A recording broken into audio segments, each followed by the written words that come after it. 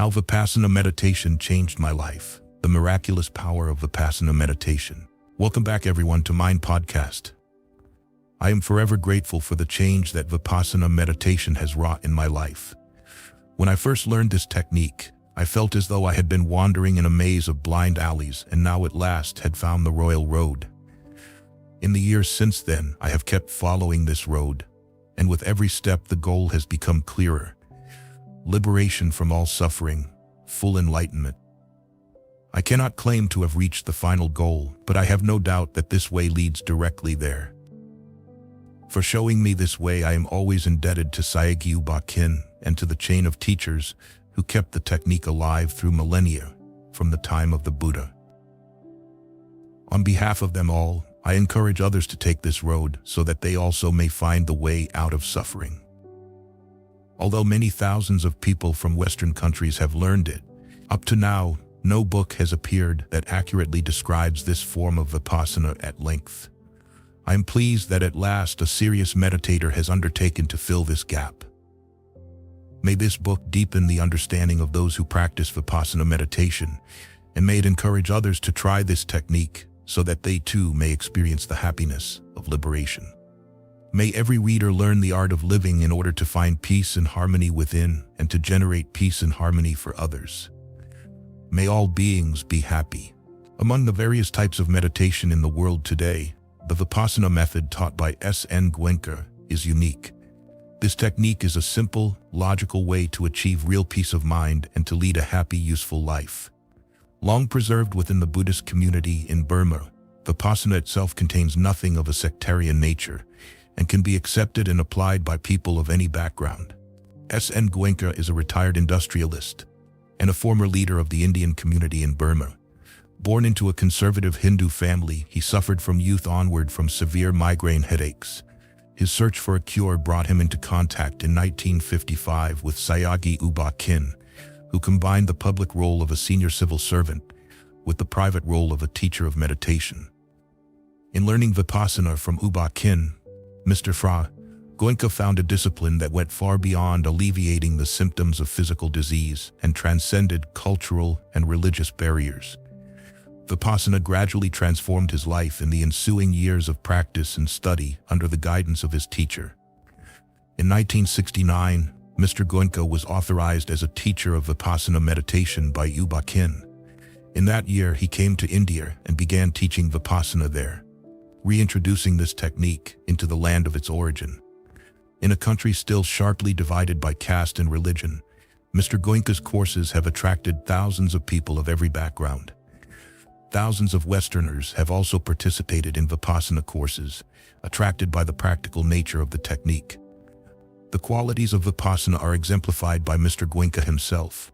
He is a pragmatic person, in touch with the ordinary realities of life and able to deal with them incisively. But in every situation, he maintains an extraordinary calmness of mind.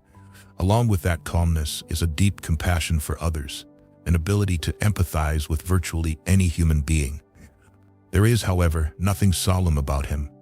He has an engaging sense of humor, which he exercises in his teaching.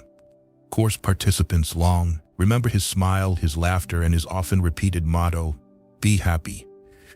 Clearly, Vipassana has brought him happiness, and he is eager to share that happiness with others by showing them the technique that has worked so well for him. Despite his magnetic presence, Mr. Goenka has no wish to be a guru who turns his disciples into automatons. Instead, he teaches self-responsibility. The real test of Vipassana, he says, is applying it in life. He encourages meditators not to sit at his feet, but to go out and live happily in the world. He shuns all expressions of devotion to him, instead directing his students to be devoted to the technique, to the truth that they find within themselves. In Burma, it has traditionally been the prerogative of Buddhist monks to teach meditation. Like his teacher, however, Mr. Goenka is a layman and is the head of a large family. Nevertheless, the clarity of his teaching and the efficacy of the technique itself have won the approval of senior monks in Burma, India, and Sri Lanka, a number of whom have taken courses under his guidance. To maintain its purity, Mr. Goenka insists meditation must never become a business. Courses and centers operating under his direction are all run on a totally non-profit basis. He himself receives no remuneration for his work directly or indirectly, nor do the assistant teachers whom he has authorized to teach courses as his representatives. He distributes the technique of Vipassana purely as a service to humanity, to help those who are in need of help. S.N. Goenka is one of the few Indian spiritual leaders as highly respected in India as in the West. However, he has never sought publicity, preferring to rely on word of mouth to spread interest in Vipassana. And he has always emphasized the importance of actual meditation practice over mere writings about meditation. For these reasons, he is less widely known than he deserves to be. This book is the first full-length study of his teaching, prepared under his guidance and with his approval. The principal source materials for this work are the discourses given by Mr. Goenka during a 10-day Vipassana course and, to a lesser extent, his written articles in English. I have used these materials freely, borrowing not only lines of argument and organization of specific points, but also examples given in the discourses and frequently exact wording, even entire sentences. To those who have participated in Vipassana meditation courses as taught by him, much of this book will certainly be familiar, and they may even be able to identify the particular discourse or article that has been used at a certain point in the text. During a course, the explanations of the teacher are accompanied step by step by the experience of the participants in meditation. Here the material has been reorganized for the benefit of a different audience, people who are merely reading about meditation without necessarily having practiced it.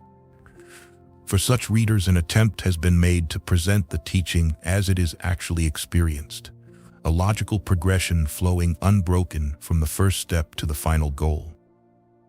That organic wholeness is most easily apparent to the meditator, but this work tries to provide non-meditators with a glimpse of the teaching as it unfolds to one who practices it.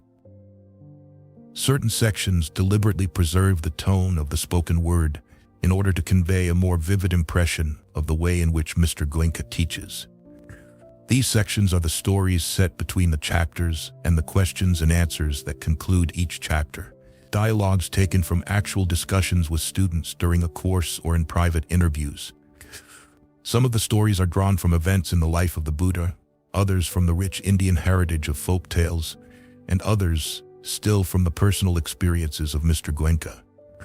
All are narrated in his own words, not with the intention of improving on the originals, but simply to present the stories in a fresh way, emphasizing their relevance to the practice of meditation.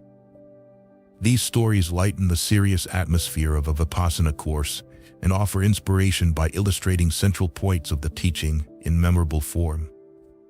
Of the many such stories told in a 10-day course, only a small selection has been included here.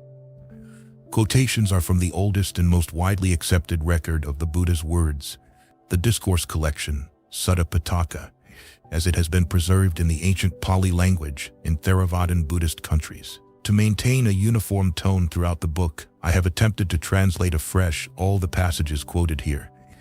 In doing so, I have taken guidance from the work of leading modern translators. However, since this is not a scholarly work, I have not striven to achieve word-for-word accuracy in translating the Pali.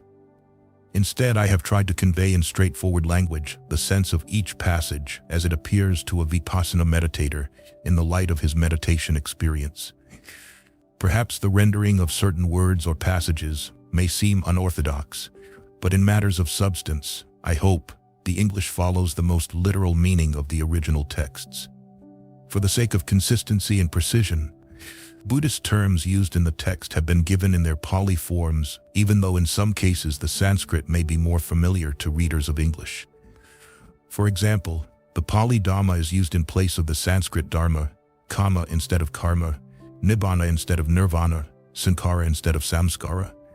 To make the text easier to understand, Pali words have been pluralized in English style by adding s. In general, Pali words in the text have been kept to a minimum to avoid unnecessary obscurity. However, they often offer a convenient shorthand for certain concepts unfamiliar to Western thought, which cannot easily be expressed in a single word in English. For this reason, at points, it has seemed preferable to use the Pali rather than a longer English phrase.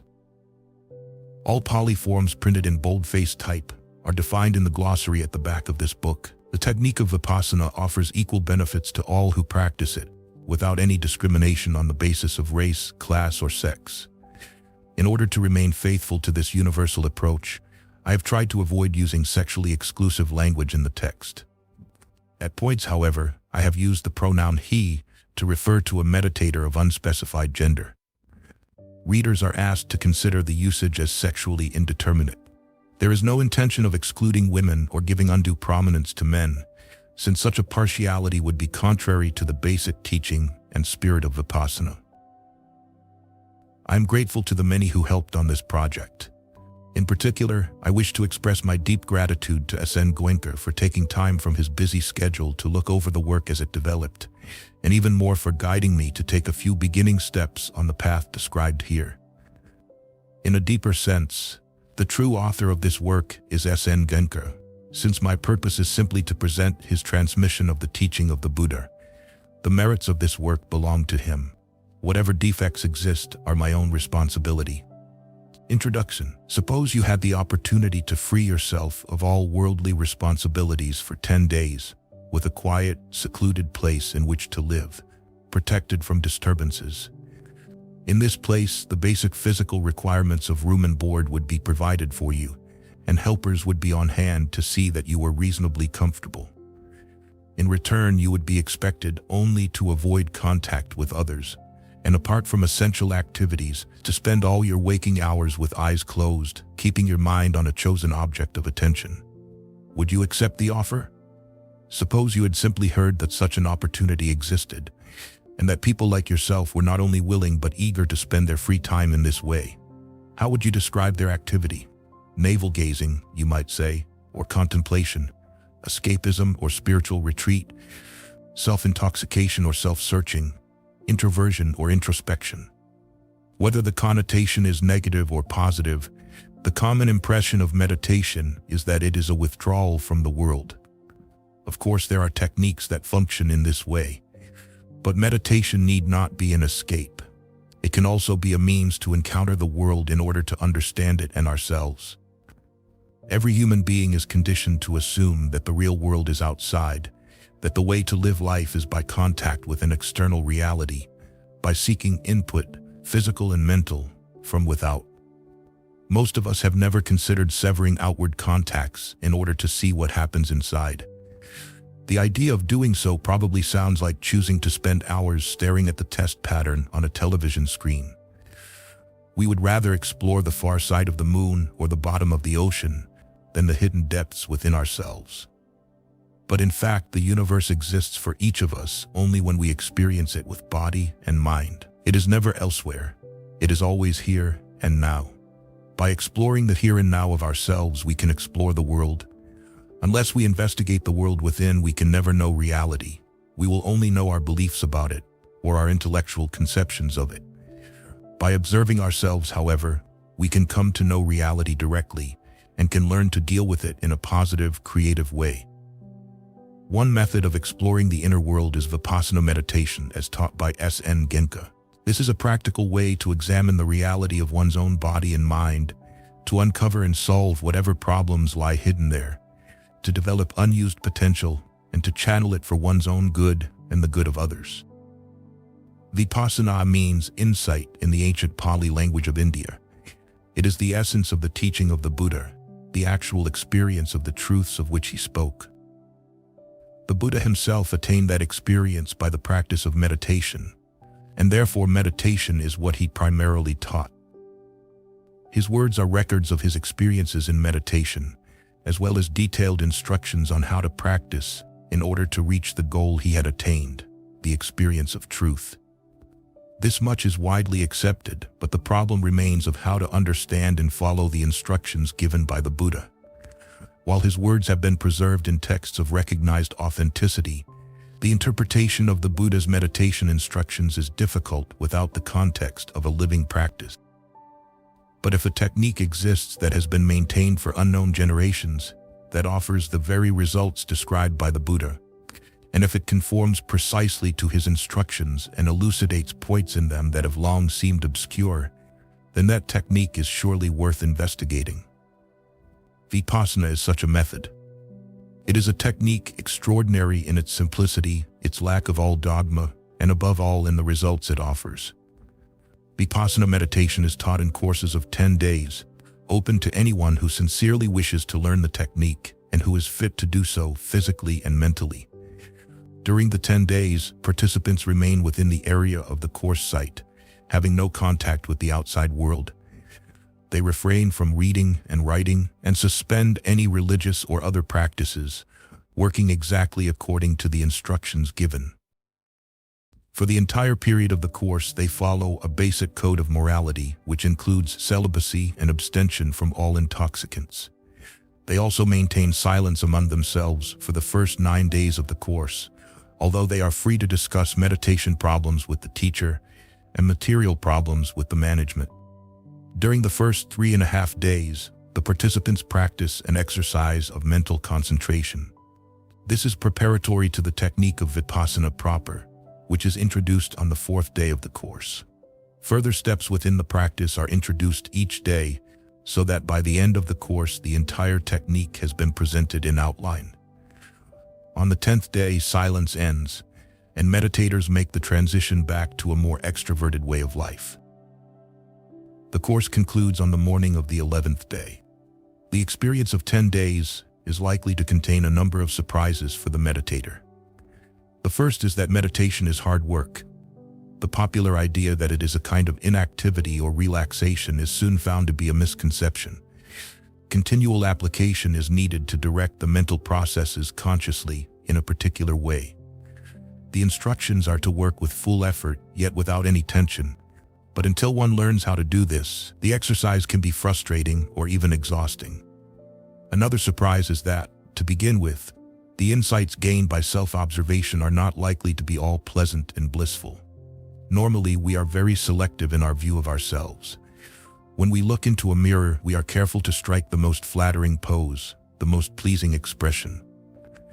In the same way, we each have a mental image of ourselves, which emphasizes admirable qualities, minimizes defects, and omits some sides of our character altogether. We see the image that we wish to see, not the reality. But Vipassana meditation is a technique for observing reality from every angle. Instead of a carefully edited self-image, the meditator confronts the whole uncensored truth. Certain aspects of it are bound to be hard to accept. At times it may seem that instead of finding inner peace, one has found nothing but agitation by meditating. Everything about the course may seem unworkable, unacceptable. The heavy timetable, the facilities, the discipline, the instructions and advice of the teacher, the technique itself.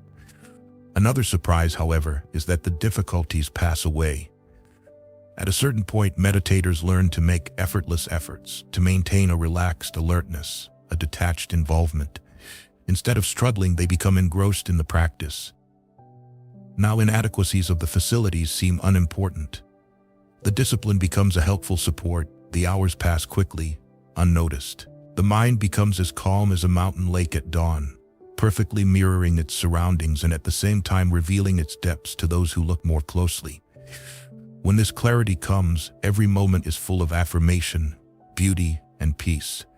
Thus, the meditator discovers that the technique actually works. Each step in turn may seem an enormous leap, and yet one finds one can do it. At the end of 10 days, it becomes clear how long a journey it has been from the beginning of the course. The meditator has undergone a process analogous to a surgical operation, to lancing a pus-filled wound. Cutting open the lesion and pressing on it to remove the pus is painful, but unless this is done, the wound can never heal. Once the pus is removed, one is free of it and of the suffering it caused and can regain full health. Similarly, by passing through a 10-day course, the meditator relieves the mind of some of its tensions and enjoys greater mental health. The process of Vipassana has worked deep changes within, changes that persist after the end of the course. The meditator finds that whatever mental strength was gained during the course, whatever was learned, can be applied in daily life for one's own benefit and for the good of others.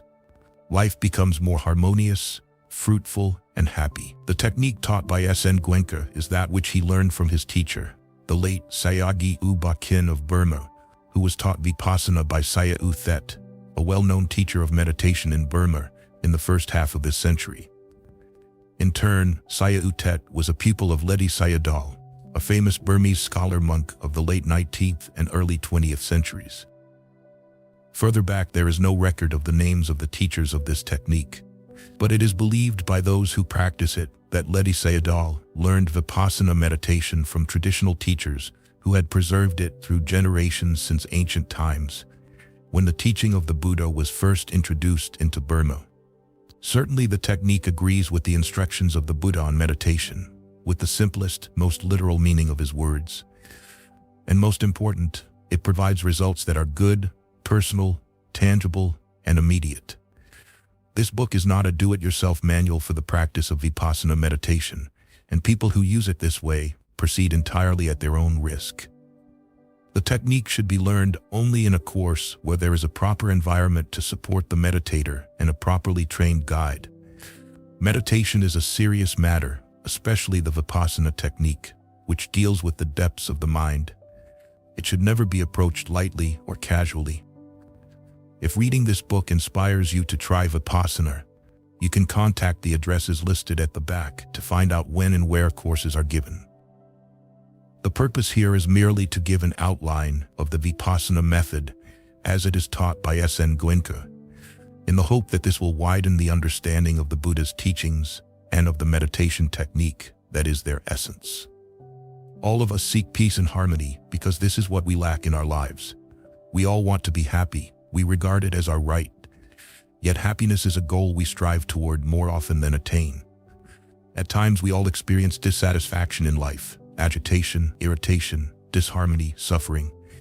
Even if at this moment we are free from such dissatisfactions, we can all remember a time when they afflicted us and can foresee a time when they may recur. Eventually we all must face the suffering of death. Nor do our personal dissatisfactions remain limited to ourselves. Instead, we keep sharing our suffering with others. The atmosphere around each unhappy person becomes charged with agitation so that all who enter that environment may also feel agitated and unhappy. In this way, individual tensions combine to create the tensions of society. This is the basic problem of life, its unsatisfactory nature. Things happen that we do not want. Things that we want do not happen. And we are ignorant of how or why this process works, just as we are each ignorant of our own beginning and end. 25 centuries ago in northern India, a man decided to investigate this problem, the problem of human suffering. After years of searching and trying various methods, he discovered a way to gain insight into the reality of his own nature and to experience true freedom from suffering. Having reached the highest goal of liberation, of release from misery and conflict, he devoted the rest of his life to helping others do as he had done, showing them the way to liberate themselves. This person, Siddhartha Gautama, known as the Buddha, the Enlightened One, never claimed to be anything other than a man. Like all great teachers, he became the subject of legends. But no matter what marvelous stories were told of his past existences or his miraculous powers, still all accounts agree that he never claimed to be divine or to be divinely inspired. Whatever special qualities he had were preeminently human qualities that he had brought to perfection. Therefore, whatever he achieved is within the grasp of any human being who works as he did. The Buddha did not teach any religion or philosophy or system of belief. He called his teaching Dhamma, that is law, the law of nature. He had no interest in dogma or idle speculation. Instead, he offered a universal, practical solution for a universal problem. Now, as before, he said, "I teach about suffering and the eradication of suffering." He refused even to discuss anything which did not lead to liberation from misery. This teaching, he insisted, was not something that he had invented or that was divinely revealed to him. It was simply the truth, reality, which by his own efforts he had succeeded in discovering, as many people before him had done, as many people after him would do. He claimed no monopoly on the truth, nor did he assert any special authority for his teaching, neither because of the faith that people had in him, nor because of the apparently logical nature of what he taught. On the contrary, he stated that it is proper to doubt and to test whatever is beyond one's experience. Do not simply believe whatever you are told, or whatever has been handed down from past generations, or what is common opinion, or whatever the scriptures say. Do not accept something as true merely by deduction or inference, or by considering outward appearances, or by partiality for a certain view, or because of its plausibility, or because your teacher tells you it is so. But when you yourselves directly know, these principles are unwholesome, blameworthy, condemned by the wise. When adopted and carried out, they lead to harm and suffering. Then you should abandon them. And when you yourselves directly know, these principles are wholesome, blameless, praised by the wise. When adopted and carried out, they lead to welfare and happiness. Then you should accept and practice them. The highest authority is one's own experience of truth. Nothing should be accepted on faith alone. We have to examine to see whether it is logical, practical, beneficial. Nor having examined a teaching by means of our reason is it sufficient to accept it as true intellectually. If we are to benefit from the truth, we have to experience it directly. Only then can we know that it is really true. The Buddha always emphasized that he taught only what he had experienced by direct knowledge, and he encouraged others to develop such knowledge themselves, to become their own authorities. Each of you, make yourself an island, make yourself your refuge. There is no other refuge. Make truth your island, make truth your refuge. There is no other refuge. The only real refuge in life, the only solid ground on which to take a stand, the only authority that can give proper guidance and protection is truth, Dhamma, the law of nature, experienced and verified by oneself. Therefore, in his teaching, the Buddha always gave highest importance to the direct experience of truth. What he had experienced, he explained as clearly as possible, so that others might have guidelines with which to work toward their own realization of truth. He said, "The teaching I have presented does not have separate outward and inward versions. Nothing has been kept hidden in the fist of the teacher." He had no esoteric doctrine for a chosen few. On the contrary, he wished to make the law of nature known as plainly and as widely as possible, so that as many people as possible might benefit from it. Neither was he interested in establishing a sect or a personality cult with himself as its center. The personality of the one who teaches, he maintained, is of minor importance compared to the teaching. His purpose was to show others how to liberate themselves, not to turn them into blind devotees. To a follower who showed excessive veneration for him, he said, "What do you gain by seeing this body, which is subject to corruption? He who sees the Dhamma sees me. He who sees me sees the Dhamma." 5. Devotion toward another person, no matter how saintly, is not sufficient to liberate anyone. There can be no liberation or salvation without direct experience of reality. Therefore, truth has primacy, not the one who speaks it. All respect is due to whoever teaches the truth, but the best way to show that respect is by working to realize the truth oneself. When extravagant honors were paid to him near the end of his life, the Buddha commented, "This is not how an enlightened one is properly honored, or shown respect, or revered, or reverenced, or venerated.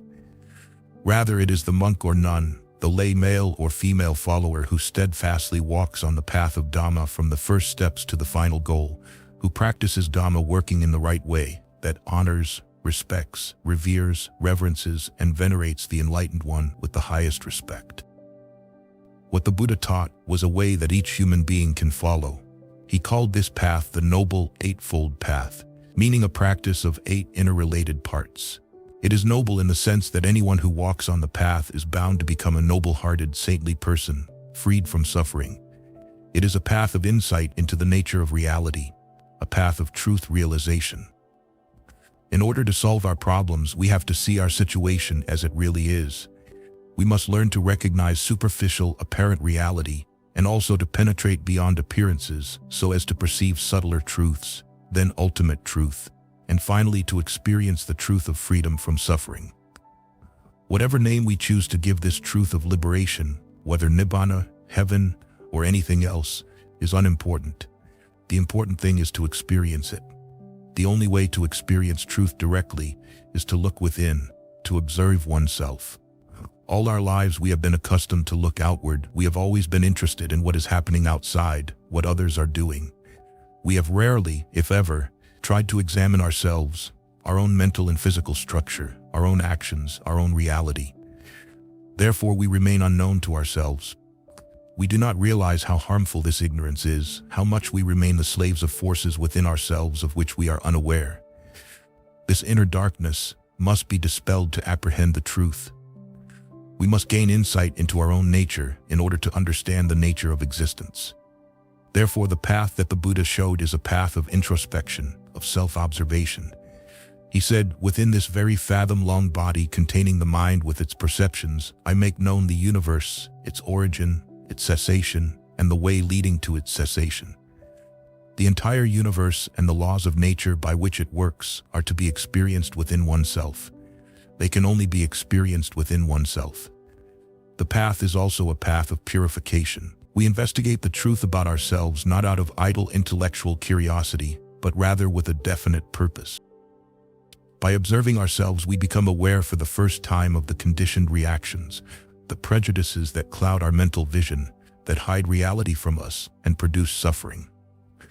We recognize the accumulated inner tensions that keep us agitated, miserable, and we realize they can be removed.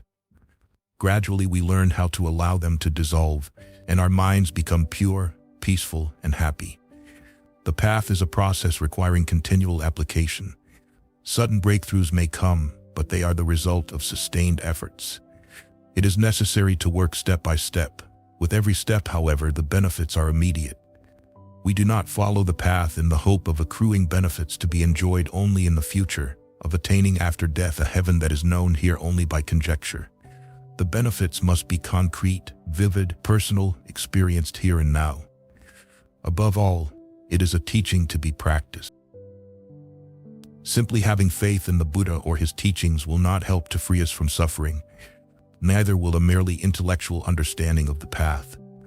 Both of these are of value only if they inspire us to put the teachings into practice. Only the actual practice of what the Buddha taught will give concrete results and change our lives for the better.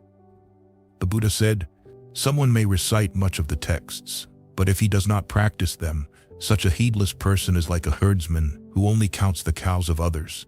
He does not enjoy the rewards of the life of a truth seeker."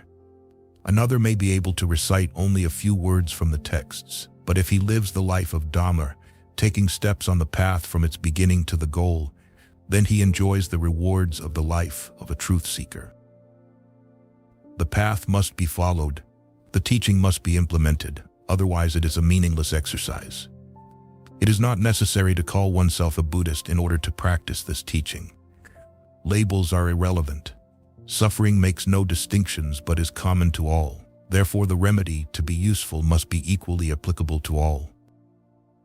Neither is the practice reserved only for recluses who are divorced from ordinary life.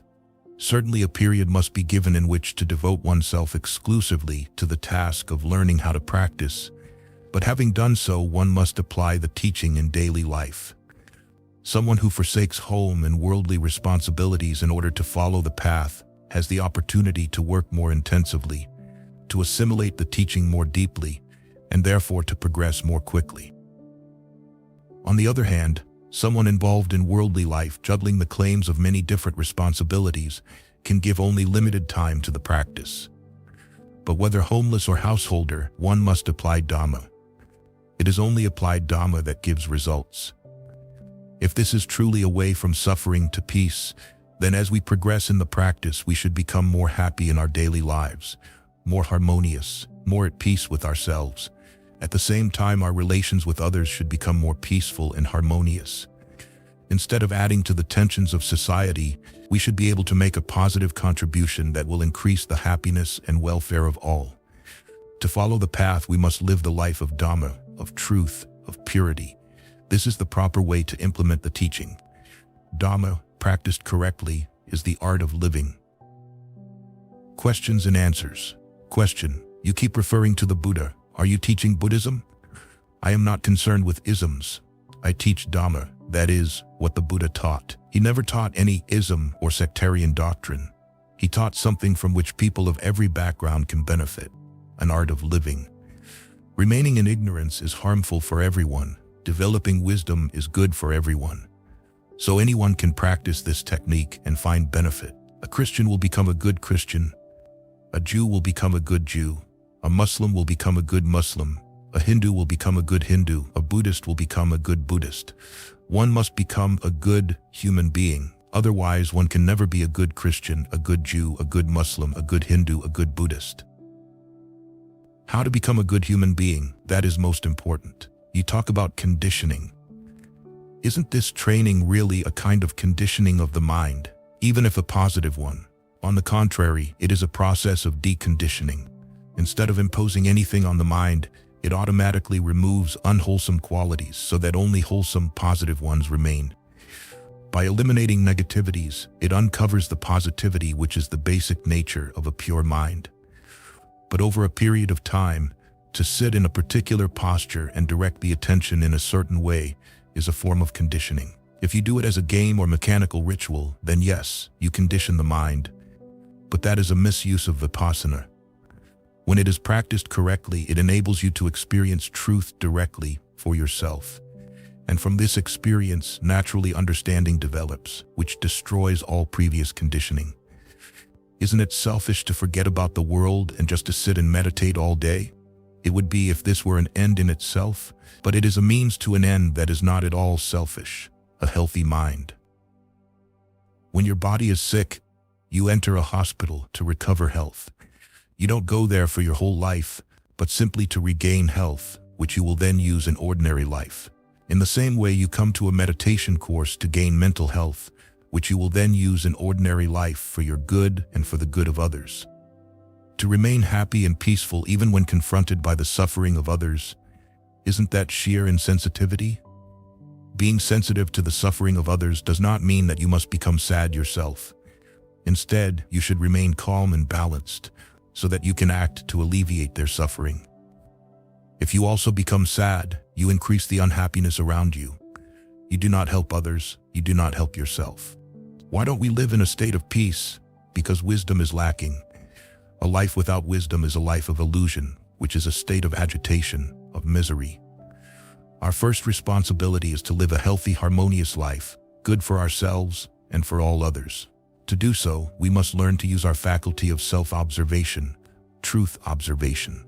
Why is it necessary to join a 10-day course to learn the technique? Well, if you could come for longer, that would be better still. But 10 days is the minimum time in which it is possible to grasp the outlines of the technique. Why must we remain within the course site for the 10 days? Because you are here to perform an operation on your mind. An operation must be done in a hospital, in an operating theater, protected from contamination. Here within the boundaries of the course, you can perform the operation without being disturbed by any outside influence. When the course is over, the operation has ended, and you are ready once again to face the world. Does this technique heal the physical body? Yes, as a byproduct.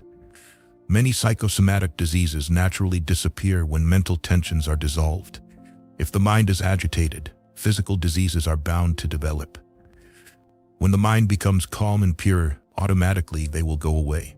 But if you take the curing of a physical disease as your goal instead of the purification of your mind, you achieve neither one nor the other. I have found that people who join a course with the aim of curing a physical illness have their attention fixed only on their disease throughout the course. Today, is it better? No, not better. Today, is it improving? No, not improving. All the 10 days they waste in this way. But if the intention is simply to purify the mind, then many diseases automatically go away as a result of meditation. What would you say is the purpose of life? To come out of misery. A human being has the wonderful ability to go deep inside, observe reality, and come out of suffering. Not to use this ability is to waste one's life. Use it to live a really healthy, happy life. You speak of being overpowered by negativity. How about being overpowered by positivity, for example, by love? What you call positivity is the real nature of the mind. When the mind is free of conditioning, it is always full of love, pure love, and you feel peaceful and happy. If you remove the negativity, then positivity remains, purity remains. Let the entire world be overwhelmed by this positivity. To walk on the path. In the city of Savatthi in northern India, the Buddha had a large center where people would come to meditate and to listen to his Dhamma talks. Every evening, one young man used to come to hear his discourses. For years he came to listen to the Buddha, but never put any of the teaching into practice. After a few years, one evening this man came a little early and found the Buddha alone. He approached him and said, "Sir, I have a question that keeps arising in my mind, raising doubts." "Oh? There should not be any doubts on the path of Dhamma. Have them clarified. What is your question?" "Sir, for many years now I have been coming to your meditation center, and I have noticed that there are a large number of recluses around you, monks and nuns, and a still larger number of lay people, both men and women. For years some of them have been coming to you. Some of them, I can see, have certainly reached the final stage. Quite obviously they are fully liberated. I can also see that others have experienced some change in their lives. They are better than they were before, although I cannot say that they are fully liberated. But sir, I also notice that a large number of people, including myself, are as they were, or sometimes they are even worse. They have not changed at all, or have not changed for the better. Why should this be, sir? People come to you, such a great man, fully enlightened, such a powerful, compassionate person. Why don't you use your power and compassion to liberate them all?" The Buddha smiled and said, "Young man, where do you live? What is your native place?" "Sir, I live here in Savatthi, this capital city of the state of Kosala." "Yes, but your facial features show that you are not from this part of the country. Where are you from originally?" "Sir, I am from the city of Rajagaha, the capital of the state of Magadha. I came and settled here in Savatthi a few years ago." "And have you severed all connections with Rajagaha?" "No, sir, I still have relatives there. I have friends there. I have business there." "Then certainly you must go from Savatthi to Rajagaha quite often?" "Yes, sir. Many times each year I visit Rajagaha and return to Savatthi." "Having traveled and returned so many times on the path from here to Rajagaha, certainly you must know the path very well." "Oh yes, sir, I know it perfectly. I might almost say that even if I was blindfolded, I could find the path to Rajagaha. So many times have I walked it." "And your friends, those who know you well, certainly they must know that you are from Rajagaha and have settled here. They must know that you often visit Rajagaha and return, and that you know the path from here to Rajagaha perfectly." "Oh yes, sir. All those who are close to me know that I often go to Rajagaha, and that I know the path perfectly." "Then it must happen that some of them come to you and ask you to explain to them the path from here to Rajagaha. Do you hide anything, or do you explain the path to them clearly?" "What is there to hide, sir? I explain it to them as clearly as I can. You start walking towards the east, and then head towards Banaras, and continue onward until you reach Gaya, and then Rajagaha. I explain it very plainly to them, sir." "And these people to whom you give such clear explanation, do all of them reach Rajagaha?" "How can that be, sir? Those who walk the entire path to its end, only they will reach Rajagaha. This is what I want to explain to you, young man. People keep coming to me knowing that this is someone who has walked the path from here to Nibbana, and so knows it perfectly. They come to me and ask, what is the path to Nibbana, to liberation? And what is there to hide? I explain it to them clearly. This is the path. If somebody just nods his head and says, well said, a very good path, but I won't take a step on it. A wonderful path, but I won't take the trouble to walk over it. Then how can such a person reach the final goal? I do not carry anyone on my shoulders to take him to the final goal. Nobody can carry anyone else on his shoulders to the final goal. At most, with love and compassion, one can say, well, this is the path, and this is how I have walked on it. You also work, you also walk, and you will reach the final goal. But each person has to walk himself, has to take every step on the path himself. He who has taken one step on the path is one step nearer the goal. He who has taken 100 steps is 100 steps nearer the goal. He who has taken all the steps on the path has reached the final goal. You have to walk on the path yourself. The starting point, the source of suffering, lies within each of us. When we understand our own reality, we shall recognize the solution to the problem of suffering. Know thyself, all wise persons have advised. We must begin by knowing our own nature, otherwise we can never solve our own problems or the problems of the world. But actually, what do we know about ourselves? We are each convinced of the importance of ourselves, of the uniqueness of ourselves, but our knowledge of ourselves is only superficial. At deeper levels, we do not know ourselves at all. The Buddha examined the phenomenon of a human being by examining his own nature. Laying aside all preconceptions, he explored reality within and realized that every being is a composite of 5 processes, 4 of them mental and 1 physical, matter. Let us begin with the physical aspect. This is the most obvious, the most apparent portion of ourselves, readily perceived by all the senses, and yet how little we really know about it. Superficially, one can control the body. It moves and acts according to the conscious will. But on another level, all the internal organs function beyond our control, without our knowledge. At a subtler level, we know nothing, experientially, of the incessant biochemical reactions occurring within each cell of the body. But this is still not the ultimate reality of the material phenomenon. Ultimately, the seemingly solid body is composed of subatomic particles and empty space. What is more, even these subatomic particles have no real solidity. The existence span of one of them is much less than a trillionth of a second. Particles continuously arise and vanish, passing into and out of existence, like a flow of vibrations. This is the ultimate reality of the body, of all matter, discovered by the Buddha 2,500 years ago. Through their own investigations, modern scientists have recognized and accepted this ultimate reality of the material universe. However, these scientists have not become liberated, enlightened persons. Out of curiosity, they have investigated the nature of the universe, using their intellects and relying on instruments to verify their theories. In contrast, the Buddha was motivated not simply by curiosity but rather by the wish to find a way out of suffering. He used no instrument in his investigation other than his own mind. The truth that he discovered was the result not of intellectualizing, but of his own direct experience, and that is why it could liberate him. He found that the entire material universe was composed of particles, called in Pali kalapas, or indivisible units. These units exhibit in endless variation the basic qualities of matter: mass, cohesion, temperature, and movement.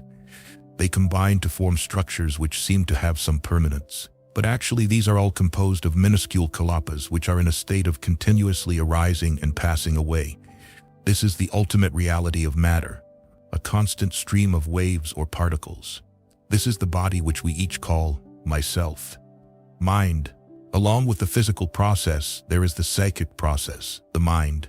Although it cannot be touched or seen, it seems even more intimately connected with ourselves than our bodies. We may picture a future existence without the body, but we cannot imagine any such existence without the mind. Yet how little we know about the mind and how little we are able to control it. How often it refuses to do what we want and does what we do not want. Our control of the conscious mind is tenuous enough, but the unconscious seems totally beyond our power or understanding, filled with forces of which we may not approve or be aware.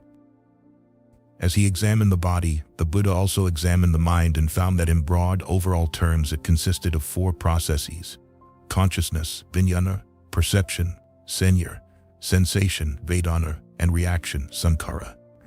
The first process, consciousness, is the receiving part of the mind, the act of undifferentiated awareness or cognition. It simply registers the occurrence of any phenomenon, the reception of any input, physical or mental. It notes the raw data of experience without assigning labels or making value judgments. The second mental process is perception, the act of recognition. This part of the mind identifies whatever has been noted by the consciousness. It distinguishes, labels, and categorizes the incoming raw data and makes evaluations, positive or negative. The next part of the mind is sensation. Actually, as soon as any input is received, sensation arises, a signal that something is happening. So long as the input is not evaluated, the sensation remains neutral. But once a value is attached to the incoming data, the sensation becomes pleasant or unpleasant depending on the evaluation given. If the sensation is pleasant, a wish forms to prolong and intensify the experience. If it is an unpleasant sensation, the wish is to stop it, to push it away. The mind reacts with liking or disliking. Point 1. For example, when the ear is functioning normally and one hears a sound, cognition is at work. When the sound is recognized as words with positive or negative connotations, perception has started to function. Next, sensation comes into play. If the words are praise, a pleasant sensation arises. If they are abuse, an unpleasant sensation arises. At once, reaction takes place. If the sensation is pleasant, one starts liking it, wanting more words of praise. If the sensation is unpleasant, one starts disliking it, wanting to stop the abuse. The same steps occur whenever any of the other senses receives an input: consciousness, perception, sensation, reaction. These four mental functions are even more fleeting than the ephemeral particles composing the material reality. Each moment that the senses come into contact with any object, the four mental processes occur with lightning-like rapidity and repeat themselves with each subsequent moment of contact. So rapidly does this occur, however, that one is unaware of what is happening. It is only when a particular reaction has been repeated over a longer period of time and has taken a pronounced, intensified form that awareness of it develops at the conscious level.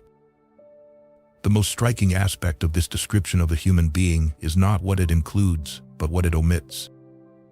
Whether we are Western or Eastern, whether Christian, Jewish, Muslim, Hindu, Buddhist, atheist, or anything else, each of us has a congenital assurance that there is an I somewhere within us, a continuing identity.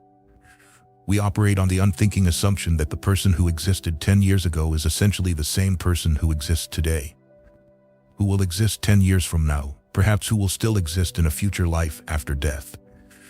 No matter what philosophies or theories or beliefs we hold as true, actually we each live our lives with the deep-rooted conviction, I was, I am, I shall be.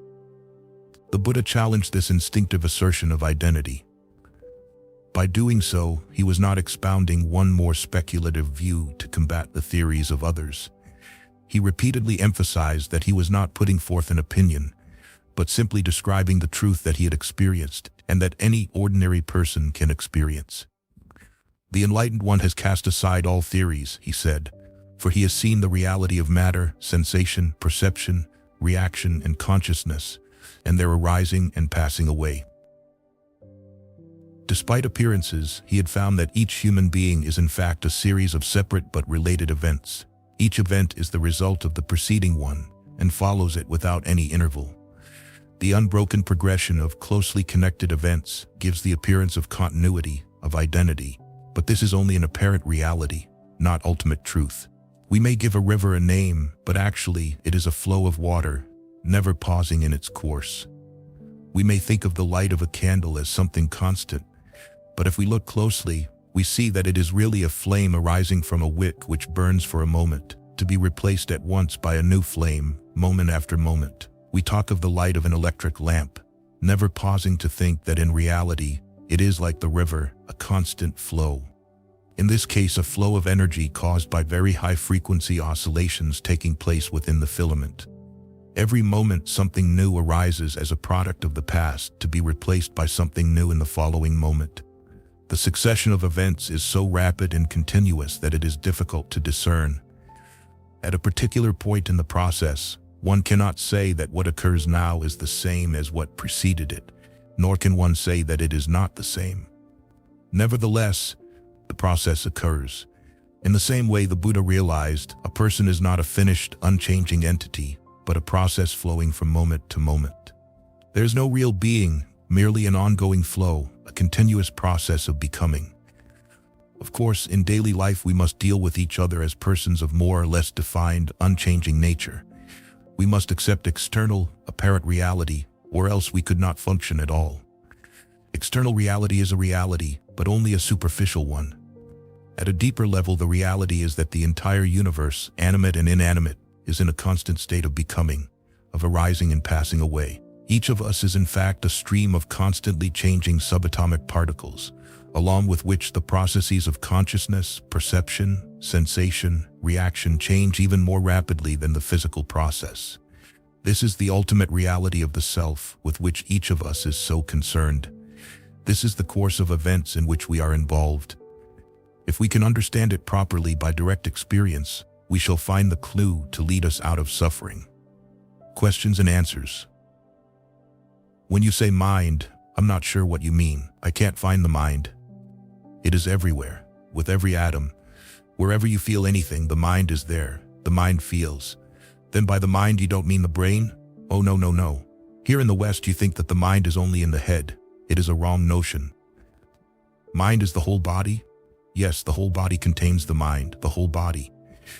You speak of the experience of I only in negative terms. Hasn't it a positive side?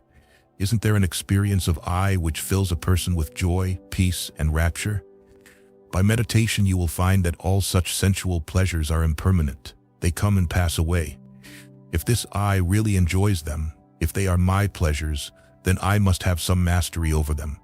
But they just arise and pass away without my control. What I is there? I'm speaking not of sensual pleasures, but of a very deep level. At that level, I is of no importance at all. When you reach that level, the ego is dissolved. There is only joy.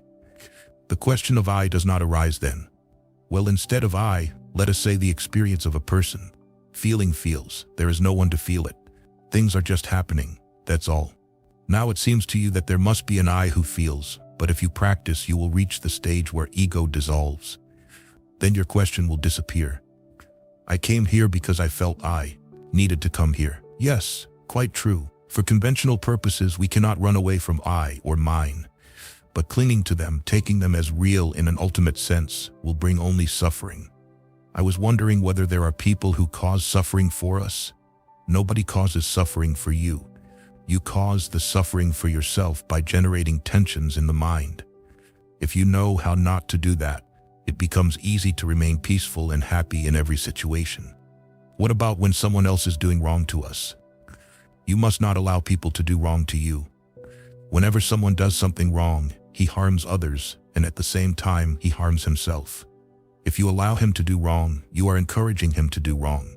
You must use all your strength to stop him, but with only goodwill, compassion, and sympathy for that person.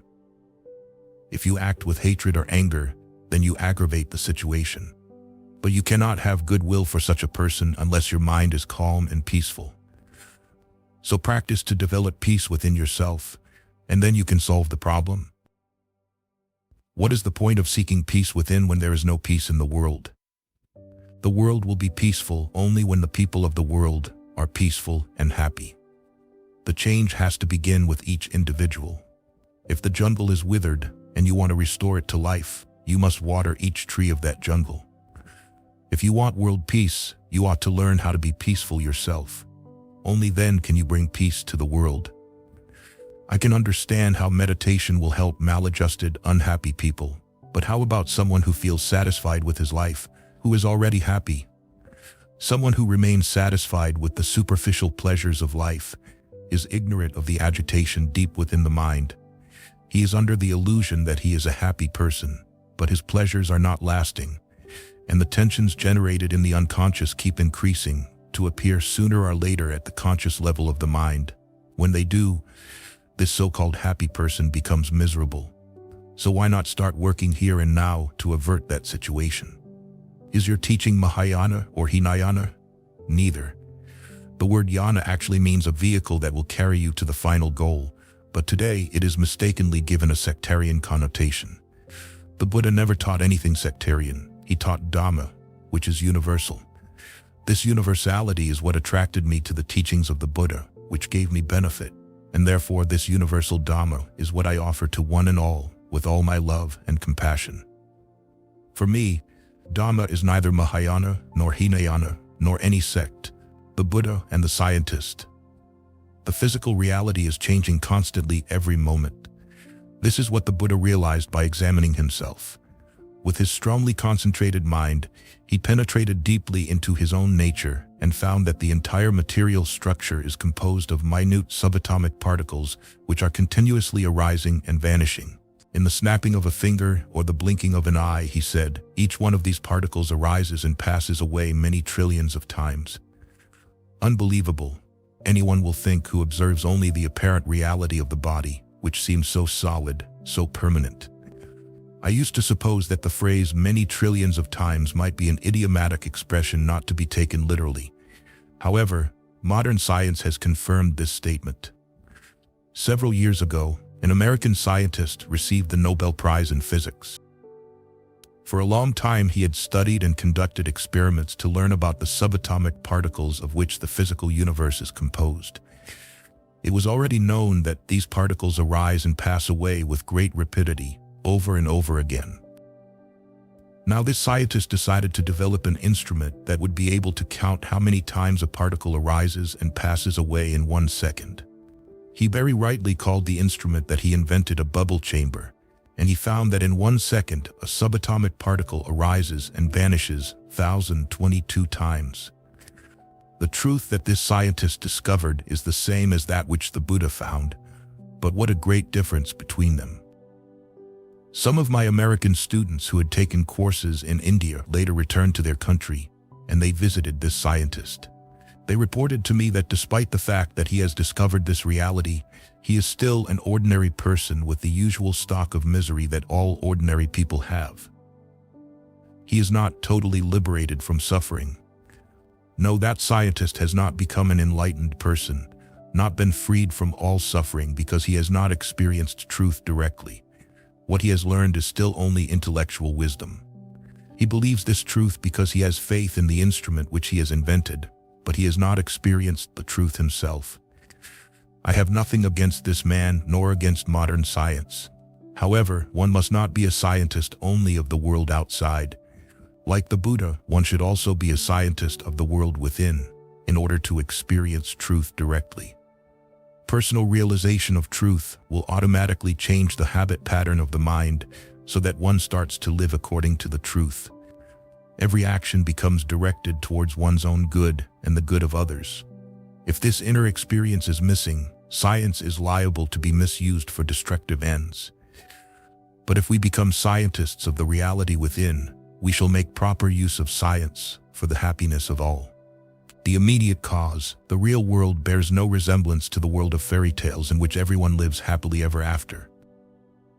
We cannot avoid the truth that life is imperfect, incomplete, unsatisfactory, the truth of the existence of suffering. Given this reality, the important things for us to know are whether suffering has a cause, and if so, whether it is possible to remove that cause so that suffering may be removed. If the events that cause our suffering are simply random occurrences over which we can have no control or influence, then we are powerless and might as well give up the attempt to find a way out of suffering. Or if our sufferings are dictated by an omnipotent being, acting in an arbitrary and inscrutable manner, then we ought to find out how to propitiate this being so that he will no longer inflict suffering on us. The Buddha realized that our suffering is not merely a product of chance. There are causes behind it, as there are causes for all phenomena. The law of cause and effect, karma, is universal and fundamental to existence. Nor are the causes beyond our control.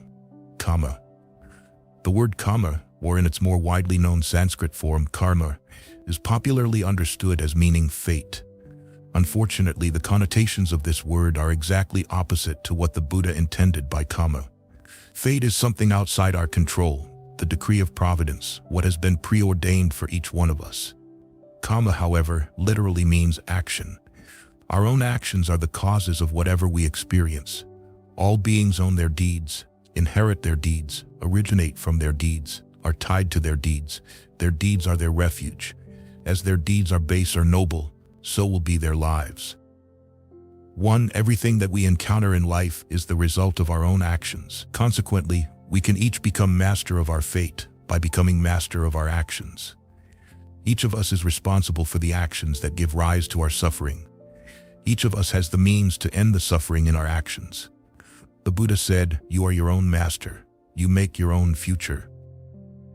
As it is, each of us is like a blindfolded man who has never learned to drive, sitting behind the wheel of a speeding car on a busy highway. He is not likely to reach his destination without mishap. He may think that he is driving the car, but actually the car is driving him.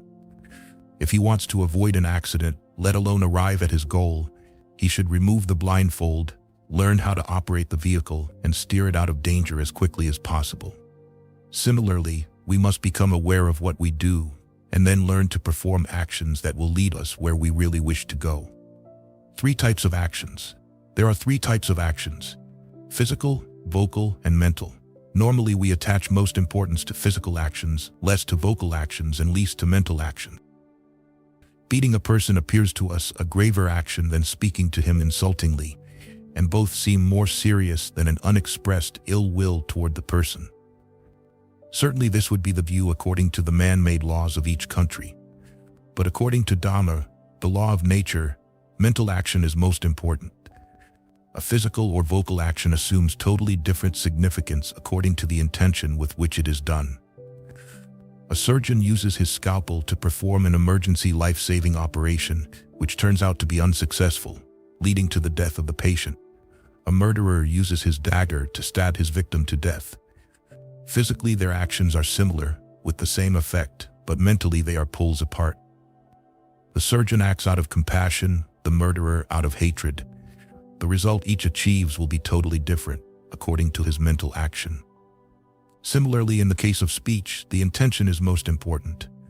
A man quarrels with a colleague and abuses him, calling him a fool. He speaks out of anger. The same man sees his child playing in the mud and tenderly calls him a fool. He speaks out of love. In both cases, the same words are spoken, but to express virtually opposite states of mind. It is the intention of our speech which determines the result. Words and deeds, or their external effects, are merely consequences of mental action. They are properly judged according to the nature of the intention to which they give expression. It is the mental action which is the real karma, the cause which will give results in future. Understanding this truth, the Buddha announced, "Mind precedes all phenomena. Mind matters most. Everything is mind-made. If with an impure mind you speak or act, then suffering follows you as the cartwheel follows the foot of the draft animal. If with a pure mind you speak or act, then happiness follows you as a shadow that never departs." The cause of suffering. But which mental actions determine our fate? If the mind consists of nothing but consciousness, perception, sensation, and reaction, then which of these gives rise to suffering? Each of them is involved to some degree in the process of suffering. However, the first three are primarily passive. Consciousness merely receives the raw data of experience, perception places the data in a category, sensation signals the occurring of the previous steps. The job of these three is only to digest incoming information. But when the mind starts to react, passivity gives way to attraction or repulsion, liking or disliking. This reaction sets in motion a fresh chain of events. At the beginning of the chain is reaction sankhara. This is why the Buddha said, "Whatever suffering arises has a reaction as its cause. If all reactions cease to be, then there's no more suffering." The real karma, the real cause of suffering, is the reaction of the mind. One fleeting reaction of liking or disliking may not be very strong and may not give much result, but it can have a cumulative effect. The reaction is repeated moment after moment, intensifying with each repetition and developing into craving or aversion. This is what in his first sermon the Buddha called tanha, literally thirst, the mental habit of insatiable longing for what is not, which implies an equal and irremediable dissatisfaction with what is. 5. And the stronger longing and dissatisfaction become, the deeper their influence on our thinking, our speech, and our actions, and the more suffering they will cause. Some reactions, the Buddha said, are like lines drawn on the surface of a pool of water.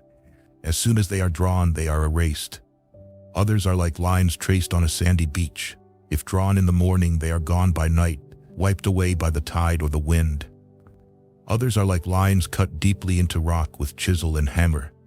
They too will be obliterated as the rock erodes, but it will take ages for them to disappear. Throughout each day of our lives, the mind keeps generating reactions. But if at the end of the day we try to remember them, we shall be able to recall only one or two which made a deep impression that day. Again, if at the end of a month we try to remember all our reactions, we shall be able to recall only one or two which made the deepest impression that month. Again, at the end of a year, we shall be able to recall only the one or two reactions that left the deepest impression during that year. Such deep reactions as these are very dangerous and lead to immense suffering. The first step toward emerging from such suffering is to accept the reality of it, not as a philosophical concept or an article of faith, but as a fact of existence which affects each one of us in our lives. With this acceptance and an understanding of what suffering is and why we suffer, we can stop being driven and start to drive. By learning to realize directly our own nature, we can set ourselves on the path leading out of suffering. Questions and answers. Isn't suffering a natural part of life? Why should we try to escape from it? We have become so involved in suffering that to be free from it seems unnatural. But when you experience the real happiness of mental purity, you will know that this is the natural state of the mind. Can't the experience of suffering ennoble people and help them to grow in character?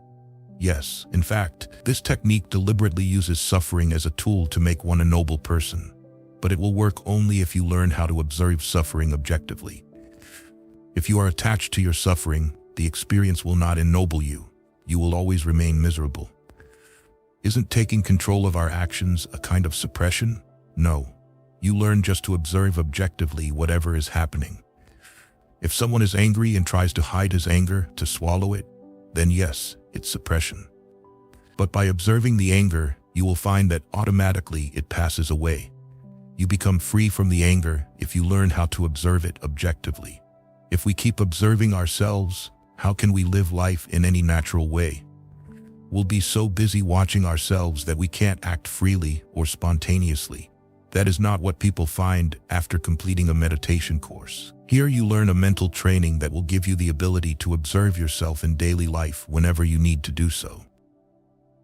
Not that you will keep practicing with closed eyes all day throughout your life, but just as the strength you gain by physical exercise helps you in daily life, so this mental exercise will also strengthen you. What you call free, spontaneous action is really blind reaction, which is always harmful. By learning to observe yourself, you will find that whenever a difficult situation arises in life, you can keep the balance of your mind. With that balance, you can choose freely how to act. You will take real action, which is always positive, always beneficial for you and for all others. Aren't there any chance happenings, random occurrences without a cause? Nothing happens without a cause. It is not possible. Sometimes our limited senses and intellects cannot clearly find it, but that does not mean that there is no cause. Are you saying that everything in life is predetermined? Well, certainly our past actions will give fruit, good or bad. They will determine the type of life we have, the general situation in which we find ourselves.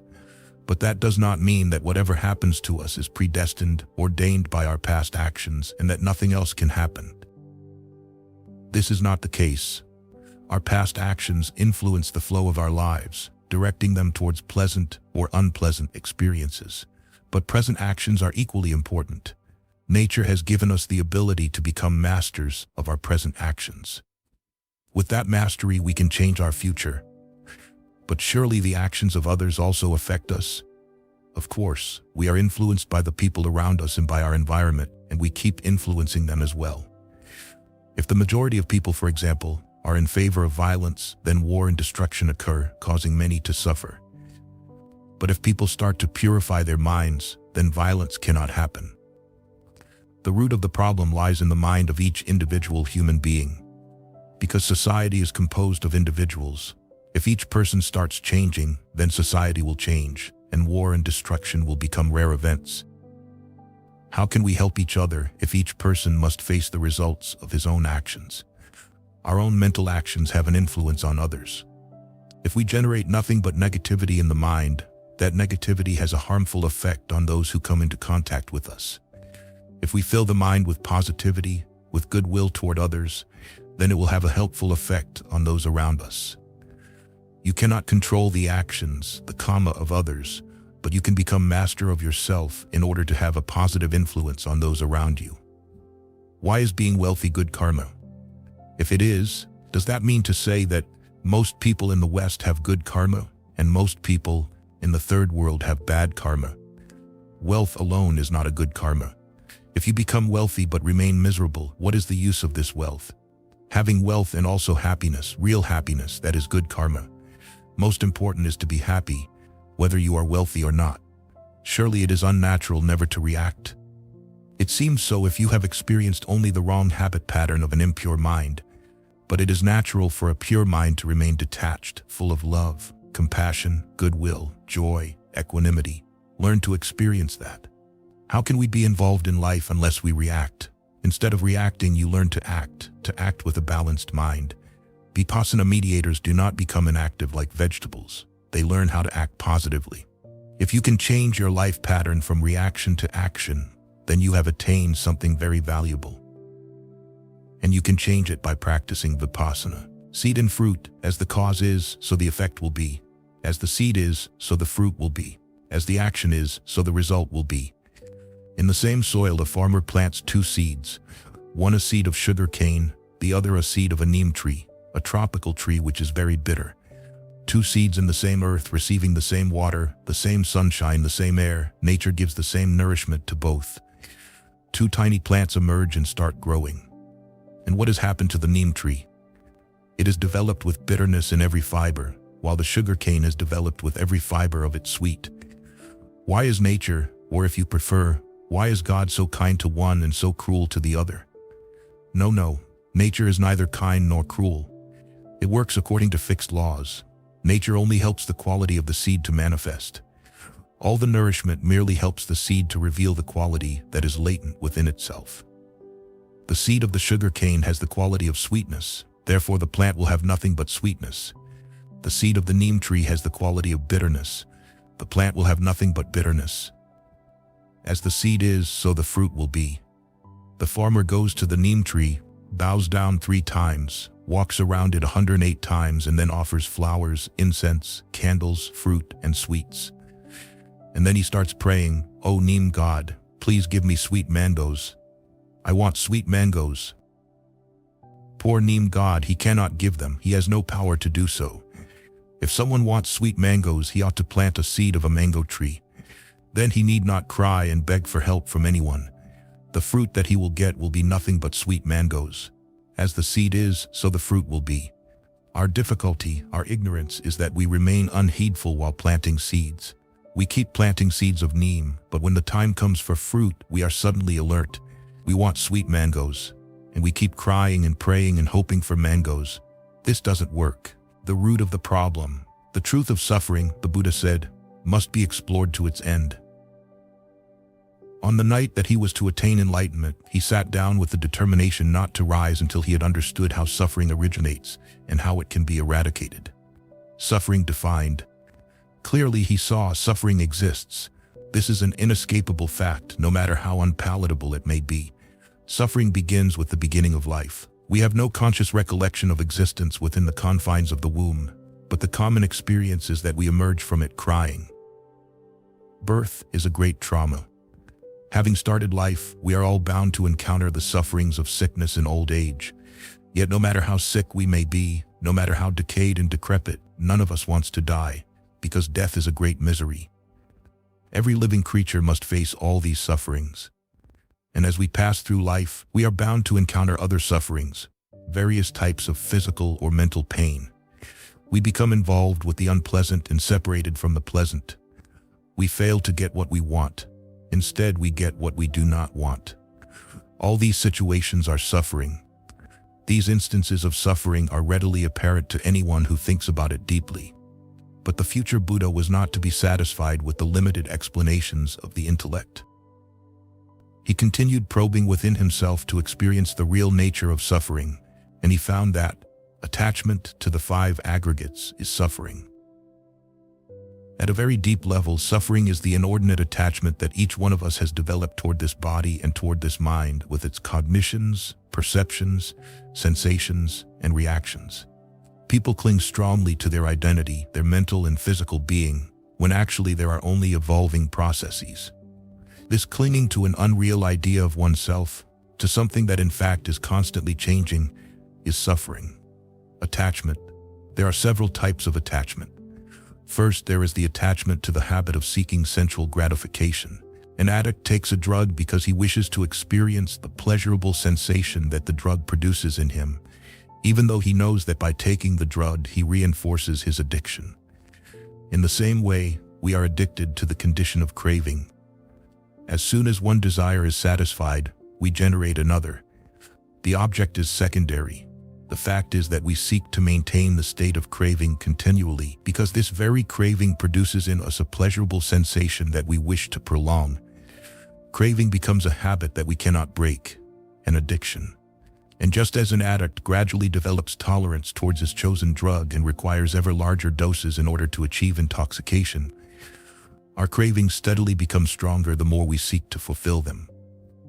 In this way, we can never come to the end of craving, and so long as we crave, we can never be happy. Another great attachment is to the I, the ego, the image we have of ourselves. For each of us, the I is the most important person in the world. We behave like a magnet surrounded by iron filings. It will automatically arrange the filings in a pattern centered on itself. And with just as little reflection, we all instinctively try to arrange the world according to our liking, seeking to attract the pleasant and to repel the unpleasant. But none of us is alone in the world. One I is bound to come into conflict with another. The pattern each seeks to create is disturbed by the magnetic fields of others, and we ourselves become subject to attraction or repulsion. The result can only be unhappiness, suffering. Nor do we limit attachment to the I, we extend it to mine, whatever belongs to us. We each develop great attachment to what we possess, because it is associated with us. It supports the image of I. This attachment would cause no problem if what one called mine were eternal, and the I remained to enjoy it eternally. But the fact is that sooner or later, the I is separated from the mine. The parting time is bound to come. When it arrives, the greater the clinging to mine, the greater the suffering will be.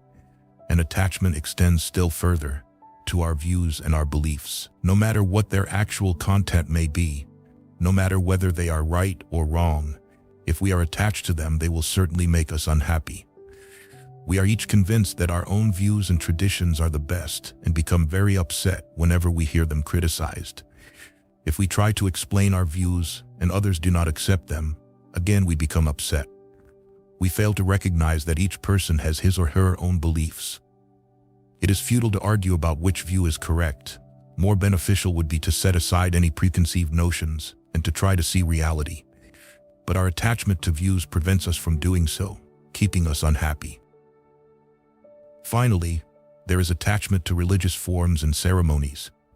We tend to emphasize the external expressions of religion more than their underlying meaning, and to feel that anyone who does not perform such ceremonies cannot be a truly religious person. We forget that without its essence, the formal aspect of religion is an empty shell. Piety in reciting prayers or performing ceremonies is valueless if the mind remains filled with anger, passion, and ill will. To be truly religious, we must develop the religious attitude, purity of heart, love and compassion for all.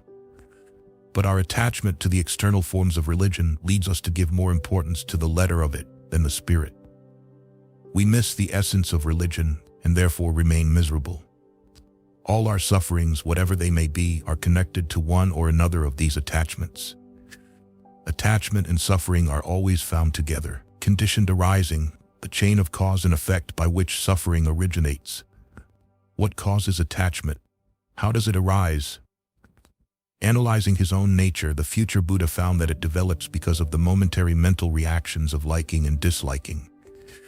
The brief, unconscious reactions of the mind are repeated and intensified moment after moment, growing into powerful attractions and repulsions into all our attachments. Attachment is merely the developed form of the fleeting reaction. This is the immediate cause of suffering. What causes reactions of liking and disliking? Looking deeper, he saw that they occur because of sensation. We feel a pleasant sensation and start liking it. We feel an unpleasant sensation and start disliking it. Now, why these sensations? What causes them? Examining still further within himself, he saw that they arise because of contact. Contact of the eye with a vision, contact of the ear with a sound, contact of the nose with an odor, contact of the tongue with a taste, contact of the body with something tangible, contact of the mind with any thought, emotion, idea, imagination, or memory. Through the 5 physical senses in the mind, we experience the world.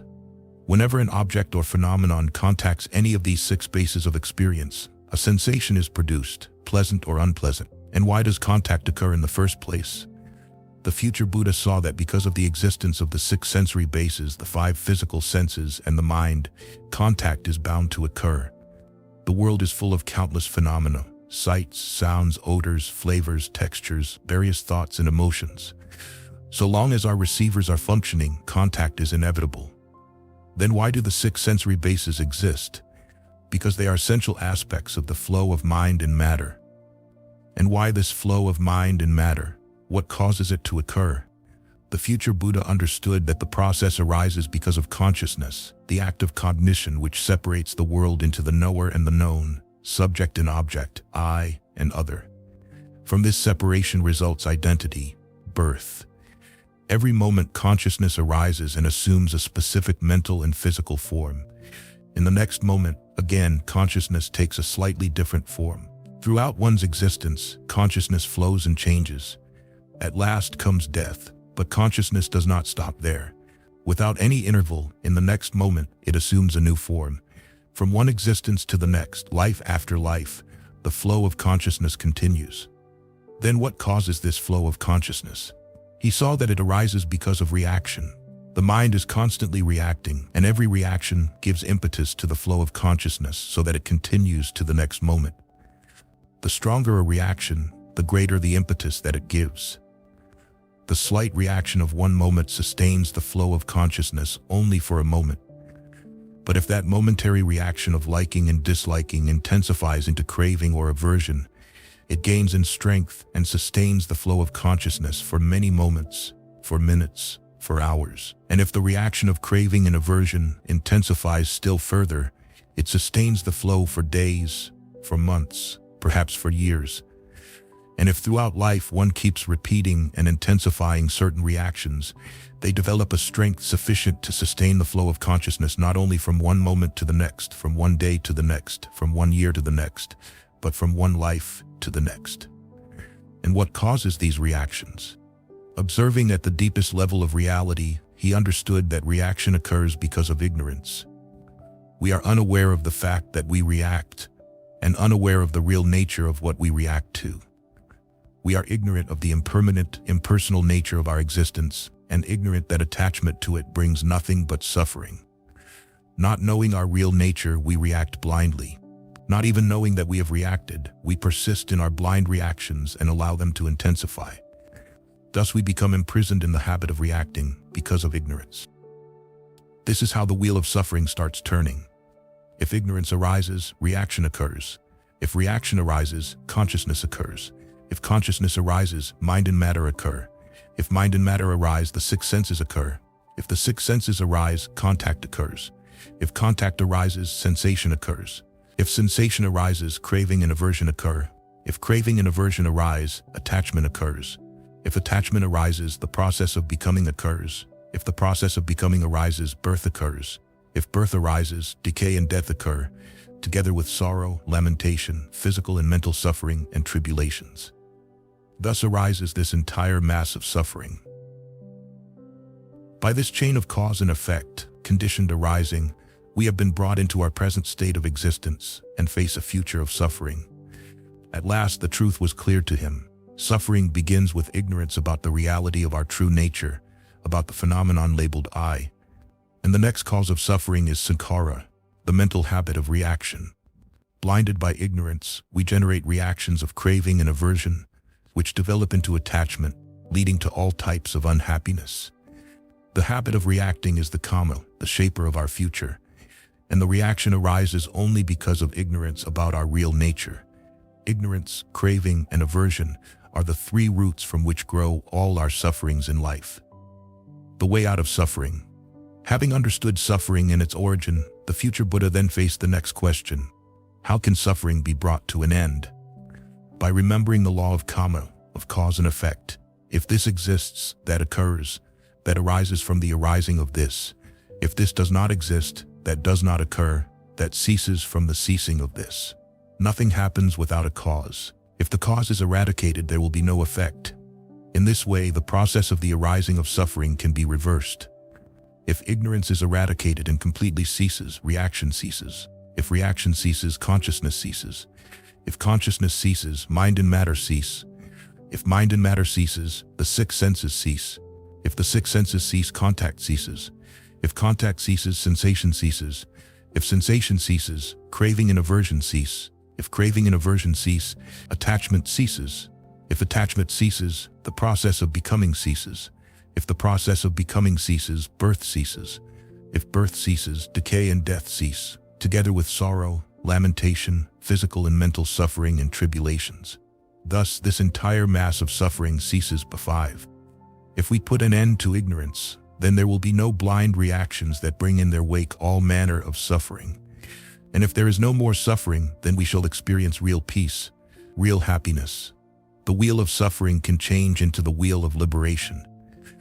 This is what Siddhartha Gautama did in order to achieve enlightenment. This is what he taught others to do. He said, "By yourself committing wrong, you defile yourself. By yourself not doing wrong, you purify yourself." We are each responsible for the reactions that cause our suffering. By accepting our responsibility, we can learn how to eliminate suffering. The flow of successive existences by the wheel of conditioned arising. The Buddha explained the process of rebirth or samsara. In the India of his time, this concept was commonly accepted as fact. For many people today, it may seem to be an alien, perhaps untenable doctrine. Before accepting or rejecting it, however, one should understand what it is and what it is not. Samsara is the cycle of repeated existences, the succession of past and future lives. Our deeds are the force that impels us into life after life. Each life, low or high, will be as our deeds were, base or noble. In this respect, the concept is not essentially different from that of many religions that teach a future existence where we shall receive retribution or reward for our actions in this life. The Buddha realized, however, that in even the most exalted existence suffering can be found. Therefore, we should strive not for a fortunate rebirth, since no rebirth is wholly fortunate. Our aim should rather be liberation from all suffering. When we free ourselves from the cycle of suffering, we experience an unalloyed happiness greater than any worldly pleasure. The Buddha taught a way to experience such happiness in this very life. Samsara is not the popular idea of the transmigration of a soul or self that maintains a fixed identity through repeated incarnations. This, the Buddha said, is precisely what does not happen. He insisted that there is no unchanging identity that passes from life to life. It is just as from the cow comes milk, from milk curds, from curds butter, from fresh butter clarified butter, from clarified butter the creamy skimmings. When there is milk, it is not considered to be curds, or fresh butter, or clarified butter, or skimmings. Similarly, at any time, only the present state of existence is considered to be real, and not a past or future one.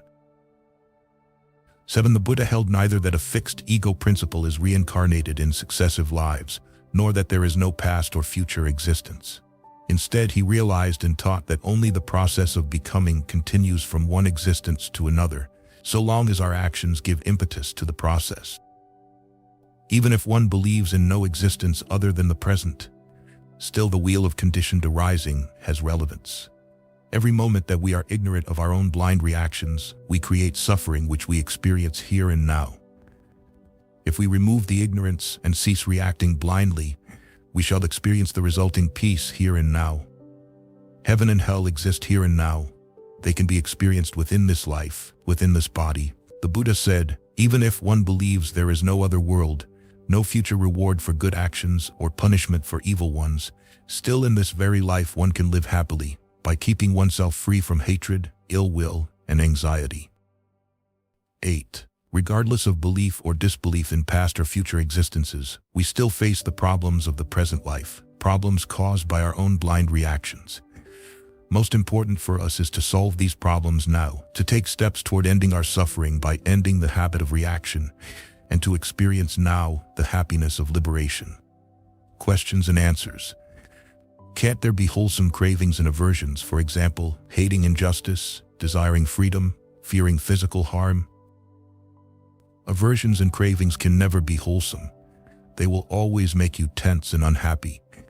If you act with craving or aversion in the mind, you may have a worthwhile goal, but you use an unhealthy means to reach it.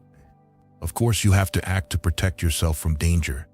You can do it overpowered by fear, But by doing so, you develop a fear complex which will harm you in the long run. Or with hatred in the mind, you may be successful in fighting injustice, but that hatred will become a harmful mental complex. You must fight injustice. You must protect yourself from danger, but you can do so with a balanced mind without tension. And in a balanced way, you can work to achieve something good out of love for others. Balance of mind is always helpful and will give the best results. What is wrong with wanting material things to make life more comfortable? If it is a real requirement, there is nothing wrong, provided you do not become attached to it. For example, you are thirsty and you want water. There is nothing unhealthy in that. You need water, so you work, get it, and quench your thirst. But if it becomes an obsession, that does not help at all. It harms you. Whatever necessities you require, work to get them. If you fail to get something, then smile and try again in a different way. If you succeed, then enjoy what you get, but without attachment. How about planning for the future? Would you call that craving? Again, the criterion is whether you are attached to your plan. Everyone must provide for the future.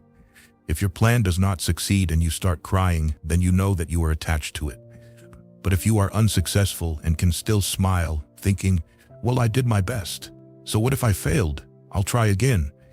Then you are working in a detached way, and you remain happy. Stopping the wheel of conditioned arising sounds like suicide, self-annihilation. Why should we want that? To seek annihilation of one's life is certainly harmful, just as is the craving to hold on to life. But instead, one learns to allow nature to do its work without craving for anything, not even liberation. But you said that once the chain of sankharas finally stops, then rebirth stops. Yes, but that is a far-off story. Concern yourself now with the present life. Don't worry about the future. Make the present good, and the future automatically will be good.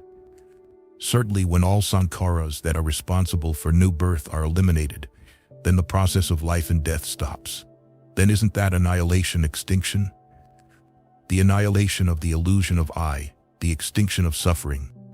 This is the meaning of the word nibbana, the extinction of burning. One is constantly burning in craving, aversion, ignorance. When the burning stops, misery stops. Then what remains is only positive. But to describe it in words is not possible, because it is something beyond the sensory field. It must be experienced in this life. Then you know what it is. Then the fear of annihilation will disappear. What happens to consciousness then? Why worry about that? It will not help you to speculate about something that can only be experienced, not described. This will only distract you from your real purpose, which is to work to get there. When you reach that stage, you will enjoy it, and all the questions will go away. You won't have any more questions. Work to reach that stage. How can the world function without attachment? If parents were detached, then they would not even care about their children. How is it possible to love or to be involved in life without attachment? Detachment does not mean indifference. It is correctly called holy indifference. As a parent, you must meet your responsibility to care for your child with all your love, but without clinging. Out of love, you do your duty. Suppose you tend a sick person, and despite your care, he does not recover. You don't start crying. That would be useless. With a balanced mind, you try to find another way to help him. This is holy indifference. Neither inaction nor reaction, but real positive action with a balanced mind. Very difficult. Yes, but this is what you must learn, the pebbles in the ghee. One day a young man came to the Buddha crying and crying. He could not stop. The Buddha asked him, "What is wrong, young man?" "Sir, yesterday my old father died."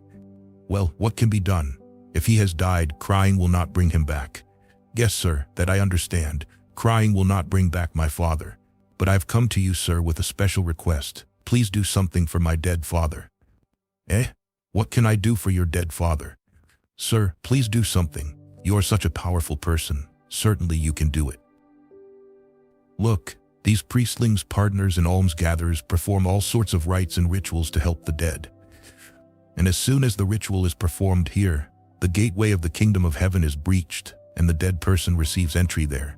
He gets an entry visa. You, sir, are so powerful. If you perform a ritual for my dead father, he will not just receive an entry visa, he'll be granted a permanent stay, a green card. Please, sir, Do something for him." The poor fellow was so overwhelmed by grief that he could not follow any rational argument. The Buddha had to use another way to help him understand. So he said to him, "All right, go to the market and buy 2 earthen pots." The young man was very happy, thinking that the Buddha had agreed to perform a ritual for his father. He ran to the market and returned with 2 pots. "All right," the Buddha said, "fill 1 pot with ghee with butter." The young man did it. "Fill the other with pebbles." He did that too. "Now close their mouths, seal them properly." He did it. "Now place them in the pond over there." The young man did so, and both of the pots sank to the bottom. "Now," said the Buddha, "bring a big stick, strike and break open the pots." The young man was very happy, thinking that the Buddha was performing a wonderful ritual for his father. According to ancient Indian custom, when a man dies, his son takes the dead body to the cremation ground, puts it on the funeral pyre, and burns it. When the body is half burned, the son takes a thick stick and cracks open the skull. And according to the old belief, as soon as the skull is opened in this world, the gateway of the kingdom of heaven is opened above. So now the young man thought to himself, "The body of my father was burned to ashes yesterday. As a symbol, the Buddha now wants me to break open these pots." He was very happy with the ritual.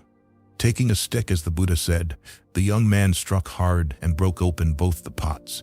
At once the butter contained in one pot came up and started floating on the surface of the water. The pebbles in the other pot spilled out and remained at the bottom. Then the Buddha said, "Well, young man, this much I have done.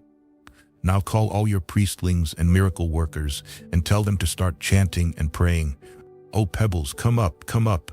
Oh butter, go down, go down. Let me see how it happens." "Oh sir, you have started joking. How is it possible, sir? The pebbles are heavier than water. They are bound to stay at the bottom. They can't come up, sir. This is the law of nature. The butter is lighter than water. It is bound to remain on the surface. It can't go down, sir. This is the law of nature." "Young man, you know so much about the law of nature, but you have not understood this natural law. If all his life your father performed deeds that were heavy like pebbles, he is bound to go down. Who can bring him up? And if all his actions were light like this butter, he is bound to go up. Who can pull him down?" The earlier we understand the law of nature and start living in accordance with the law, the earlier we come out of our misery. The training of moral conduct. Our task is to eradicate suffering by eradicating its causes: ignorance, craving, and aversion. To achieve this goal, the Buddha discovered, followed, and taught a practical way to this attainable end. He called this way the Noble Eightfold Path. Once, when asked to explain the path in simple words, the Buddha said, "Abstain from all unwholesome deeds, perform wholesome ones, purify your mind." This is the teaching of enlightened persons, Part 1. This is a very clear exposition which appears acceptable to all. Everyone agrees that we should avoid actions that are harmful and perform those that are beneficial. But how does one define what is beneficial or harmful, what is wholesome or unwholesome? When we try to do this, we rely on our views, our traditional beliefs, our preferences and prejudices, and consequently we produce narrow, sectarian definitions that are acceptable to some but unacceptable to others. Instead of such narrow interpretations, the Buddha offered a universal definition of wholesome and unwholesome, of piety and sin. Any action that harms others, that disturbs their peace and harmony, is a sinful action, an unwholesome action. Any action that helps others, that contributes to their peace and harmony, is a pious action, a wholesome action. Further, the mind is truly purified not by performing religious ceremonies or intellectual exercises, but by experiencing directly the reality of oneself and working systematically to remove the conditioning that gives rise to suffering. The Noble Eightfold Path can be divided into 3 stages of training: Sila, Samadhi, and Panya. Sila is moral practice, abstention from all unwholesome actions of body and speech. Samadhi is the practice of concentration, developing the ability to consciously direct and control one's own mental processes. Panya is wisdom, the development of purifying insight into one's own nature. The value of moral practice. Anyone who wishes to practice Dhamma must begin by practicing Sila. This is the first step without which one cannot advance. We must abstain from all actions, all words and deeds that harm other people. This is easily understood. Society requires such behavior in order to avoid disruption. But in fact, we abstain from such actions not only because they harm others, but also because they harm ourselves. It is impossible to commit an unwholesome action, to insult, kill, steal, or rape without generating great agitation in the mind, great craving and aversion. This moment of craving or aversion brings unhappiness now and more in the future. The Buddha said, burning now, burning hereafter, the wrongdoer suffers doubly. Happy now, happy hereafter, the virtuous person doubly rejoices too. We need not wait until after death to experience heaven and hell. We can experience them within this life, within ourselves. When we commit unwholesome actions, we experience the hellfire of craving and aversion. When we perform wholesome actions, we experience the heaven of inner peace. Therefore, it is not only for the benefit of others, but for our own benefit, to avoid harm to ourselves, that we abstain from unwholesome words and deeds. There is another reason for undertaking the practice of sila. We wish to examine ourselves, to gain insight into the depths of our reality. To do this requires a very calm and quiet mind. It is impossible to see into the depths of a pool of water when it is turbulent.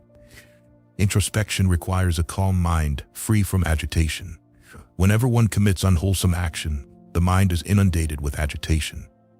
When one abstains from all unwholesome actions of body or speech, only then does the mind have the opportunity to become peaceful enough so introspection may proceed. There is still another reason why sila is essential. One who practices Dhamma is working toward the ultimate goal of liberation from all suffering. While performing this task, he cannot be involved in actions that will reinforce the very mental habits he seeks to eradicate. Any action that harms others is necessarily caused and accompanied by craving, aversion, and ignorance. Committing such actions is taking 2 steps back for every step forward on the path, thwarting any progress toward the goal. Sila, then, is necessary not only for the good of society, but for the good of each of its members, and not only for the worldly good of a person, but also for his progress on the path of Dhamma.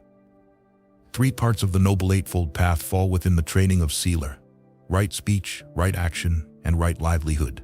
Right speech. Speech must be pure and wholesome. Purity is achieved by removing impurity, and so we must understand what constitutes impure speech. Such acts include telling lies, that is, speaking either more or less than the truth, carrying tales that set friends at odds, backbiting and slander, speaking harsh words that disturb others and have no beneficial effect, and idle gossip, meaningless chatter that wastes one's own time and the time of others. Abstaining from all such impure speech leaves nothing but right speech. Nor is this only a negative concept. One who practices right speech, the Buddha explained, speaks the truth and is steadfast in truthfulness, trustworthy, dependable, straightforward with others. He reconciles the quarreling and encourages the united. He delights in harmony, seeks after harmony, rejoices in harmony, and creates harmony by his words. His speech is gentle, pleasing to the ear, kindly, heartwarming, courteous, agreeable, and enjoyable to many. He speaks at the proper time, according to the facts, according to what is helpful, according to Dhamma and the code of conduct. His words are worth remembering, timely, well-reasoned, well-chosen, and constructive. But 3. Right action. Action must also be pure. As with speech, we must understand what constitutes impure action so that we may abstain from it. Such acts include killing a living creature, stealing, sexual misconduct, for example, rape or adultery, and intoxication, losing one's senses so that one does not know what one says or does.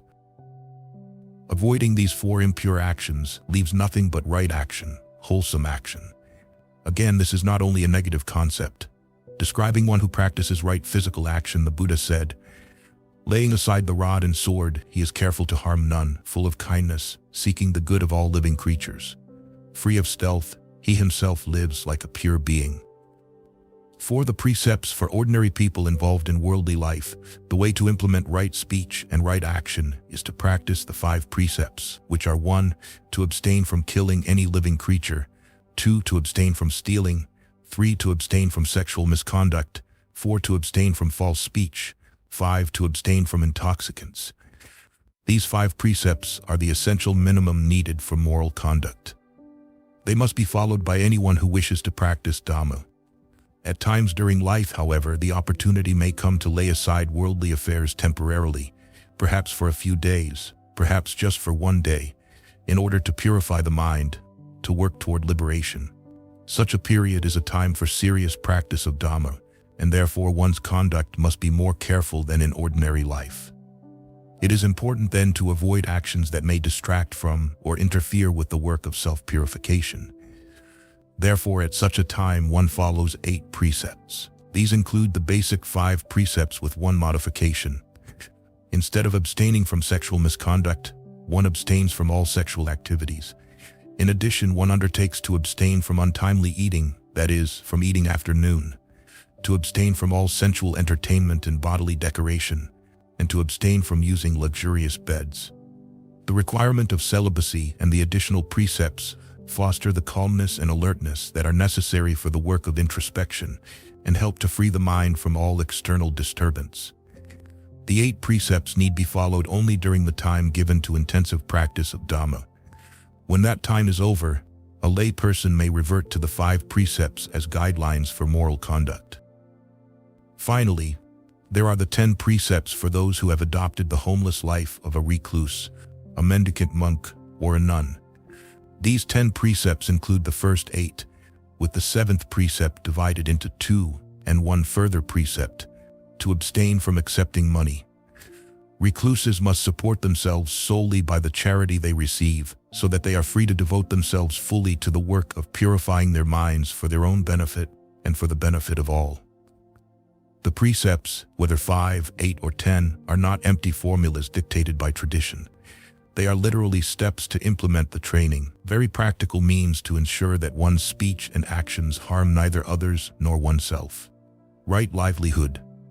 Each person must have a proper way of supporting himself or herself. There are 2 criteria for right livelihood. First, it should not be necessary to break the 5 precepts in one's work, since doing so obviously causes harm to others.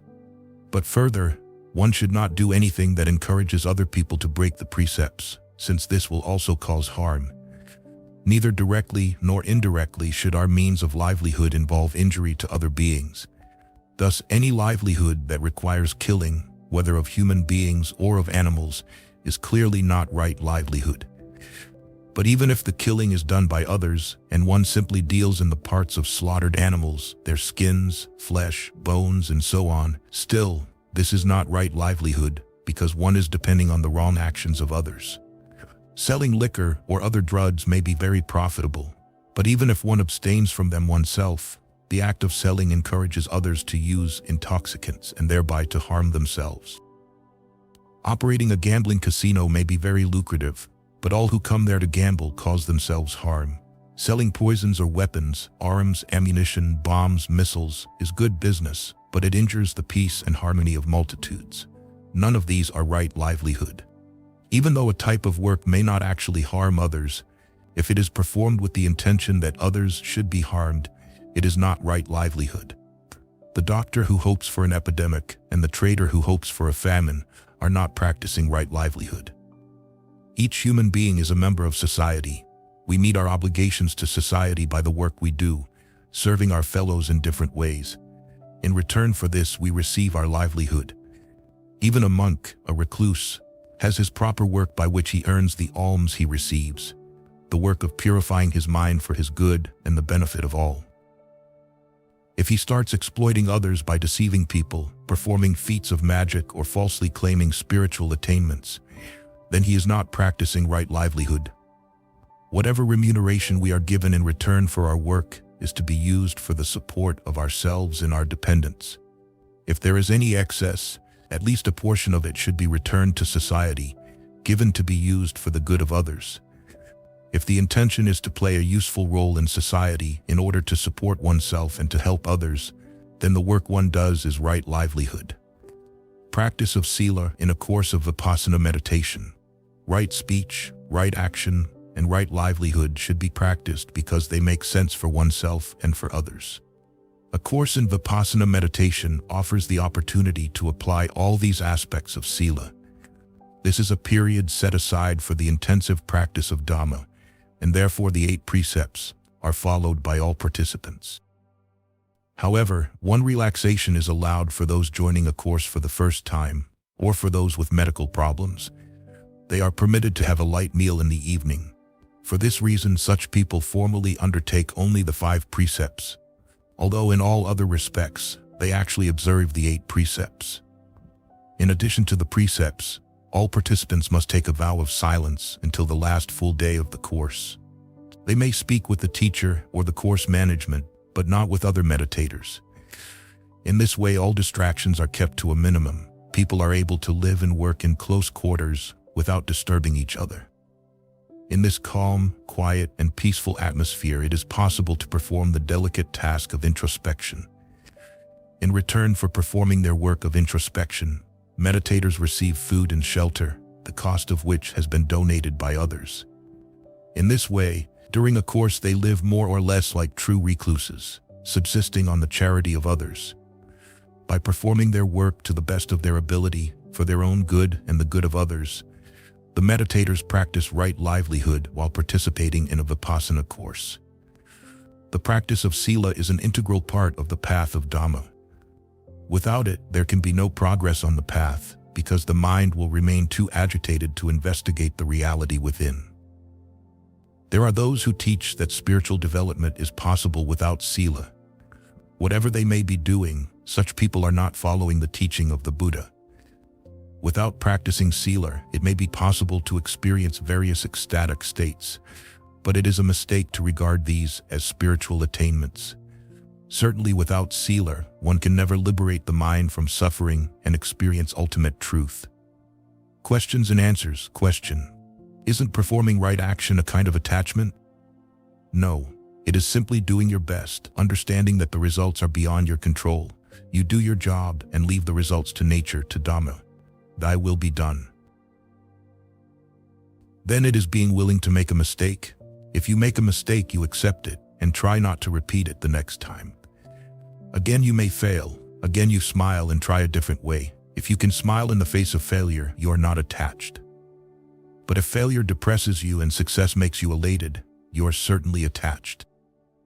Then right action is only the effort you make, not the result, not the result. That will automatically be good if your action is good. Dhamma takes care of that. We do not have the power to choose the result, but we can choose our actions. Just do the best you can. Is it wrong action to harm another accidentally? No. There must be an intention to harm a particular being, and one must succeed in causing harm. Only then is wrong action completed. Sila should not be taken to an extreme, which would be neither practical nor beneficial. On the other hand, it is equally dangerous to be so careless in your actions that you keep harming others, and then excuse yourself on the grounds that you had no intention of causing harm. Dhamma teaches us to be mindful. What is the difference between right and wrong sexual conduct? Is it a question of volition? No.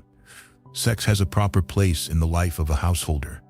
It should not be forcibly suppressed, because a forced celibacy produces tensions which create more problems, more difficulties. However, if you give free license to the sexual urge and allow yourself to have sexual relations with anyone whenever passion arises, then you can never free your mind of passion. Avoiding these two equally dangerous extremes, Dhamma offers a middle path, a healthy expression of sexuality which still permits spiritual development, and that is sexual relations between two people who are committed to each other. And if your partner is also a Vipassana meditator, whenever passion arises, you both observe it. This is neither suppression nor free license. By observing, you can easily free yourself of passion. At times, a couple will still have sexual relations, but gradually they develop toward the stage in which sex has no meaning at all. This is the stage of real, natural celibacy, when not even a thought of passion arises in the mind. This celibacy gives a joy far beyond any sexual satisfaction. Always one feels so contented, so harmonious. One must learn to experience this real happiness. In the West, many think that sexual relations between any two consenting adults are permissible. That view is far away from Dhamma. Someone who has sex with one person, then another, and then someone else, is multiplying his passion, his misery. You must be either committed to one person or living in celibacy. How about the use of drugs as aids to experience other types of consciousness, different realities? Some students have told me that by using psychedelic drugs, they pass through experiences similar to those they encountered in meditation. Whether or not this is really so, having a drug-induced experience is a form of dependence on an outside agency. Dhamma, however, teaches you to become your own master so that you can experience reality at will, whenever you wish. And another very important difference is that the use of drugs causes many people to lose their mental balance and to harm themselves, while the experience of truth by the practice of Dhamma causes meditators to become more balanced without harming themselves or anyone else. Is the fifth precept to abstain from intoxicants or to abstain from becoming intoxicated? After all, drinking in moderation without becoming drunk does not seem particularly harmful. Or are you saying that drinking even one glass of alcohol is breaking sila?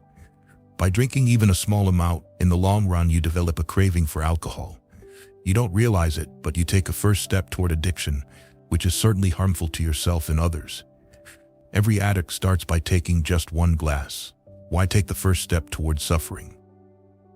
If you practice meditation seriously and one day you drink a glass of wine out of forgetfulness or at a social gathering, that day you will find that your meditation is weak. Dhamma cannot go together with the use of intoxicants. If you really wish to develop in Dhamma, you must stay free from all intoxicants. This is the experience of thousands of meditators. The two precepts concerning sexual misconduct and the use of intoxicants particularly need to be understood by people from Western countries. People here often say, if it feels good, it must be right, because they don't see reality. When you perform an action out of aversion, automatically you are aware of agitation in the mind. When, however, you perform an action out of craving, it seems pleasant at the surface level of the mind, but there is an agitation at a deeper level. You feel good only out of ignorance. When you realize how you harm yourself by such actions, naturally you stop committing them. Is it breaking sila to eat meat? No, not unless you have killed the animal yourself. If meat happens to be provided for you and you enjoy its taste as you would that of any other food, you have not broken any precept. But of course, by eating meat, you indirectly encourage someone else to break the precepts by killing. And also at a subtler level, you harm yourself by eating meat.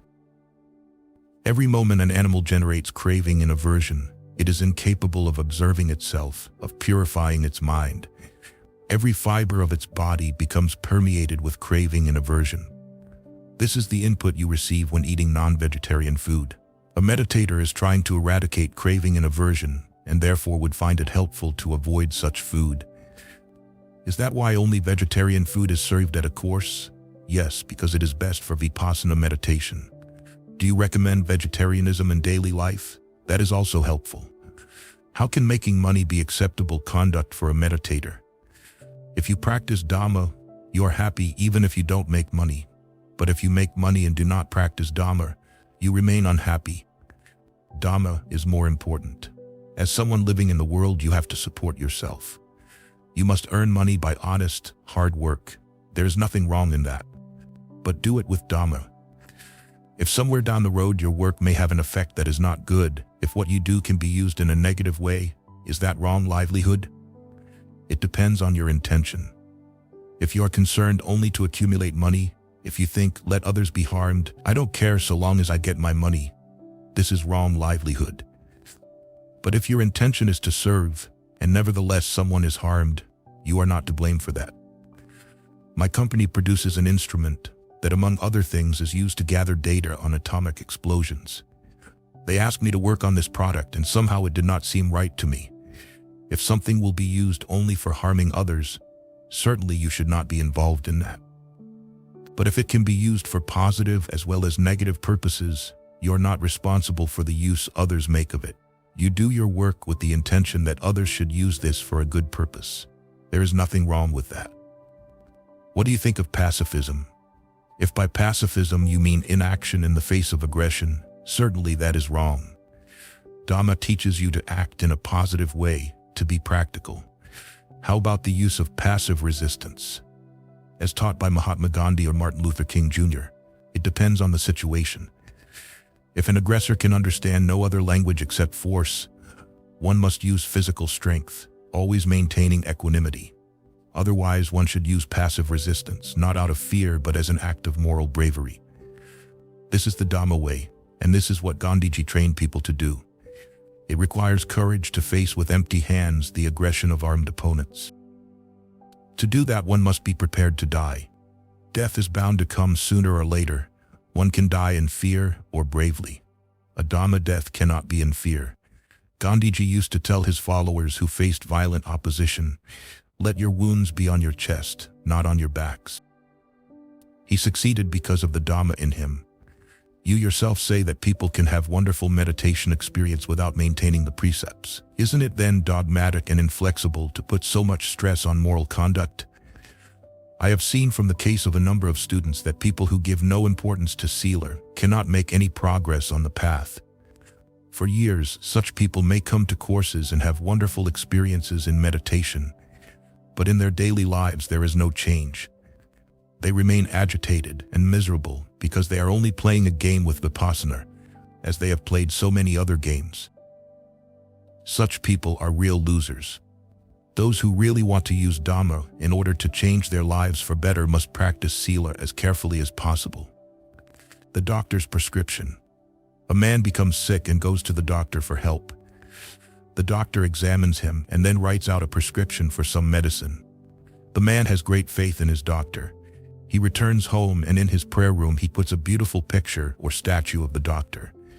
Then he sits down and pays respects to that picture or statue. He bows down 3 times and offers flowers and incense. And then he takes out the prescription that the doctor wrote for him, and very solemnly he recites it. 2 pills in the morning, 2 pills in the afternoon, 2 pills in the evening. All day, all life long he keeps reciting the prescription because he has great faith in the doctor, but still the prescription does not help him.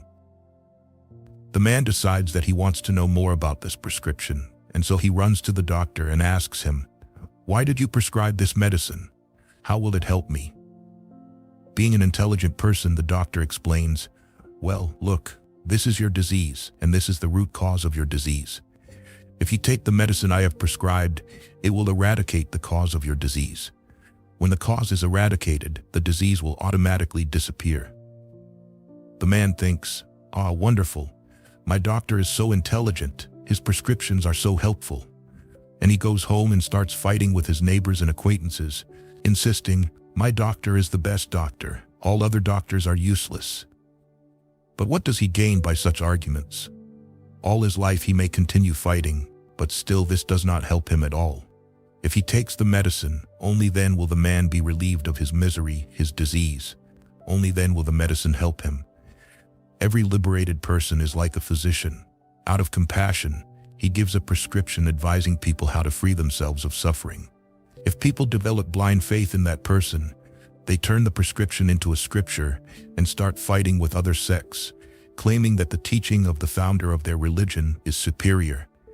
But no one cares to practice the teaching, to take the medicine prescribed in order to eliminate the malady. Having faith in the doctor is useful if it encourages the patient to follow his advice. Understanding how the medicine works is beneficial if it encourages one to take the medicine. But without actually taking the medicine, one cannot be cured of the disease. You have to take the medicine yourself. The training of concentration. By practicing Sila, we attempt to control our speech and physical actions. However, the cause of suffering lies in our mental actions. Merely restraining our words and deeds is useless if the mind continues to boil in craving and aversion, in unwholesome mental actions. Divided against ourselves in this way, we can never be happy. Sooner or later, the craving and aversion will erupt and we shall break Sila, harming others and ourselves. Intellectually, one may understand that it is wrong to commit unwholesome actions. After all, for thousands of years, every religion has preached the importance of morality. But when the temptation comes, it overpowers the mind and one breaks Sila. An alcoholic may know perfectly well that he should not drink because alcohol is harmful to him. And yet when the craving arises, he reaches for the alcohol and becomes intoxicated. He cannot stop himself because he has no control over his mind. But when one learns to cease committing unwholesome mental actions, it becomes easy to refrain from unwholesome words and deeds. Because the problem originates in the mind, we must confront it at the mental level. In order to do so, we must undertake the practice of bhavana, literally mental development, or in common language, meditation. Since the time of the Buddha, the meaning of the word bhavana has become vague as the practice of it has fallen away. In recent times, it has been used to refer to any sort of mental culture or spiritual uplift, even such activities as reading, talking, hearing, or thinking about Dhamma. Meditation, the most common English translation of bhavana, is used even more loosely to refer to many activities, from mental relaxation, daydreaming, and free association to self-hypnosis. All these are far from what the Buddha meant by bhavana. He used the term to refer to specific mental exercises, precise techniques for focusing and purifying the mind. Bhavana includes the two trainings of concentration, samadhi, and wisdom, panya. The practice of concentration is also called the development of tranquility, samatha bhavana, and that of wisdom is called the development of insight, Vipassana bhavana. The practice of bhavana begins with concentration, which is the second division of the Noble Eightfold Path. This is the wholesome action of learning to take control of the mental processes, to become master of one's own mind. 3 parts of the path fall within this training: right effort, right awareness, and right concentration. Right effort. Right effort is the first step in the practice of bhavana. The mind is easily overcome by ignorance, easily swayed by craving or aversion. Somehow we must strengthen it so that it becomes firm and stable, a useful tool for examining our nature at the subtlest level in order to reveal and then remove our conditioning. A doctor, wishing to diagnose the disease of a patient, will take a blood sample and place it under a microscope. Before examining the sample, the doctor must first focus the microscope properly and fix it in focus.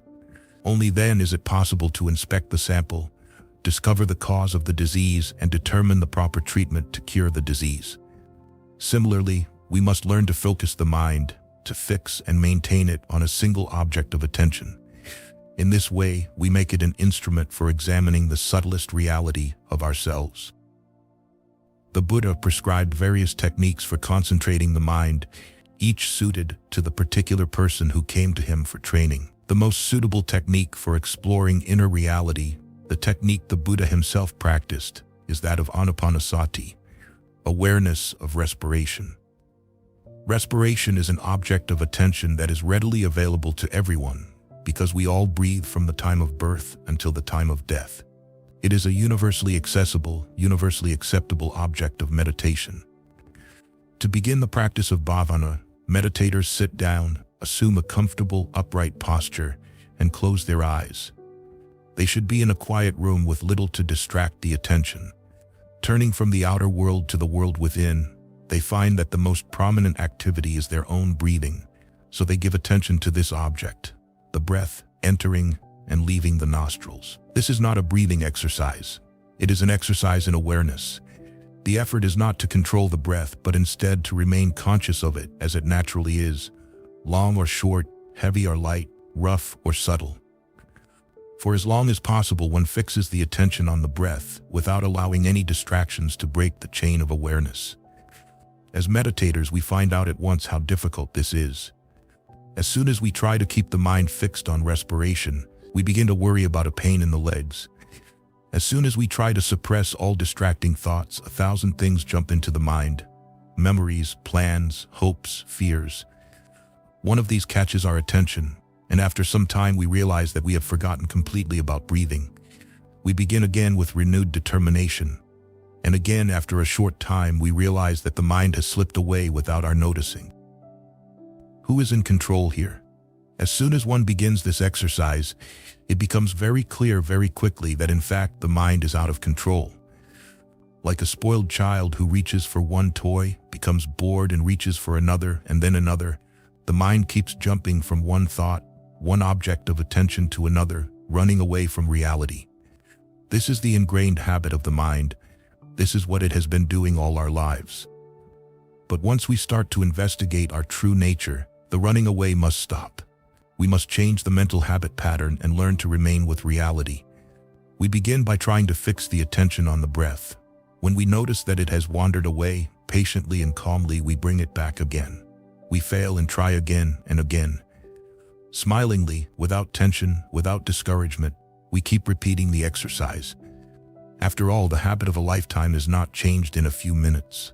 The task requires repeated, continuous practice as well as patience and calmness. This is how we develop awareness of reality. This is right effort. The Buddha described 4 types of right effort: to prevent evil, unwholesome states from arising, to abandon them if they should arise, to generate wholesome states not yet existing, to maintain them without lapse, causing them to develop and to reach full growth and perfection. 1. By practicing awareness of respiration, we practice all 4 right efforts. We sit down and fix attention on the breath without any intervening thought. By doing so, we initiate and maintain the wholesome state of self-awareness. We prevent ourselves from falling into distraction or absent-mindedness, from losing sight of reality. If a thought arises, we do not pursue it, but return our attention once again to the breath.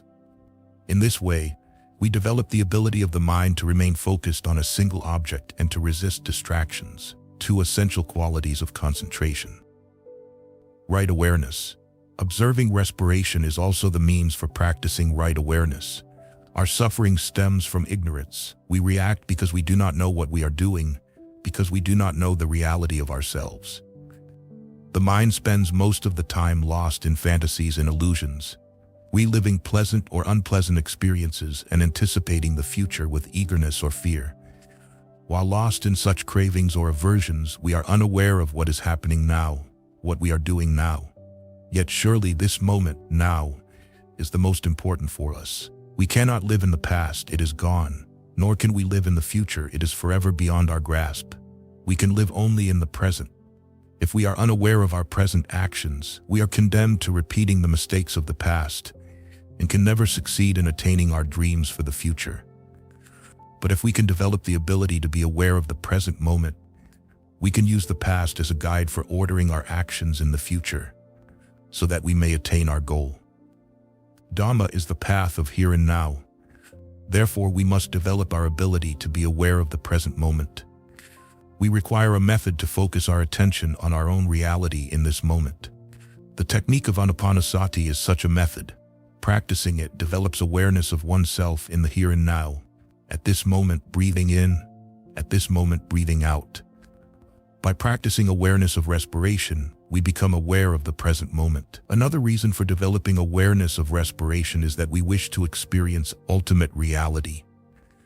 Focusing on breathing can help us explore whatever is unknown about ourselves, to bring into consciousness whatever has been unconscious. It acts as a bridge between the conscious and unconscious mind because the breath functions both consciously and unconsciously. We can decide to breathe in a particular way to control the respiration. We can even stop breathing for a time. And yet, when we cease trying to control respiration, it continues without any prompting. For example, we may begin by breathing intentionally, slightly hard, in order to fix the attention more easily. As soon as the awareness of respiration becomes clear and steady, we allow the breath to proceed naturally, either hard or soft, deep or shallow, long or short, fast or slow. We make no effort to regulate the breath. The effort is only to be aware of it. By maintaining awareness of natural breath, we have started observing the autonomic functioning of the body, an activity which is usually unconscious. From observing the gross reality of intentional breathing, we have progressed to observing the subtler reality of natural breathing. We have begun to move beyond superficial reality toward awareness of a subtler reality. Yet another reason for developing awareness of respiration is in order to become free of craving, aversion, and ignorance, by first becoming aware of them. In this task, the breath can help, because respiration acts as a reflection of one's mental state. When the mind is peaceful and calm, the breath is regular and gentle. But whenever negativity arises in the mind, whether anger, hatred, fear, or passion, then respiration becomes more rough, heavy, and rapid. In this way, our respiration alerts us to our mental state and enables us to start to deal with it. There is yet another reason for practicing awareness of breathing. Since our goal is a mind free of negativity, we must be careful that every step we take toward that goal is pure and wholesome. Even in the initial stage of developing samadhi, we must use an object of attention which is wholesome. Breath is such an object. We cannot have craving or aversion toward the breath, and it is a reality, totally divorced from illusion or delusion. Therefore, it is an appropriate object of attention. In the moment when the mind is fully focused on respiration, it is free from craving, free of aversion, and free of ignorance. However brief that moment of purity may be, it is very powerful, for it challenges all one's past conditioning. All the accumulated reactions are stirred up and begin to appear as various difficulties, physical as well as mental, which hinder one's efforts to develop awareness. We may experience impatience for progress, which is a form of craving, or else aversion may arise in the form of anger and depression because progress seems slow. Sometimes lethargy overwhelms us and we doze off as soon as we sit to meditate. Sometimes we may be so agitated that we fidget or find excuses to avoid meditating. Sometimes skepticism undermines the will to work. Obsessive, unreasoning doubts about the teacher or the teaching or our own ability to meditate. When suddenly faced with these difficulties, we may think of giving up the practice altogether. At such a moment, we must understand that these hindrances have arisen only in reaction to our success in practicing awareness of respiration. If we persevere, they will gradually disappear. When they do, the work becomes easier, because even at this early stage of practice, some layers of conditioning have been eradicated from the surface of the mind. In this way, even as we practice awareness of breathing, we begin to cleanse the mind and advance toward liberation. Right concentration. Fixing the attention on respiration develops awareness of the present moment. Maintaining this awareness from moment to moment for as long as possible is right concentration. In the daily actions of ordinary life, concentration is also required, but it is not necessarily the same as right concentration. A person may be concentrating on satisfying a sensual desire or forestalling a fear. A cat waits with all its attention focused on a mouse hole, ready to pounce as soon as a mouse appears. A pickpocket is intent on the victim's wallet, waiting for the moment to remove it. A child in bed at night stares fearfully at the darkest corner of the room, imagining monsters hidden in the shadows. None of these is right concentration, concentration that can be used for liberation. Samadhi must have as its focus an object that is free from all craving, all aversion, all illusion. In practicing awareness of breathing, one finds how difficult it is to maintain unbroken awareness. Despite a firm determination to keep the attention fixed on the object of the breath, somehow it slips away unnoticed. We find we are like a drunken man trying to walk a straight line, who keeps straying to one side or the other. In fact, we are drunk with our own ignorance and illusions, and so we keep straying into past or future, craving or aversion. We cannot remain on the straight path of sustained awareness. As meditators, we would be wise not to become depressed or discouraged when faced with these difficulties, but instead to understand that it takes time to change the ingrained mental habits of years. It can be done only by working repeatedly, continuously, patiently, and persistently. Our job is simply to return attention to our breathing as soon as we notice that it has strayed. If we can do that, we have taken an important step toward changing the wandering ways of the mind. And by repeated practice, it becomes possible to bring the attention back more and more quickly. Gradually, the periods of forgetfulness become shorter, and the periods of sustained awareness, samadhi, become longer. As concentration strengthens, we begin to feel relaxed, happy, full of energy. Little by little, the breath changes, becoming soft, regular, light, shallow. At times, it may seem that respiration has stopped altogether. Actually, as the mind becomes tranquil, the body also becomes calm, and the metabolism slows down, so that less oxygen is required. At this stage, some of those who practice awareness of respiration may have various unusual experiences. Seeing lights or visions while sitting with eyes closed or hearing extraordinary sounds, for example. All these so-called extrasensory experiences are merely indications that the mind has attained a heightened level of concentration. In themselves, these phenomena have no importance and should be given no attention. The object of awareness remains respiration. Anything else is a distraction. nor should one expect such experiences. They occur in some cases and not in others. All these extraordinary experiences are simply milestones that mark progress on the path. Sometimes the milestone may be hidden from view, or we may be so intent on the path that we stride ahead without noticing it. But if we take such a milestone as the final goal and cling to it, we cease making progress altogether. After all, there are countless extraordinary sensory experiences to be had. Those practicing Dhamma are not seeking such experiences, but rather insight into their own nature, so as to attain freedom from suffering. Therefore, we continue to give attention only to respiration. As the mind becomes more concentrated, the breath becomes finer and more difficult to follow, thereby requiring still greater efforts to remain attentive. In this way, we continue to hone the mind, to sharpen the concentration, to make of it a tool with which to penetrate beyond apparent reality in order to observe the subtlest reality within. There are many other techniques to develop concentration. One may be taught to concentrate on a word by repeating it, or on a visual image, or even to perform over and over again a certain physical action. In doing so, one becomes absorbed in the object of attention and attains a blissful state of trance.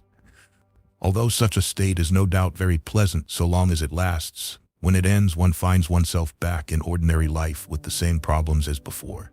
These techniques work by developing a layer of peace and joy at the surface of the mind, but in the depths, the conditioning remains untouched. The objects used to attain concentration in such techniques have no connection with the moment-to-moment reality of oneself. The bliss that one attains is superimposed, intentionally created, rather than arising spontaneously from the depths of a purified mind. Right samadhi cannot be spiritual intoxication. It must be free from all artificiality, all illusions.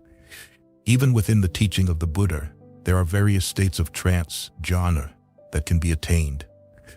The Buddha himself was taught 8 states of mental absorption before he became enlightened, and he continued to practice them throughout his life. However, states of trance alone could not liberate him. When he taught the states of absorption, therefore, he emphasized their function only as stepping stones to the development of insight. Meditators develop the faculty of concentration not in order to experience bliss or ecstasy, but rather to forge the mind into an instrument with which to examine their own reality and to remove the conditioning that causes their suffering. This is right concentration. Questions and answers. Why do you teach students to practice Anapana, concentrating on the nostrils rather than on the belly?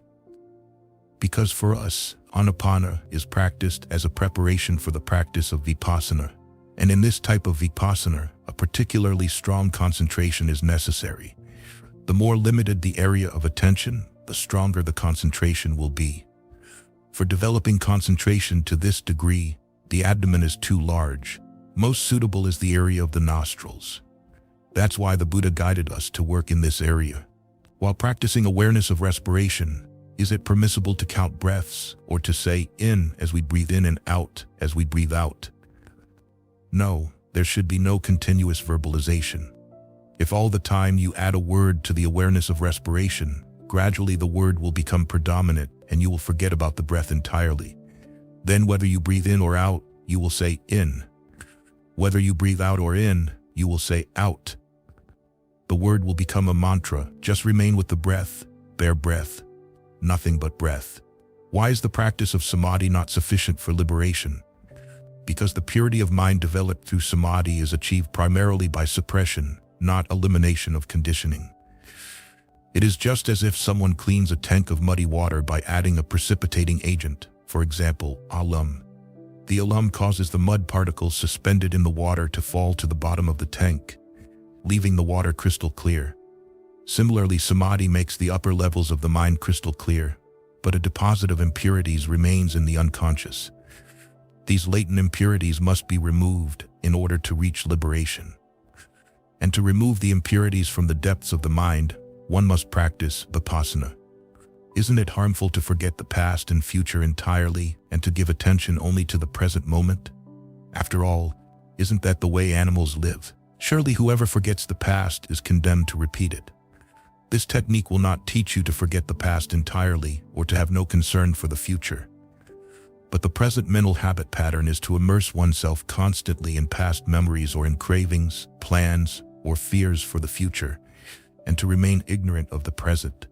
This unhealthy habit makes life miserable. By meditation, you learn to keep a firm foothold in the present reality. With this solid base, you can take the necessary guidance from the past and make proper provision for the future. I find that when I meditate and the mind wanders, a craving may start, and then I think I'm not supposed to crave, and I start getting agitated because I am craving. How should I deal with this? Why get agitated because of the craving? Just accept the fact. Look, there is craving, that's all. And you will come out of it. When you find that the mind has wandered, you accept, look, the mind has wandered, and automatically it will return to respiration. Don't create tensions because there is craving or because the mind has wandered. If you do that, you generate fresh aversion. Just accept it. This acceptance is enough. All Buddhist meditation techniques were already known in yoga. What was truly new in meditation as taught by the Buddha, what is called yoga today, is actually a later development. Patanjali lived about 500 years after the time of the Buddha, and naturally his Yoga Sutra shows the influence of the Buddha's teachings. Of course, yogic practices were known in India even before the Buddha, and he himself experimented with them before achieving enlightenment. All these practices, however, were limited to sila and samadhi, concentration up to the level of the 8th jhana, the 8th stage of absorption, which is still within the field of sensory experience.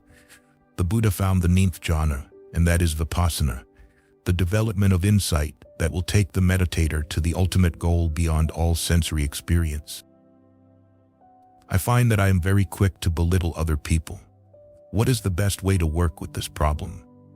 Work with it by meditating. If the ego is strong, one will try to belittle others to lower their importance and increase one's own. But meditation naturally dissolves the ego. When it dissolves, you can no longer do anything to hurt another. Work and the problem will automatically be solved. At times I feel guilty about what I have done. Feeling guilty will not help you. It will only cause harm. Guilt has no place on the path of Dhamma. When you realize that you have acted in a wrong way, simply accept the fact without trying to justify or conceal it. You may go to someone you respect and say, well, I made this mistake. In future, I'll be careful not to repeat it. And then meditate, and you will find that you can come out of the difficulty. Why do I keep reinforcing this ego? Why do I keep trying to be I? This is what the mind has been conditioned to do, out of ignorance. But Vipassana can liberate you from this harmful conditioning. In place of always thinking of self, you learn to think of others. How does that happen? The first step is to recognize how selfish and egocentric one is. Unless someone realizes this truth, he cannot emerge from the madness of self-love. As you practice more, you will realize that even your love for others is in fact self-love. You will understand, whom do I love? I love someone because I expect something from that person. I expect him to behave in a way that I like. The moment he starts to behave in a different way, all my love is gone. Then do I really love this person or myself? The answer will become clear not by intellectualizing, but by your practice of Vipassana. And once you have this direct realization, you begin to emerge from your selfishness. Then you learn to develop real love for others. Love that is selfless, one-way traffic, giving without expecting anything in return. I work in an area where there are a lot of street people who hold out their hands and say, "Spare change?" So it is also in the West. I thought begging is found only in poor countries. I know that many of these street people are on drugs. I wonder if by giving them money, we encourage them to use drugs. That is why you must take care that any donation you give will be properly used. Otherwise, it doesn't help anybody. Instead of giving such people money, if you help them come out of their addictions, then you do them real service. Whatever action you perform must be with wisdom. When you say be happy, the other side of that to me is be sad. Why be sad? Come out of sadness. Right, but I thought we were working for balance. The balance makes you happy. If you are unbalanced, you are sad. Be balanced, be happy. I thought it was be balanced, be nothing. No. Balance makes you happy, not nothing. You become positive when you have a balanced mind. The crooked milk pudding. Two young boys, who were very poor, lived by begging for their food from house to house in the city and in the countryside. One of them was blind from birth, and the other helped him. In this way, they made their rounds together, begging for food. One day, the blind boy fell sick. His companion said, "Stay here and rest. I'll go round to beg for us both, and I'll bring the food back for you." And he went off to beg. That day, it so happened that the boy was given a very delicious dish, kheer, Indian-style milk pudding. He had never tasted this dish before and enjoyed it very much. But unfortunately, he had no container in which to bring the pudding back to his friend, so he ate it all. When he came back to his blind companion, the boy said, "I am so sorry. Today I was given a wonderful dish, milk pudding, but I could not bring any back for you." The blind boy asked him, "What is this milk pudding?" "Oh, it is white. Milk is white." Being blind from birth, his companion did not understand. "What is white? Don't you know what white is?" "No, I don't. It's the opposite of black." "Then what is black?" He did not know what black was either. "Oh, try to understand, white." But the blind boy could not understand, so his friend looked about him, and seeing a white crane, he caught hold of the bird and brought it to the blind boy, saying, "White is like this bird." Not having eyes, the blind boy reached out to touch the crane with his fingers. "Ah, now I understand what white is. It is soft." No, it has nothing to do with being soft. White is white. Try to understand." "But you told me it is like this crane, and I examined the crane and it is soft, so the milk pudding is soft. White means soft." "No, you have not understood. Try again." Again, the blind boy examined the crane, passing his hand from the beak to the neck, to the body, to the tip of the tail. "Oh, now I understand. It is crooked. The milk pudding is crooked." He cannot understand because he does not have the faculty to experience what white is. In the same way, if you do not have the faculty to experience reality as it is, it will always be crooked for you. The training of wisdom, neither sila nor samadhi, is unique to the teaching of the Buddha.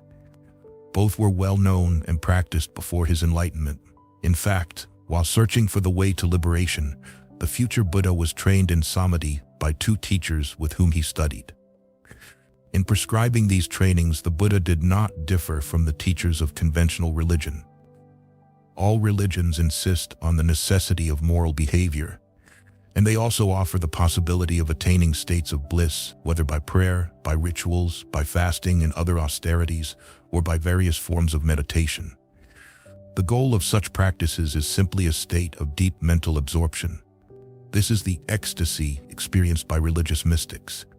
Such concentration, even if not developed to the level of the trance states, is very helpful. It calms the mind by diverting attention from the situations in which one would otherwise react with craving and aversion. Counting slowly to 10 to prevent an outburst of anger is a rudimentary form of samadhi.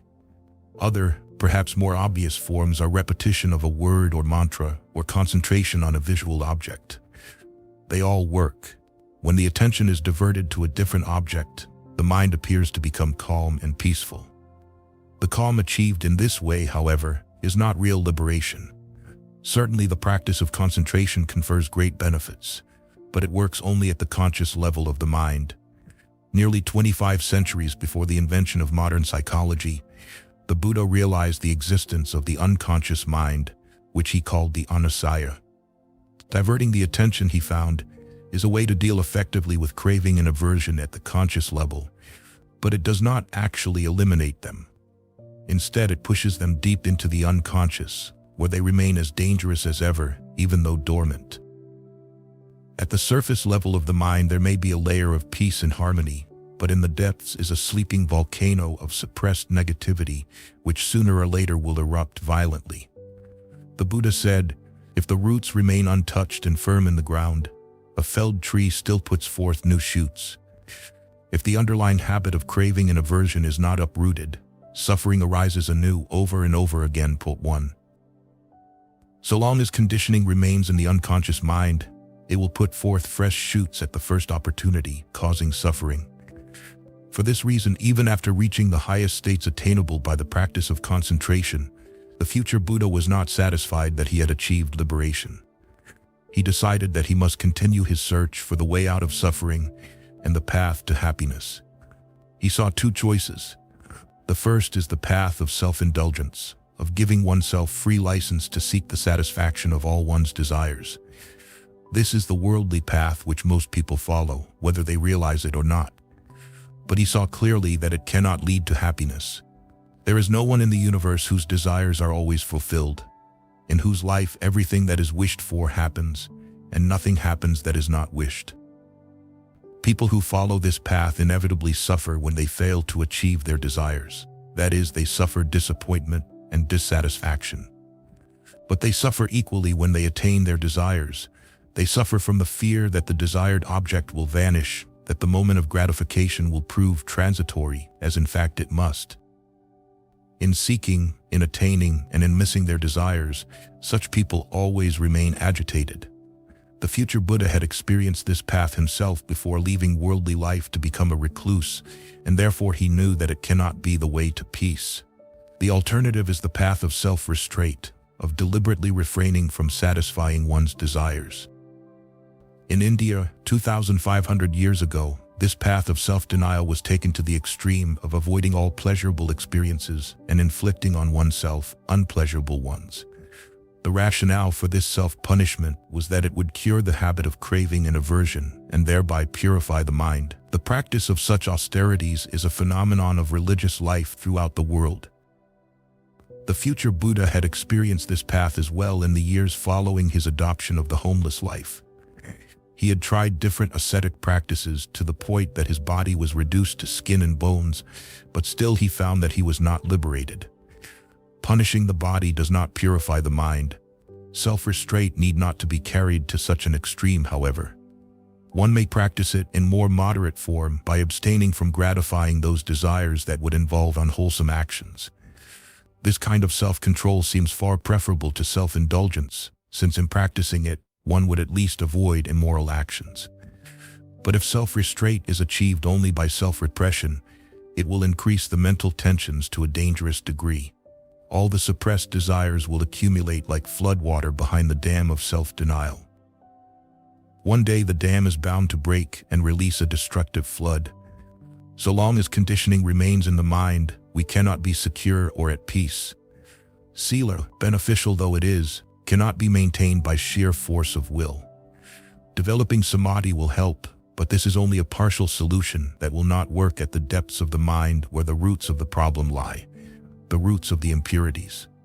So long as these roots remain buried in the unconscious, there can be no real, lasting happiness, no liberation. But if the roots of conditioning themselves can be removed from the mind, then there will be no danger of indulgence in unwholesome actions, no necessity for self-repression, because the very impulse for performing unwholesome action will be gone. Freed of the tensions either of seeking or denying, one can live at peace. To remove the roots, a method is required with which we can penetrate to the depths of the mind in order to deal with the impurities where they begin. This method is what the Buddha found, the training of wisdom, or panya, which led him to enlightenment. It is also called Vipassana bhavana, the development of insight into one's own nature, insight by means of which one may recognize and eliminate the causes of suffering. This was the discovery of the Buddha, what he practiced for his own liberation, and what he taught others throughout his life. This is the unique element in his teachings, to which he gave the highest importance. He repeatedly said, if it is supported by morality, concentration is very fruitful, very beneficial. If it is supported by concentration, wisdom is very fruitful, very beneficial. If it is supported by wisdom, the mind becomes freed of all defilements. Two in themselves, morality and concentration, sila and samadhi, are valuable, but their real purpose is to lead to wisdom. It is only in developing panya that we find a true middle path between the extremes of self-indulgence and self-repression. By practicing morality, we avoid actions that cause the grossest forms of mental agitation. By concentrating the mind, we further calm it and at the same time shape it into an effective tool with which to undertake the work of self-examination. But it is only by developing wisdom that we can penetrate into the reality within and free ourselves of all ignorance and attachment. Two parts of the Noble Eightfold Path are included within the training of wisdom: right thought and right understanding. Right thought It is not necessary for all thoughts to cease in meditation before one begins Vipassana bhavana. Thoughts may still persist, but if awareness is sustained from moment to moment, that is sufficient to start the work. Thoughts may remain, but the nature of the thought pattern changes. Aversion and craving have been calmed down by awareness of breathing. The mind has become tranquil, at least at the conscious level, and has begun to think about Dhamma, about the way to emerge from suffering. The difficulties that arose on initiating awareness of respiration have now passed, or at least have been overcome to some extent. One is prepared for the next step, right understanding. Right understanding. It is right understanding that is real wisdom. Thinking about truth is not enough. We must realize truth ourselves. We must see things as they really are, not just as they appear to be. Apparent truth is a reality, but one that we must penetrate in order to experience the ultimate reality of ourselves and eliminate suffering. There are three kinds of wisdom: received wisdom, Suddhamayapanya; intellectual wisdom, Cintamayapanya; and experiential wisdom, Bhavanamayapanya. The literal meaning of the phrase Suddhamayapanya is heard wisdom. Wisdom learned from others by reading books or listening to sermons or lectures, for example. This is another person's wisdom which one decides to adopt as one's own. The acceptance may be out of ignorance. For example, people who have grown up in a community with a certain ideology, a system of beliefs, religious or otherwise, may accept without questioning the ideology of the community. Or the acceptance may be out of craving. Leaders of the community may declare that accepting the established ideology, the traditional beliefs, will guarantee a wonderful future. Perhaps they claim that all believers will attain heaven after death. Naturally, the bliss of heaven is very attractive, and so willingly one accepts. Or the acceptance may be out of fear. Leaders may see that people have doubts and questions about the ideology of the community, so they warn them to conform to the commonly held beliefs, threatening them with terrible punishment in the future if they do not conform, perhaps claiming that all unbelievers will go to hell after death. Naturally, people do not want to go to hell, so they swallow their doubts and adopt the beliefs of the community. Whether it is accepted out of blind faith, out of craving, or out of fear, received wisdom is not one's own wisdom, not something experienced for oneself. It is borrowed wisdom. The second type of wisdom is intellectual understanding. After reading or hearing a certain teaching, one considers it and examines whether it is really rational, beneficial, and practical. And if it is satisfying at the intellectual level, one accepts it as true. Still, this is not one's own insight, but only an intellectualization of the wisdom one has heard. The third type of wisdom is that which arises out of one's own experience, out of personal realization of truth. This is the wisdom that one lives. Real wisdom that will bring about a change in one's life by changing the very nature of the mind. In worldly matters, experiential wisdom may not always be necessary or advisable. It is sufficient to accept the warnings of others that fire is dangerous, or to confirm the fact by deductive reasoning. It is foolhardy to insist on plunging oneself into fire before accepting that it burns. In Dhamma, however, the wisdom that comes of experience is essential, since only this enables us to become free from conditioning.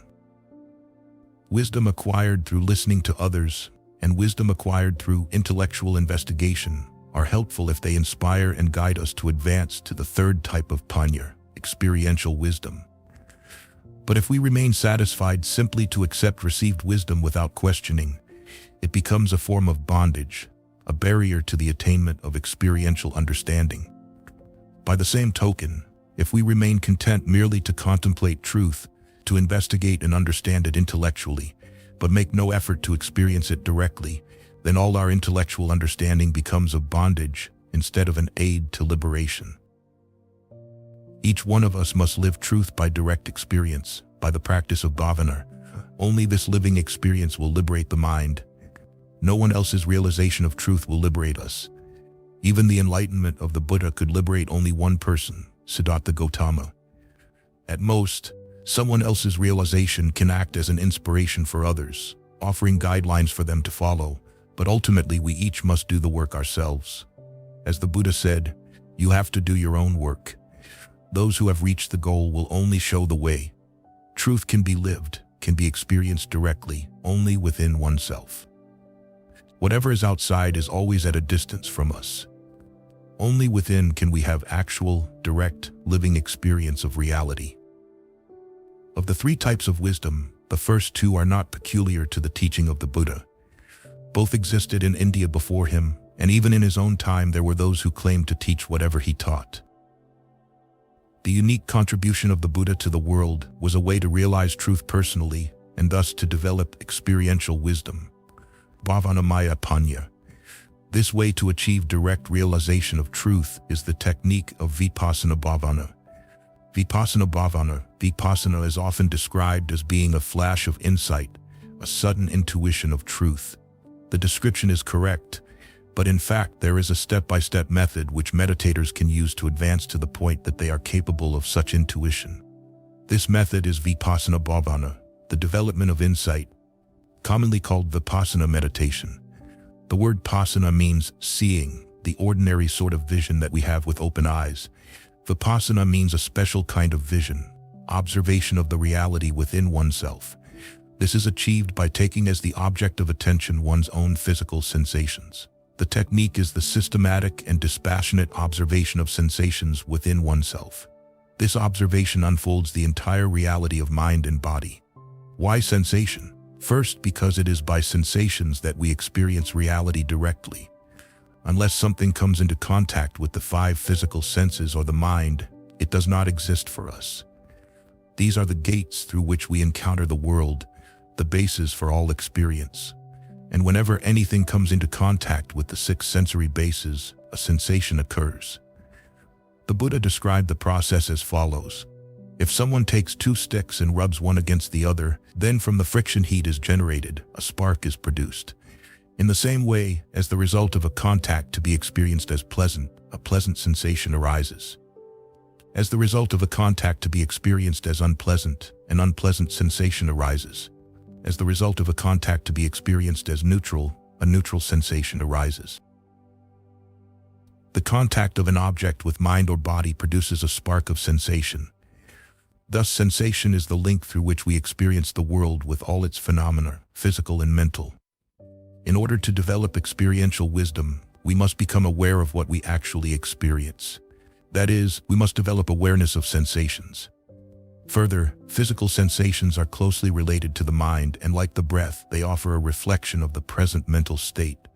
When mental objects, thoughts, ideas, imaginations, emotions, memories, hopes, fears come into contact with the mind, sensations arise.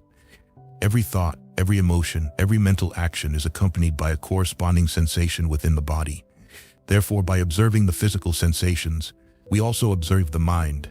Sensation is indispensable in order to explore truth to the depths. Whatever we encounter in the world will evoke a sensation within the body. Sensation is the crossroads where mind and body meet. Although physical in nature, it is also one of the four mental processes, see Chapter 2. It arises within the body and is felt by the mind. In a dead body or inanimate matter, there can be no sensation, because mind is not present. If we are unaware of this experience, our investigation of reality remains incomplete and superficial. Just as to rid a garden of weeds, one must be aware of the hidden roots and their vital function. Similarly, we must be aware of sensations, most of which usually remain hidden to us, if we are to understand our nature and deal with it properly. Sensations occur at all times throughout the body. Every contact, mental or physical, produces a sensation. Every biochemical reaction gives rise to sensation. In ordinary life, the conscious mind lacks the focus necessary to be aware of all but the most intense of them. But once we have sharpened the mind by the practice of anapanasati and thus developed the faculty of awareness, we become capable of experiencing consciously the reality of every sensation within. In the practice of awareness of respiration, the effort is to observe natural breathing without controlling or regulating it. Similarly, in the practice of Vipassana Bhavana, we simply observe bodily sensations. We move attention systematically throughout the physical structure from head to feet and feet to head, from one extremity to the other. But while doing so, we do not search for a particular type of sensation, nor try to avoid sensations of another type. The effort is only to observe objectively, to be aware of whatever sensations manifest themselves throughout the body. They may be of any type: heat, cold, heaviness, lightness, itching, throbbing, contraction, expansion, pressure, pain, tingling, pulsation, vibration, or anything else. The meditator does not search for anything extraordinary but tries merely to observe ordinary physical sensations as they naturally occur. Nor is any effort made to discover the cause of a sensation. It may arise from atmospheric conditions, because of the posture in which one sits, because of the effects of an old disease or weakness in the body, or even because of the food one has eaten. The reason is unimportant and beyond one's concern. The important thing is to be aware of the sensation that occurs at this moment in the part of the body where the attention is focused. When we first begin this practice, we may be able to perceive sensations in some parts of the body and not in others. The faculty of awareness is not yet fully developed, so we only experience the intense sensations and not the finer, subtler ones. However, we continue giving attention to every part of the body in turn, moving the focus of awareness in systematic order, without allowing the attention to be drawn unduly by the more prominent sensations. Having practiced the training of concentration, we have developed the ability to fix the attention on an object of conscious choosing. Now we use this ability to move awareness to every part of the body in an orderly progression, neither jumping past a part where sensation is unclear to another part where it is prominent, nor lingering over some sensations, nor trying to avoid others. In this way, we gradually reach the point where we can experience sensations in every part of the body. When one begins the practice of awareness of respiration, the breathing often will be rather heavy and irregular. Then it gradually calms and becomes progressively lighter, finer, subtler. Similarly, when beginning the practice of Vipassana bhavana, one often experiences gross, intense, unpleasant sensations that seem to last for a long time. At the same time, strong emotions or long-forgotten thoughts and memories may arise, bringing with them mental or physical discomfort, even pain. The hindrances of craving, aversion, sluggishness, agitation, and doubt, which impeded one's progress during the practice of awareness of breathing, may now reappear and gain such strength that it is altogether impossible to maintain the awareness of sensation. Faced with this situation, one has no alternative but to revert to the practice of awareness of respiration in order once again to calm and sharpen the mind. Patiently, without any feeling of defeat, as meditators we work to re-establish concentration, understanding that all these difficulties are actually the results of our initial success. Some deeply buried conditioning has been stirred up and has started to appear at the conscious level. Gradually, with sustained effort but without any tension, the mind regains tranquility and one-pointedness. The strong thoughts or emotions pass away and one can return to the awareness of sensations. And with repeated, continuous practice, the intense sensations tend to dissolve into more uniform, subtler ones, and finally into mere vibrations, arising and falling with great rapidity. But whether the sensations are pleasant or unpleasant, intense or subtle, uniform or varied, is irrelevant in meditation. The task is simply to observe objectively. Whatever the discomforts of the unpleasant sensations, whatever the attractions of the pleasant ones, we do not stop our work. Do not allow ourselves to become distracted or caught up in any sensation. Our job is merely to observe ourselves with the same detachment as a scientist observing in a laboratory. Impermanence, egolessness, and suffering. As we persevere in meditation, we soon realize one basic fact: our sensations are constantly changing. Every moment, in every part of the body, a sensation arises, and every sensation is an indication of a change. Every moment changes occur in every part of the body, electromagnetic and biochemical reactions. Every moment, even more rapidly, the mental processes change and are manifested in physical changes. This is the reality of mind and matter. It is changing and impermanent. Anicca. Every moment the subatomic particles of which the body is composed arise and pass away. Every moment the mental functions appear and disappear, one after another. Everything inside oneself, physical and mental, just as in the world outside, is changing every moment. Previously, we may have known that this was true. We may have understood it intellectually. Now, however, by the practice of Vipassana bhavana, We experience the reality of impermanence directly within the framework of the body.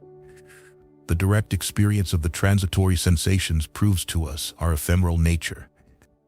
Every particle of the body, every process of the mind is in a state of constant flux.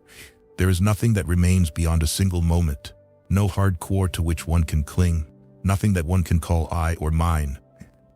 This I is really just a combination of processes that are always changing. Thus the meditator comes to understand another basic reality, anatta. There is no real I, no permanent self or ego. The ego to which one is so devoted is an illusion created by the combination of mental and physical processes in constant flux. Having explored body and mind to the deepest level, one sees that there is no immutable core, no essence that remains independent of the processes, nothing that is exempt from the law of impermanence. There is only an impersonal phenomenon, changing beyond one's control. Then another reality becomes clear.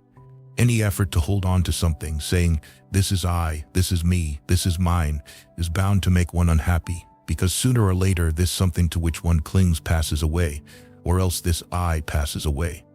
Attachment to what is impermanent, transitory, illusory, and beyond one's control is suffering, dukkha. We understand all this not because someone tells us it is so, but because we experience it within, by observing sensations within the body. Equanimity. Then how is one not to make oneself unhappy? How is one to live without suffering? By simply observing without reacting. Instead of trying to keep one experience and to avoid another, to pull this close, to push that away, one simply examines every phenomenon objectively, with equanimity, with a balanced mind. This sounds simple enough, but what are we to do when we sit to meditate for an hour and after 10 minutes feel a pain in the knee? At once we start hating the pain, wanting the pain to go away. But it does not go away. Instead, the more we hate it, the stronger it becomes. The physical pain becomes a mental pain, causing great anguish. If we can learn for one moment just to observe the physical pain, if even temporarily we can emerge from the illusion that it is our pain, that we feel pain, if we can examine the sensation objectively like a doctor examining someone else's pain, then we see that the pain itself is changing. It does not remain forever. Every moment it changes, passes away, starts again, changes again. When we understand this by personal experience, we find that the pain can no longer overwhelm and control us. Perhaps it goes away quickly, perhaps not, but it does not matter. We do not suffer from the pain anymore because we can observe it with detachment, the way to liberation. By developing awareness and equanimity, one can liberate oneself from suffering. Suffering begins because of ignorance of one's own reality. In the darkness of this ignorance, the mind reacts to every sensation with liking and disliking, craving and aversion. Every such reaction creates suffering now and sets in motion a chain of events that will bring nothing but suffering in the future. How can this chain of cause and effect be broken? Somehow, because of past actions taken in ignorance, life has begun, the flow of mind and matter has started. Should one then commit suicide? No, that will not solve the problem.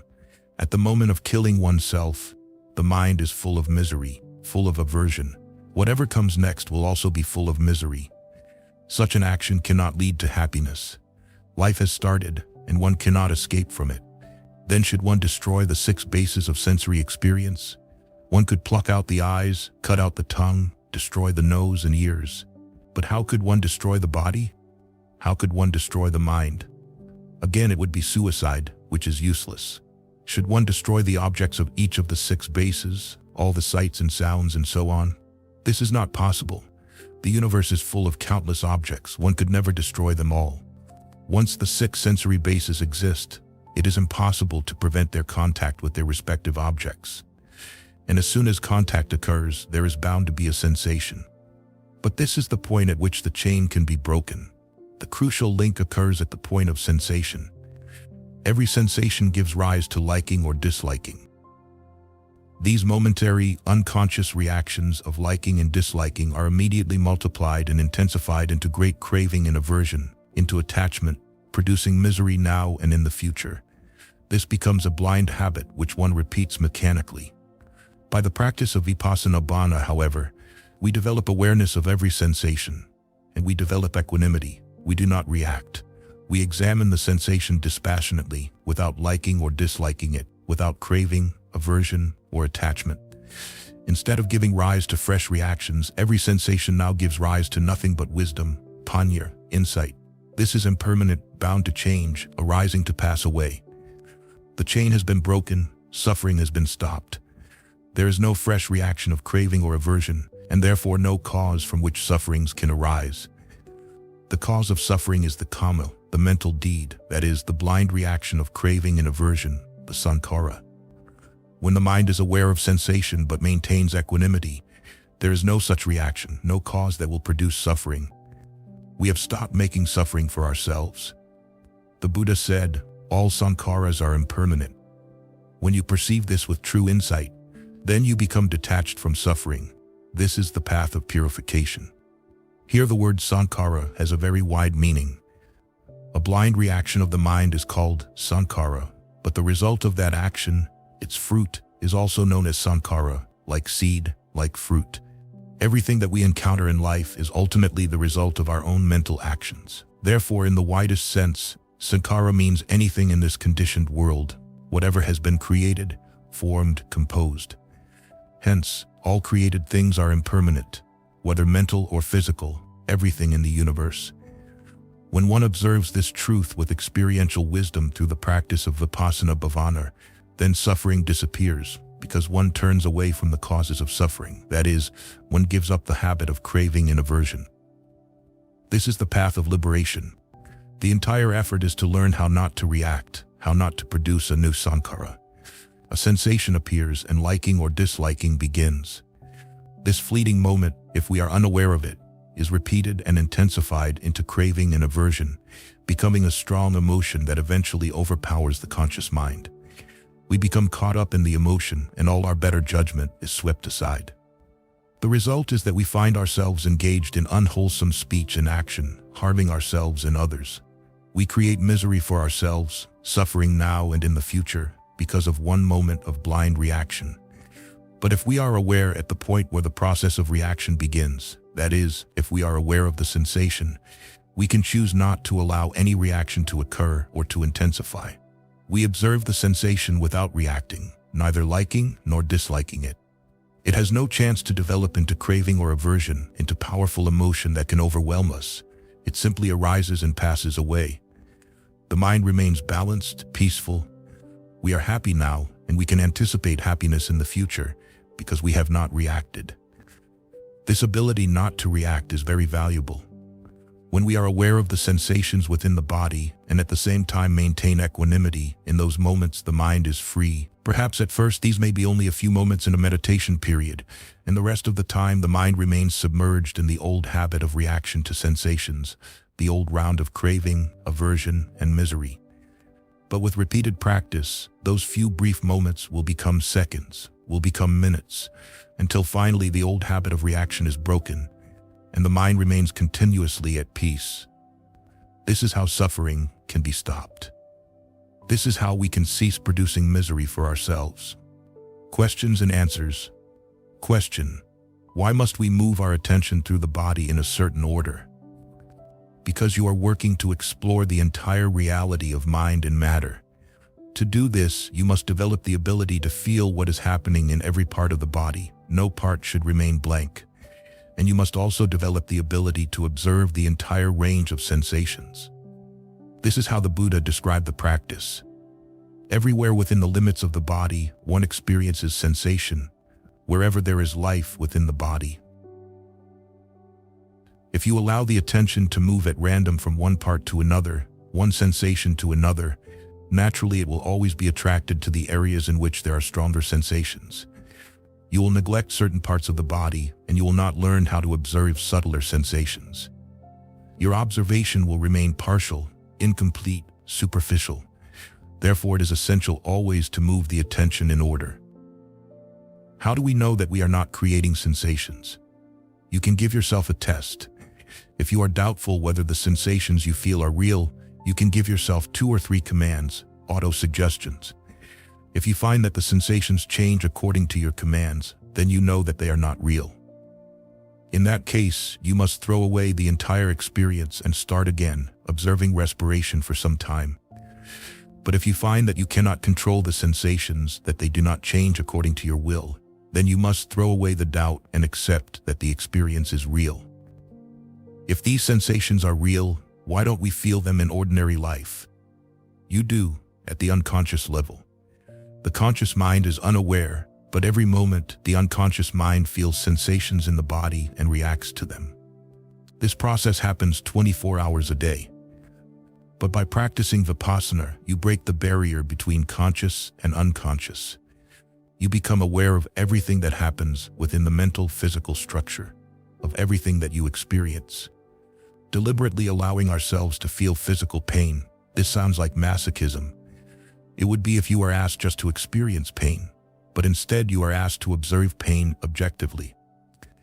When you observe without reacting, automatically the mind starts to penetrate beyond the apparent reality of the pain to its subtle nature, which is nothing but vibrations arising and passing away every moment.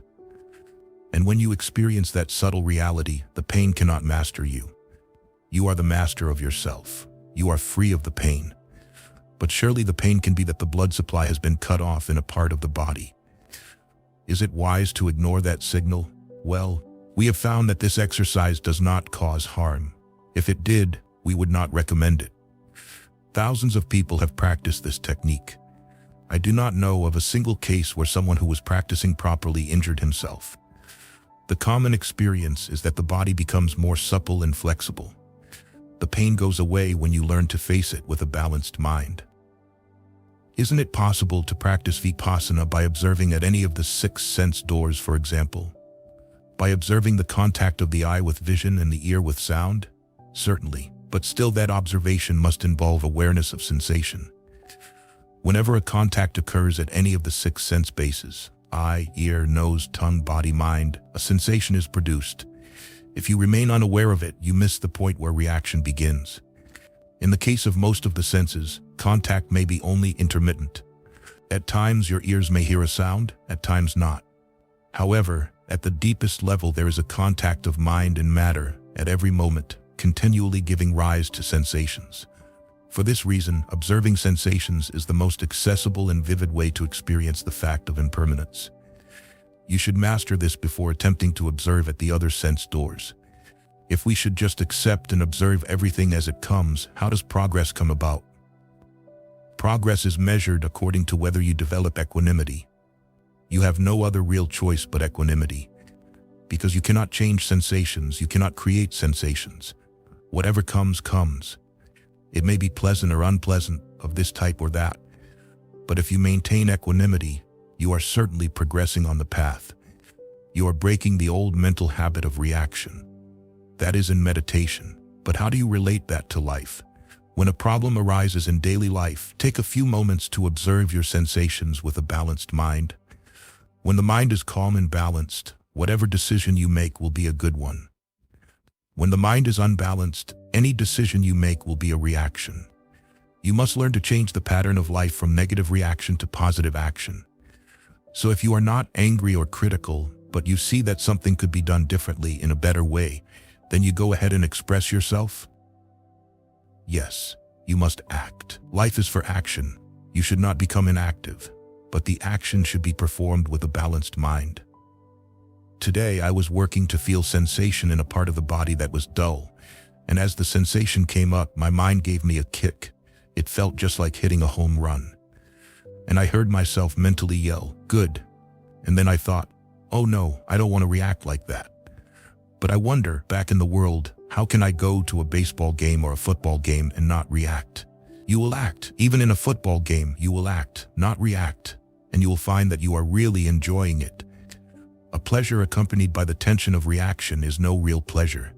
When the reaction stops, the tension disappears, and you can really start to enjoy life. So I can jump up and down and yell hooray? Yes, with equanimity. You jump with equanimity. What do I do if my team loses? Then you smile and say, be happy in every situation. This seems to me the basic point. Yes, the 2 rings. A rich old man died leaving 2 sons. For some time, the two continued living together in the traditional Indian way, in a single joint household, a joint family. Then they quarreled and decided to separate, dividing all the property between them. Everything was divided 50-50, and thus they settled their affairs. But after the settlement had been made, a small packet was discovered, which had been carefully hidden by their father. They opened the packet and found 2 rings inside, one set with a valuable diamond, and the other an ordinary silver ring worth only a few rupees. Seeing the diamond, the elder brother developed greed in his mind, and he started explaining to the younger one, "To me it appears that this ring is not the earning of our father, but rather an heirloom from his forefathers. That is why he kept it separate from his other possessions, and since it has been kept for generations in our family, it should remain for future generations. Therefore I, being elder, shall keep it. You had better take the silver ring." The younger brother smiled and said, "All right, be happy with the diamond ring. I'll be happy with the silver one." Both of them placed their rings on their fingers and went their ways. The younger brother thought to himself, "It is easily understandable that my father kept the diamond ring. It is so valuable. But why did he keep this ordinary silver ring?"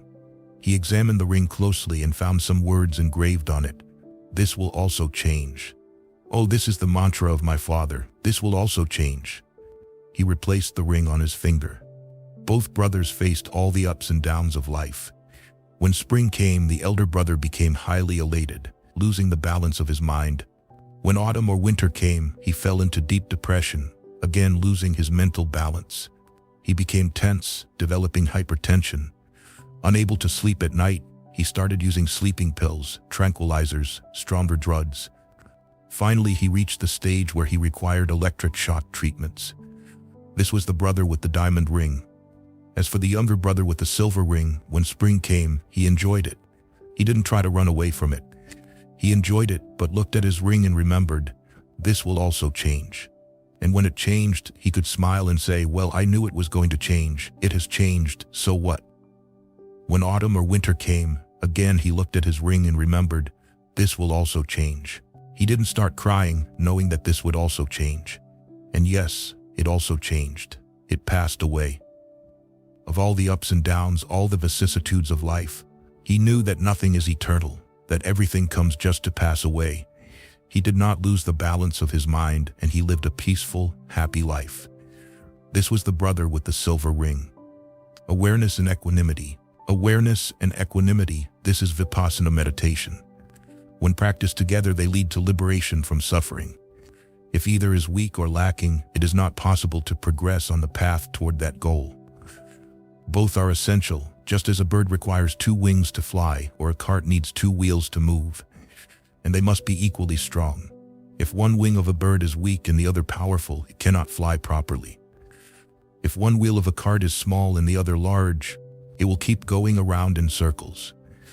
The meditator must develop both awareness and equanimity together in order to advance along the path. We must become aware of the totality of mind and matter in their subtlest nature. For this purpose, it is not enough merely to be mindful of superficial aspects of body and mind, such as physical movements or thoughts. We must develop awareness of sensations throughout the body and maintain equanimity toward them. If we are aware but lack equanimity, then the more conscious we become of the sensations within and the more sensitive we become to them, the more likely we are to react, thereby increasing suffering. On the other hand, if we have equanimity but know nothing about the sensations within, then this equanimity is only superficial, concealing reactions that are constantly going on unknown in the depths of the mind. Thus we seek to develop both awareness and equanimity at the deepest level. We seek to be conscious of everything that happened within and at the same time not to react to it, understanding that it will change. This is true wisdom, the understanding of one's own nature, an understanding achieved by direct experience of truth deep within oneself. This is what the Buddha called Yathabhuta Jnanadasana, the wisdom that arises on observing reality as it is. With this wisdom, one can emerge from suffering. Every sensation that occurs will give rise only to the understanding of impermanence. All reactions cease, all sankharas of craving and aversion. By learning how to observe reality objectively, one stops creating suffering for oneself. The stock of past reactions, remaining aware and balanced, is the way to stop producing new reactions, new sources of misery. But there is another dimension to our suffering which must also be dealt with. By ceasing to react from this moment forward, we may create no further cause of misery, but each one of us has a stock of conditioning, the sum total of our past reactions. Even if we add nothing new to the stock, the accumulated old sankaras will still cause us suffering. The word sankhara may be translated as formation, both the act of forming and that which is formed. Every reaction is the last step, the result in a sequence of mental processes, but it can also be the first step, the cause in a new mental sequence. Every sankhara is both conditioned by the processes leading to it, and also conditions the processes that follow. The conditioning operates by influencing the second of the mental functions, perception, discussed in Chapter 2. Consciousness is basically undifferentiating, non-discriminating. Its purpose is merely to register that contact has occurred in mind or body. Perception, however, is discriminative. It draws on the store of past experiences in order to evaluate and categorize any new phenomenon. The past reactions become the points of reference by which we seek to understand a new experience. We judge and classify it in accordance with our past sankharas. In this way, the old reactions of craving and aversion influence our perception of the present. Instead of seeing reality, we see as through a glass darkly. Our perception of the world outside and of the world within is distorted and blurred by our past conditioning, our preferences and prejudices. In accordance with the distorted perception, an essentially neutral sensation immediately becomes pleasant or unpleasant. To this sensation we again react, creating fresh conditioning which distorts our perceptions further. In this way, each reaction becomes the cause of future reactions, all conditioned by the past and conditioning the future in turn. The dual function of sankhara is shown in the chain of conditioned arising. The second link in the chain is sankhara, which is the immediate precondition for the arising of consciousness, the first of the four mental processes. However, sankhara is also last in the series of processes, following consciousness, perception, and sensation. In this form it reappears, later in the chain, after sensation, as the reaction of craving and aversion. Craving or aversion develop into attachment, which becomes the impetus for a new phase of mental and physical activity. Thus the process feeds on itself. Every sankhara unleashes a chain of events that result in a new sankhara, which unleashes a fresh chain of events in an endless repetition, a vicious circle. Every time that we react, we reinforce the mental habit of reaction. Every time that we develop craving or aversion, we strengthen the tendency of the mind to continue generating them. Once the mental pattern is established, we are caught in it. For example, a man prevents someone from attaining a desired object. The thwarted person believes that man is very bad and dislikes him. The belief is based not on a consideration of the man's character, but only on the fact that he has frustrated the second person's desires. This belief is deeply impressed in the unconscious mind of the thwarted person. Every subsequent contact with that man is colored by it and gives rise to unpleasant sensation, which produces fresh aversion, which strengthens further the image. Even if the two meet after an interval of 20 years, the person who was thwarted long ago immediately thinks of that man as very bad and again feels dislike. The character of the first man may have changed totally in 20 years, but the second one judges him using the criterion of past experience. The reaction is not to the man himself, but to a belief about him based on the original blind reaction and therefore biased. In another case, a man helps someone to achieve a desired object. The person who received assistance believes that man is very good and likes him. The belief is based only on the fact that the man has helped to satisfy the second person's desires, not on careful consideration of his character. The positive belief is recorded in the unconscious and colors any subsequent contact with that man, giving rise to pleasant sensation, which results in stronger liking, which further strengthens the belief. No matter how many years pass before the two meet again, the same pattern repeats itself with each fresh contact. The second person reacts not to the man himself, but only to his belief about him. based on the original blind reaction. In this way, a sankhara can give rise to fresh reaction, both immediately and in the distant future. And each subsequent reaction becomes the cause of still further reactions, which are bound to bring nothing but more misery. This is the process of repetition of reactions, of suffering. We assume that we are dealing with external reality when actually we are reacting to our sensations, which are conditioned by our perceptions, which are conditioned by our reactions. Even if from this moment we stop generating new sankharas, still we have to reckon with the accumulated past ones. Because of this old stock, a tendency to react will remain and at any time may assert itself, generating new misery for us. So long as this old conditioning persists, we are not entirely free from suffering. How can one eradicate the old reactions? To find the answer to this question, it is necessary to understand more deeply the process of Vipassana meditation. Eradicating old conditioning. In practicing Vipassana, our task is simply to observe sensations throughout the body. The cause of any particular sensation is beyond our concern. It is sufficient to understand that every sensation is an indication of an internal change. The change may be either mental or physical in origin. Mind and body function interdependently and often cannot be differentiated. Whatever occurs at one level is likely to be reflected at the other. At the physical level, as discussed in Chapter 2, pp. 25-26, the body is composed of subatomic particles, kalpas, which every moment arise and pass away with great rapidity. As they do so, they manifest in an infinite variety of combinations the basic qualities of matter: mass, cohesion, temperature, and movement, producing within us the entire range of sensations. There are 4 possible causes for the arising of kalpas. The first is the food we eat. The second is the environment in which we live. But whatever occurs in the mind has an effect on the body and can be responsible for the arising of kalpas. Hence, particles may also arise because of a mental reaction occurring at the present moment, or because of a past reaction which influences the present mental state. In order to function, the body requires food. If one stops feeding the body, however, it will not collapse at once.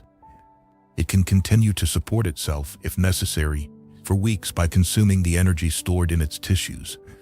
When all the stored energy is consumed, at last the body will collapse and die. The physical flow comes to an end. In the same way, the mind requires activity in order to maintain the flow of consciousness. This mental activity is sankhara.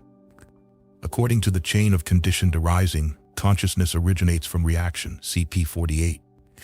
Each mental reaction is responsible for giving impetus to the flow of consciousness. And while the body requires food only at intervals throughout the day, the mind requires constant fresh stimulation. Without it, the flow of consciousness cannot continue even for an instant. For example, at a given moment one generates aversion in the mind. In the next moment, the consciousness that arises is the product of this aversion, and so on, moment after moment. One keeps repeating the reaction of aversion from one moment to the next and keeps giving new input to the mind. By practicing Vipassana, however, the meditator learns not to react. At a given moment, he creates no sankhara. He gives no fresh stimulation to the mind. What happens then to the psychic flow? It does not stop at once. Instead, one or another of the accumulated past reactions will come to the surface of the mind in order to sustain the flow.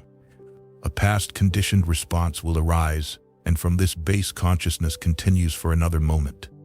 The conditioning will appear at the physical level by causing a particular type of kalpa to arise, which one then experiences as sensation within the body. Perhaps a past sankhara of aversion arises, manifesting itself as particles, which one experiences as an unpleasant burning sensation within the body. If one reacts to that sensation with disliking, fresh aversion is created. One has started giving fresh input to the flow of consciousness, and there is no opportunity for another of the stock of past reactions to rise to the conscious level. However, if an unpleasant sensation occurs and one does not react, then no new sankharas are created.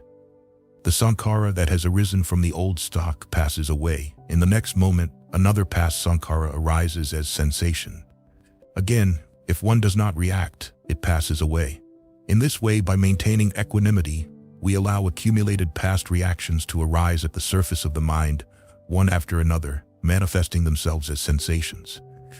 Gradually, by maintaining awareness and equanimity toward sensation, we eradicate the past conditioning.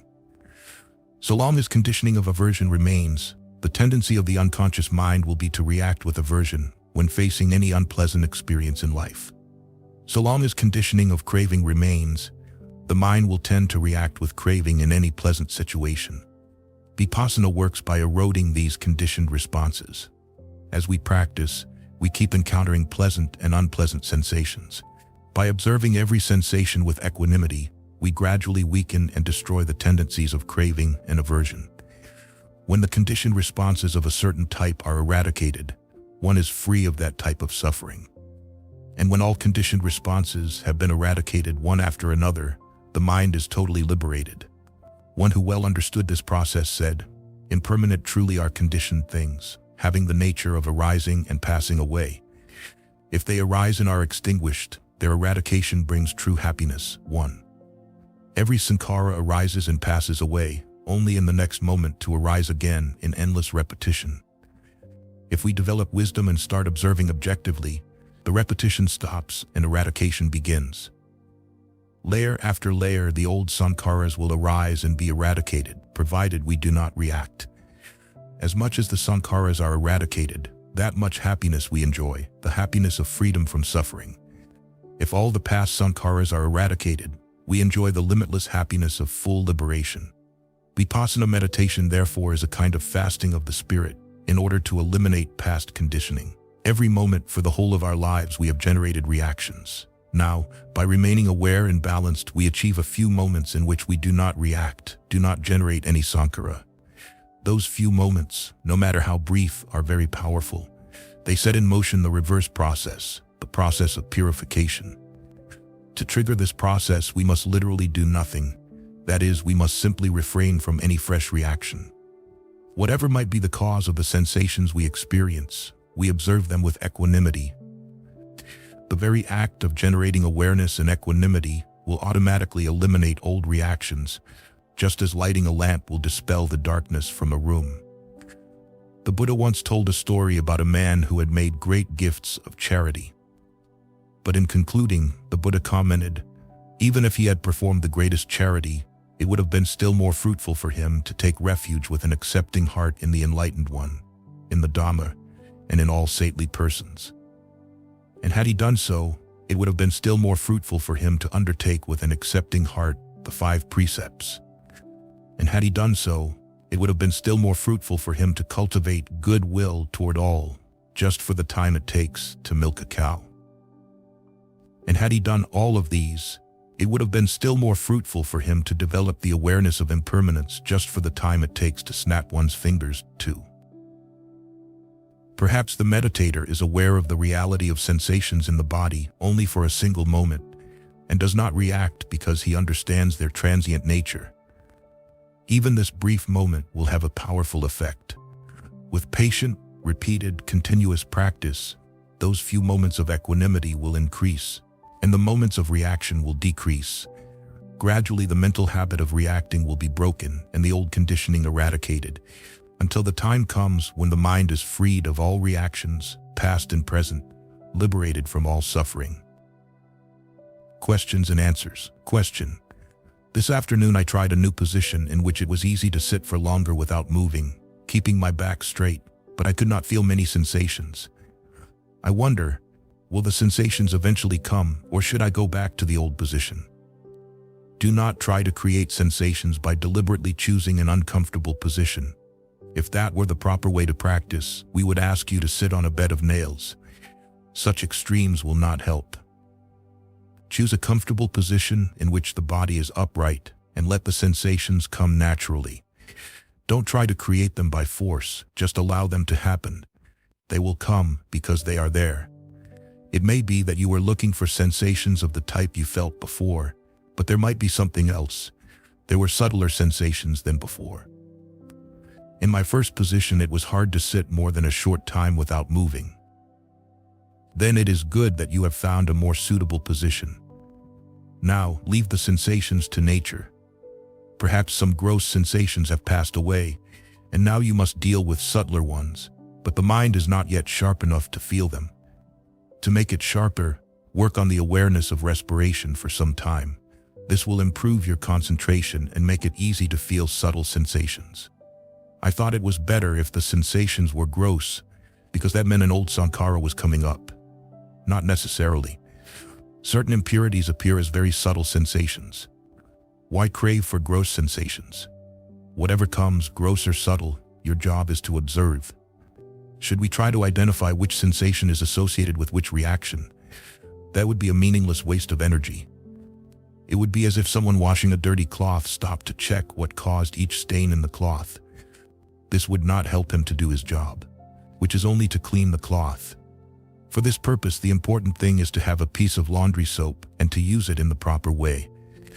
If one washes the cloth properly, all the dirt is removed. In the same way, you have received the soap of Vipassana. Now make use of it to remove all impurities from the mind. If you search for the causes of particular sensations, you are playing an intellectual game, and you forget about anicca, about anatta. This intellectualizing cannot help you come out of suffering. I am confused about who is observing and who or what is being observed. No intellectual answer can satisfy you. You must investigate for yourself. What is this I who is doing all this? Who is this I? Keep on exploring, analyzing. See whether any I comes up. If so, observe it. If nothing comes, then accept, oh, this I is an illusion. Aren't some types of mental conditioning positive? Why try to eradicate those? Positive conditioning motivates us to work toward liberation from suffering. But when that goal is attained, all conditioning is left behind, positive and negative. It is just like using a raft to cross a river. Once the river is crossed, one does not continue on one's journey carrying the raft on one's head. The raft has served its purpose. Now there is no more need for it, and it must be left behind. In the same way, one who is fully liberated has no need of conditioning. A person is liberated not because of positive conditioning, but because of purity of mind. Why do we experience unpleasant sensations when we start practicing Vipassana, and why do pleasant sensations come later? Vipassana works by eradicating the grossest impurities first. When you clean a floor, first you sweep together all the rubbish and pieces of dirt, and with each succeeding sweeping, you gather finer and finer dust. So in the practice of Vipassana, first the gross impurities of the mind are eradicated, and subtler ones remain, which appear as pleasant sensations. But there is a danger of developing craving for these pleasant sensations. Therefore, you must be careful not to take a pleasant sensory experience as the final goal. You must keep observing every sensation objectively in order to eradicate all conditioned reactions.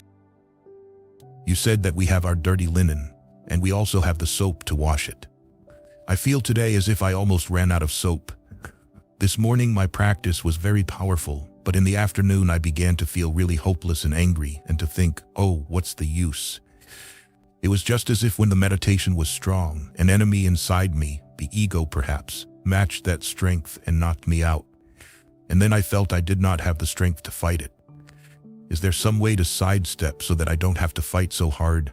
Some clever way to do it? Maintain equanimity. That is the smartest way. What you have experienced is quite natural. When the meditation seemed to you to be going well, the mind was balanced and it penetrated deeply into the unconscious. As a result of that deep operation, a past reaction was shaken and came to the surface level of the mind, and in the next sitting you had to face that storm of negativity. In such a situation, equanimity is essential, because otherwise the negativity will overpower you and you cannot work. If equanimity seems weak, start practicing the awareness of respiration.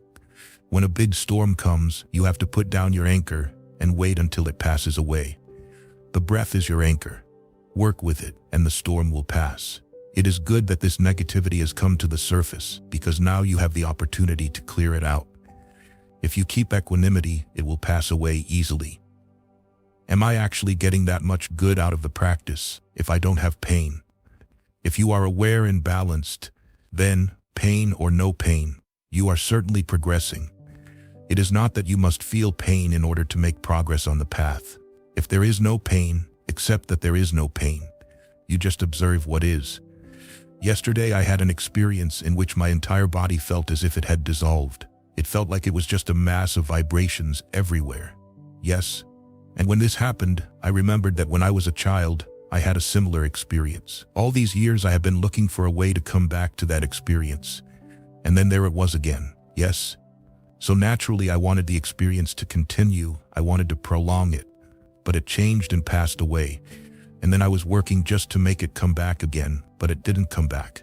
Instead, by this morning I had only gross sensations. Yes. And then I realized how unhappy I was making myself by trying to get that experience. Yes, and then I realized that in fact we aren't here to get any particular experience. Right? That in fact we are here to learn to observe every experience without reacting. Right? So what this meditation is really about is developing equanimity. Right? It seems to me that it would take forever to eliminate all past sankharas one by one. That would be so if one moment of equanimity meant exactly one less sankhara of the past. But in fact, awareness of sensations takes you to the deepest level of the mind and allows you to cut the roots of past conditioning. In this way, in a relatively short time, you can eliminate entire complexes of sankharas, provided your awareness and equanimity are strong. Then how long should the process take? That depends on how great a stock of sankharas you have to eliminate and how strong your meditation is. You cannot measure the past stock, but you can be sure that the more seriously you meditate, the more quickly you are approaching liberation. Keep working steadfastly toward that goal. The time is bound to come, sooner rather than later, when you will reach it. Nothing but seeing. There lived a recluse near where Bombay now stands, a very saintly man. All who met him revered him for his purity of mind, and many claimed that he must be fully liberated. Hearing himself described in such high terms, naturally this man began to wonder, perhaps I am in fact fully liberated. But being an honest person, he examined himself carefully and found that there were still traces of impurities in his mind. Surely as long as impurities remained, he could not have reached the stage of perfect saintliness. So he asked those who came to pay respects to him, "Is there not anyone else in the world today who is known to be fully liberated?" "Oh yes, sir," they replied. "There is the monk Gautama, called the Buddha, who lives in the city of Savatthi. He is known to be fully liberated, and he teaches the technique by which one can achieve liberation. I must go to this man," the recluse resolved. "I must learn from him the way to become fully liberated." So he started walking from Bombay across all of central India and came at last to Savatthi, which is in the modern-day state of Uttar Pradesh in northern India. Having arrived in Savatthi, he made his way to the meditation center of the Buddha and asked where he might find him. "He has gone out," one of the monks replied. "He has gone to beg for his meal in the city. Wait here and rest from your journey. He will return shortly." "Oh no, I cannot wait. I have no time to wait. Show me which way he has gone and I shall follow." "Well, if you insist, there is the road he took. If you like, you can try to find him along the way." Without wasting a moment, the recluse set off again and came to the center of the city. There he saw a monk going from house to beg for his food. The wonderful atmosphere of peace and harmony which surrounded this person convinced the recluse that he must be the Buddha, and asking a passerby, he found that it was indeed so. There in the middle of the street, the recluse approached the Buddha, bowed down and caught hold of his feet. "Sir," he said, "I am told that you are fully liberated and that you teach a way to achieve liberation. Please teach this technique to me." The Buddha said, "Yes, I teach such a technique, and I can teach it to you. But this is not the proper time or place. Go and wait for me at my meditation center. I'll soon return and teach you the technique." "Oh no, sir, I cannot wait." "What, not for half an hour?" "No, sir, I cannot wait. Who knows, in half an hour I may die, in half an hour you may die, in half an hour all the confidence I have in you may die, and then I shan't be able to learn this technique. Now, sir, is the time. Please teach me now." The Buddha looked at him and saw, yes, this man has little time left. He will die in just a few minutes. He must be given Dhamma here and now. And how to teach Dhamma while standing in the middle of the street? He spoke only a few words, but those words contained the entire teaching. In your seeing, there should be only seeing. In your hearing, nothing but hearing. In your smelling, tasting, touching, nothing but smelling, tasting, touching. In your cognizing, nothing but cognizing. When contact occurs through any of the 6 bases of sensory experience, there should be no valuation, no conditioned perception. Once perception starts evaluating any experience as good or bad, one sees the world in a distorted way because of one's old blind reactions. In order to free the mind from all conditioning, one must learn to stop evaluating on the basis of past reactions and to be aware without evaluating and without reacting. The recluse was a man of such pure mind that these few words of guidance were enough for him. There by the side of the road, he sat down and fixed his attention on the reality within. No valuation, no reaction. He simply observed the process of change within himself. And within the few minutes left to him to live, he attained the final goal. He became fully liberated. The goal, whatever has the nature of arising, also has the nature of cessation. The experience of this reality is the essence of the teaching of the Buddha. Mind and body are merely a bundle of processes that are constantly arising and passing away. Our suffering arises when we develop attachment to the processes, to what is in fact ephemeral and insubstantial. If we can realize directly the impermanent nature of these processes, our attachment to them passes away. This is the task that meditators undertake, to understand their own transient natures by observing the ever-changing sensations within. Whenever a sensation occurs, they do not react, but allow it to arise and to pass away. By doing so, they allow the old conditioning of the mind to come to the surface and pass away. When conditioning and attachment cease, suffering ceases, and we experience liberation. It is a long task requiring continual application. Benefits appear at every step along the way, but to attain them requires repeated effort. Only by working patiently, persistently, and continuously can the meditator advance toward the goal. Penetration to ultimate truth. There are 3 stages in one's progress on the path. The first is simply learning about the technique, how it is done and why. The second is putting it into practice. The third is penetration, using the technique in order to pierce to the depths of one's reality and thereby to progress toward the final goal. The Buddha did not deny the existence of the apparent world of shapes and forms, colors, tastes, smells, pains and pleasures, thoughts and emotions of beings, oneself and others. He stated merely that this is not the ultimate reality. With ordinary vision, we perceive only the large-scale patterns into which more subtle phenomena organize themselves. Seeing only the patterns and not the underlying components, we are aware primarily of their differences, and therefore we draw distinctions, assign labels, form preferences and prejudices, and commence liking and disliking, the process that develops into craving and aversion. In order to emerge from the habit of craving and aversion, it is necessary not only to have an overall vision, but to see things in depth, to perceive the underlying phenomena that compose apparent reality. This is precisely what the practice of Vipassana meditation allows us to do. Any self-examination naturally begins with the most obvious aspects of ourselves, the different parts of the body, the various limbs and organs.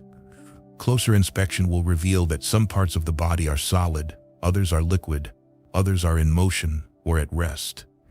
Perhaps we perceive the bodily temperature as distinct from the temperature of the surrounding atmosphere. All these observations may help to develop greater self-awareness, but they are still the result of examining apparent reality in a composed shape or form. Therefore, distinctions persist, preferences and prejudices, craving and aversion. As meditators, we go further by practicing awareness of sensations within. These certainly reveal a subtler reality of which we were previously ignorant. At first, we are aware of different types of sensations in different parts of the body, sensations that seem to arise, to remain for some time, and eventually to pass away. Although we have advanced beyond the superficial level, we are still observing the integrated patterns of apparent reality. For this reason, we are not yet free from discriminations, from craving and aversion. If we continue practicing diligently, sooner or later we arrive at a stage where the nature of the sensations changes. Now we are aware of a uniform type of subtle sensations throughout the body, arising and passing away with great rapidity.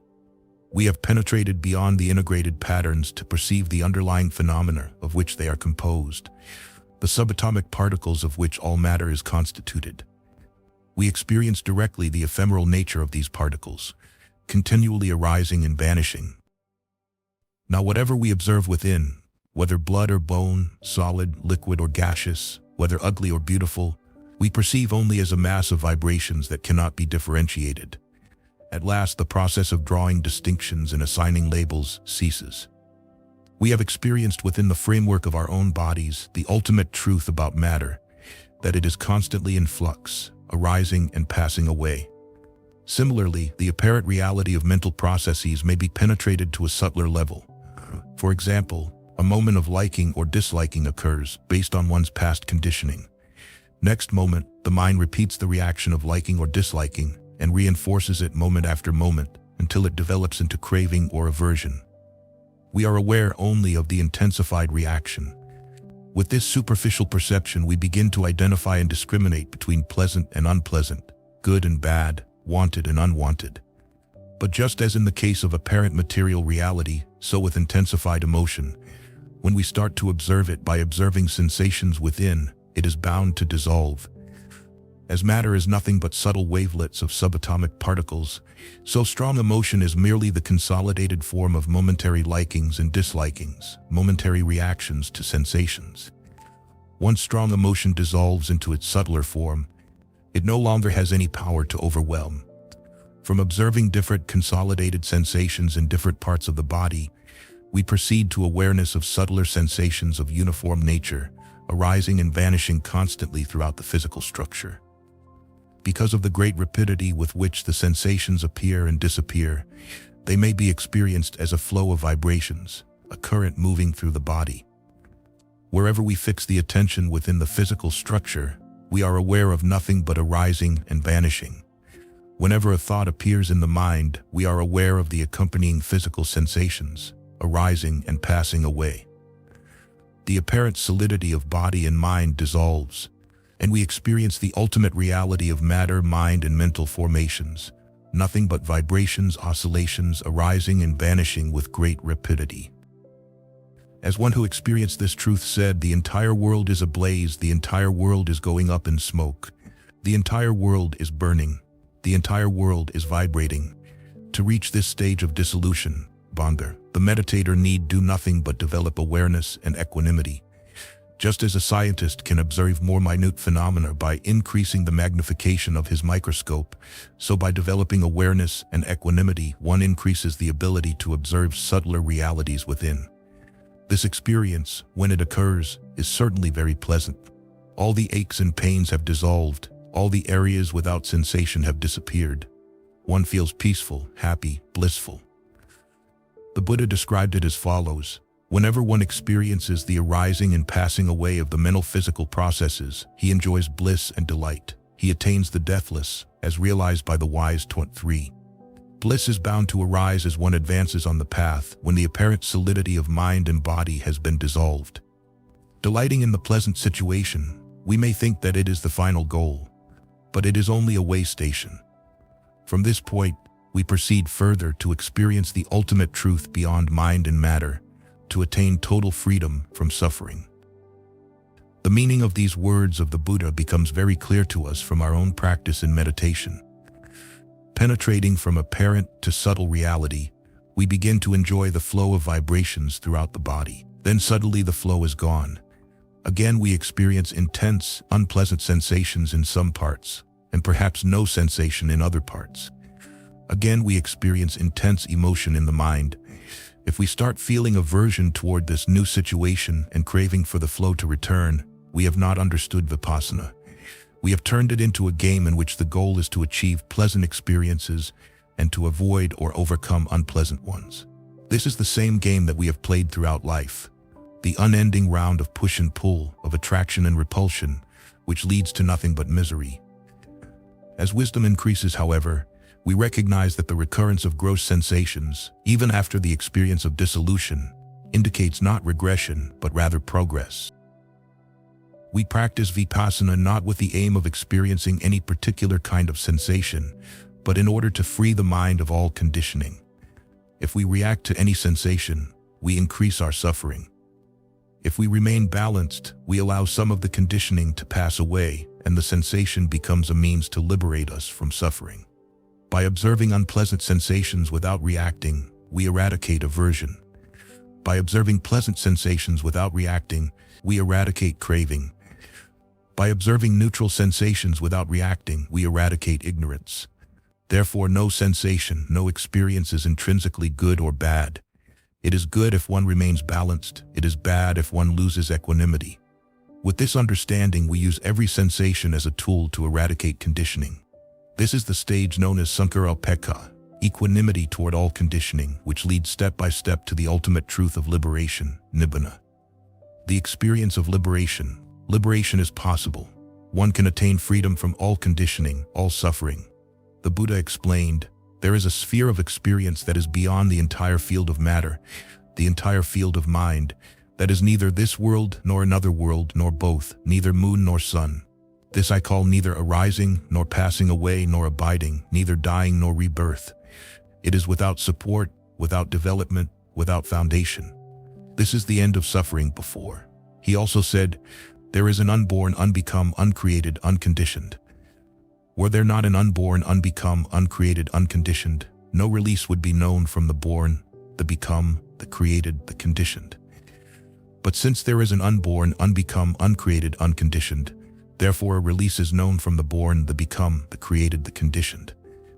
Nibbana is not just a state one goes to after death. It is something to be experienced within oneself, here and now. It is described in negative terms not because it is a negative experience, but because we have no other way in which to describe it. Every language has words to deal with the entire range of physical and mental phenomena, but there are no words or concepts to describe something that is beyond mind and matter. It defies all categories, all distinctions. We can describe it only by saying what it is not. In fact, it is meaningless to try to describe nibbana. Any description will only be confusing. Rather than discussing and arguing about it, the important thing is to experience it. This noble truth of the cessation of suffering must be realized for oneself, the Buddha said. When one has experienced nibbana, only then is it real for him. Then all arguments about it become irrelevant. In order to experience the ultimate truth of liberation, it is necessary first to penetrate beyond apparent reality and to experience the dissolution of body and mind. The further one penetrates beyond apparent reality, the more one desists from craving and aversion, from attachments, and the nearer one approaches to ultimate truth. Working step by step, one naturally reaches a stage where the next step is the experience of nibbana. There is no point in yearning for it, no reason to doubt that it will come. It must come to all who practice Dhamma correctly. When it will come, no one can say. This depends partly on the accumulation of conditioning within each person, partly on the amount of effort one expends to eradicate it. All one can do, all one need to do to attain the goal, is to continue observing each sensation without reacting. We cannot determine when we shall experience the ultimate truth of nibbana, but we can ensure that we keep progressing toward it. We can control the present state of mind. By maintaining equanimity no matter what occurs outside or within us, we achieve liberation in this moment. One who had attained the ultimate goal said, extinction of craving, extinction of aversion, extinction of ignorance. This is called nibbana. To the extent that the mind is freed of these, one experiences liberation. Every moment in which we practice Vipassana properly, we can experience this liberation. After all, Dhamma by definition must give results here and now, not only in the future. We must experience its benefits at every step along the way, and every step must lead directly to the goal. The mind that at this moment is free from conditioning is a mind at peace. Each such moment brings us closer to total liberation. We cannot strive to develop nibbana, since nibbana does not develop, it simply is. But we can strive to develop the quality that will lead us to nibbana, the quality of equanimity. Every moment that we observe reality without reacting, we penetrate toward ultimate truth. The highest quality of the mind is equanimity based on full awareness of reality. Real happiness. Once the Buddha was asked to explain real happiness, he enumerated various wholesome actions which are productive of happiness, which are real blessings. All these blessings fall into two categories: performing actions that contribute to the welfare of others by fulfilling responsibilities to family and society, and performing actions that cleanse the mind. One's own good is inextricable from the good of others. And at last he said, when faced with all the ups and downs of life, still the mind remains unshaken, not lamenting, not generating defilements, always feeling secure. This is the greatest happiness. No matter what arises, whether within the microcosm of one's own mind and body or in the world outside, one is able to face it, not with tension, with barely suppressed craving and aversion, but with complete ease, with a smile that comes from the depths of the mind. In every situation, pleasant or unpleasant, wanted or unwanted, one has no anxiety, one feels totally secure, secure in the understanding of impermanence. This is the greatest blessing, knowing that you are your own master, that nothing can overpower you, that you can accept smilingly whatever life has to offer. This is perfect balance of the mind. This is true liberation. This is what can be attained here and now through the practice of Vipassana meditation. This real equanimity is not merely negative or passive aloofness. It is not the blind acquiescence or apathy of one who seeks escape from the problems of life, who tries to hide his head in the sand. Rather, true mental balance is based on full awareness of problems, awareness of all levels of reality. The absence of craving or aversion does not imply an attitude of callous indifference, in which one enjoys one's own liberation but gives no thought to the suffering of others. On the contrary, real equanimity is properly called holy indifference. It is a dynamic quality, an expression of purity of mind. When freed of the habit of blind reaction, the mind for the first time can take positive action which is creative, productive, and beneficial for oneself and for all others. Along with equanimity will arise the other qualities of a pure mind: goodwill, love that seeks the benefit of others without expecting anything in return, compassion for others in their failings and sufferings, sympathetic joy in their success and good fortune. These four qualities are the inevitable outcome of the practice of Vipassana. Previously, one always tried to keep whatever was good for oneself and pass anything unwanted onto others. Now one understands that one's own happiness cannot be achieved at the expense of others, that giving happiness to others brings happiness to oneself. Therefore, one seeks to share whatever good one has with others. Having emerged from suffering and experienced the peace of liberation, one realizes that this is the greatest good. Thus, one wishes that others may also experience this good and find the way out of their suffering. This is the logical conclusion of Vipassana meditation, Metabhavana, the development of goodwill toward others. Previously, one may have paid lip service to such sentiments, but deep within the mind, the old process of craving and aversion continued. Now, to some extent, the process of reaction has stopped. The old habit of egoism is gone, and goodwill naturally flows from the depths of the mind. With the entire force of a pure mind behind it, this goodwill can be very powerful in creating a peaceful and harmonious atmosphere for the benefit of all. There are those who imagine that always remaining balanced means that one can no longer enjoy life in all its variety, as if a painter had a palette full of colors and chose to use nothing but gray, or as if one had a piano and chose to play nothing but middle C. This is a wrong understanding of equanimity. The fact is that the piano is out of tune and we do not know how to play it. Simply pounding the keys in the name of self-expression will only create discord. But if we learn how to tune the instrument and to play it properly, then we can make music. From the lowest to the highest note, we use the full range of the keyboard, and every note that we play creates nothing but harmony, beauty. The Buddha said that in cleansing the mind and attaining wisdom brought to full perfection, one experiences joy, bliss, tranquility, awareness, full understanding, real happiness. 9. With a balanced mind, we can enjoy life more. When a pleasant situation occurs, we can savor it completely, having full and undistracted awareness of the present moment. But when the experience passes, we do not become distressed. We continue to smile, understanding that it was bound to change. Equally, when an unpleasant situation occurs, we do not become upset. Instead, we understand it, and by doing so, perhaps we find a way to alter it. If that is not within our power, then we still remain peaceful, knowing full well that this experience is impermanent, bound to pass away. In this way, by keeping the mind free of tension, we can have a more enjoyable and productive life. There is a story that in Burma, people used to criticize the students of Sayagyi Ubakian, saying that they lacked the serious demeanor proper to those who practice Vipassana meditation. During a course, the critics admitted they worked seriously, as they should, but afterward they always appeared happy and smiling. When the criticism came to the ears of Webu Sayadaw, one of the most highly respected monks in the country, he replied, "They smile because they can smile."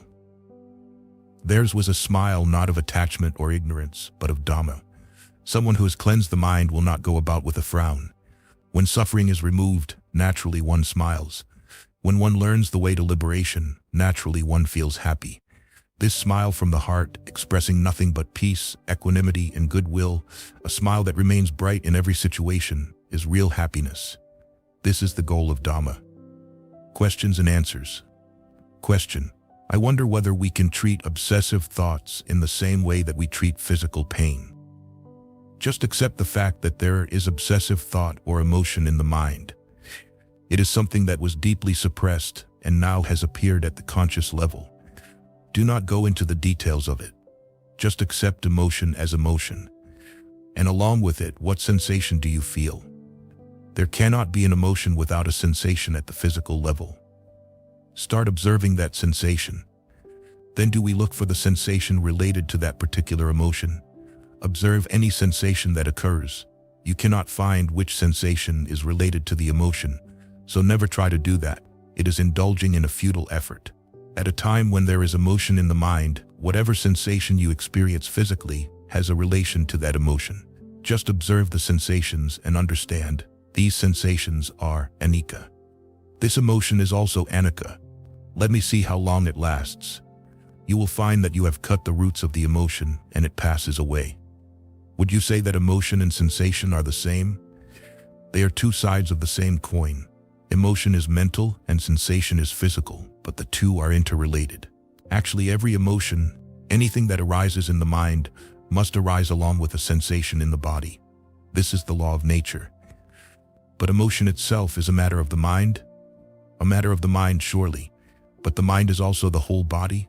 It is closely related to the entire body.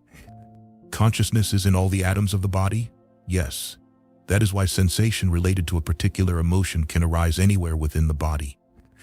If you observe sensations throughout the body, you are certainly observing the sensation related to that emotion, and you come out of the emotion. If we are sitting but not able to feel any sensation, is there still any benefit in the practice?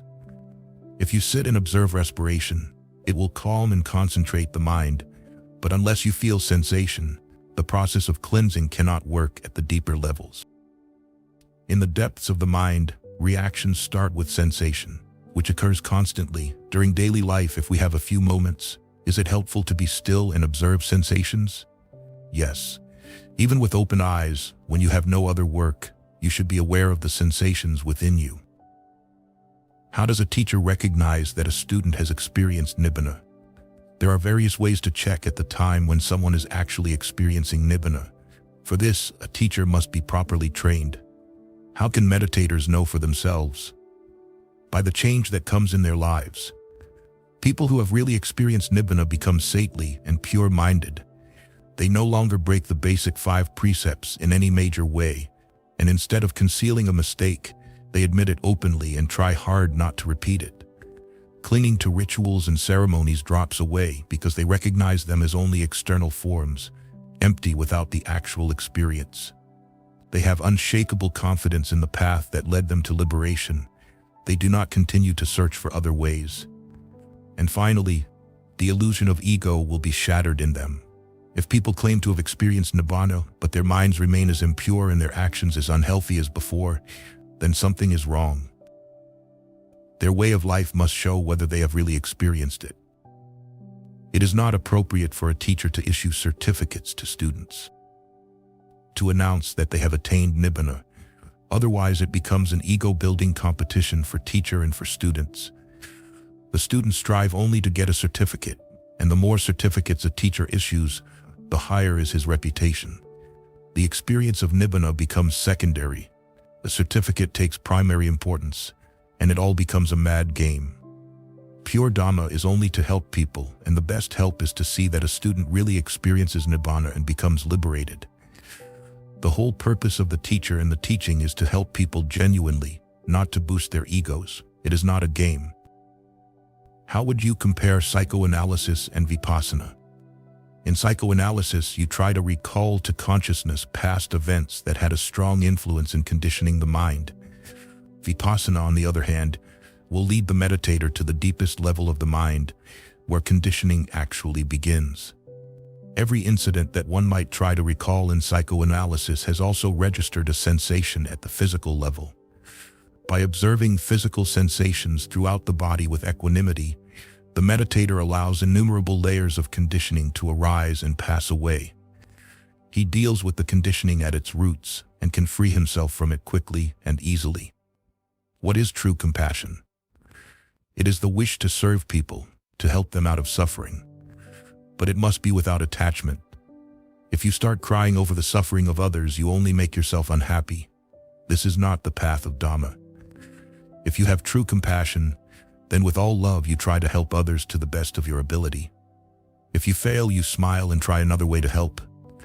You serve without worrying about the results of your service. This is real compassion, proceeding from a balanced mind. Would you say that Vipassana is the only way to reach enlightenment? Enlightenment is achieved by examining oneself and eliminating conditioning. And doing this is Vipassana, no matter what name you may call it. Some people have never even heard of Vipassana, and yet the process has started to work spontaneously in them. This seems to have happened in the case of a number of saintly people in India, judging from their own words. But because they did not learn the process step by step, they were unable to explain it clearly to others. Here you have the opportunity to learn a step-by-step method that will lead you to enlightenment. You call Vipassana a universal art of living, but won't it confuse people of other religions who practice it? Vipassana is not a religion in disguise that is in competition with other religions. Meditators are not asked to subscribe blindly to a philosophical doctrine. Instead, they are told to accept only what they experience to be true. It is not the theory but the practice that is most important, and that means moral conduct, concentration, and purifying insight. What religion could object to that? How could it confuse anyone? Give importance to the practice, and you will find that such doubts are automatically resolved. Filling the bottle of oil. A mother sent her son with an empty bottle and a 10-rupee note to buy some oil from the nearby grocer's shop. The boy went and had the bottle filled, but as he was returning, he fell down and dropped it. Before he could pick it up, half of the oil spilled out. Finding the bottle half empty, he came back to his mother crying, "Oh, I lost half the oil. I lost half the oil." He was very unhappy. The mother sent another son with another bottle and another 10-rupee note. He also had the bottle filled and while returning fell down and dropped it. Again, half of the oil spilled out. Picking up the bottle, he came back to his mother very happy. "Oh look, I saved half the oil. The bottle fell down and could have broken. The oil started spilling out. All of it might have been lost. But I saved half the oil." Both came to the mother in the same position, with a bottle that was half empty, half full.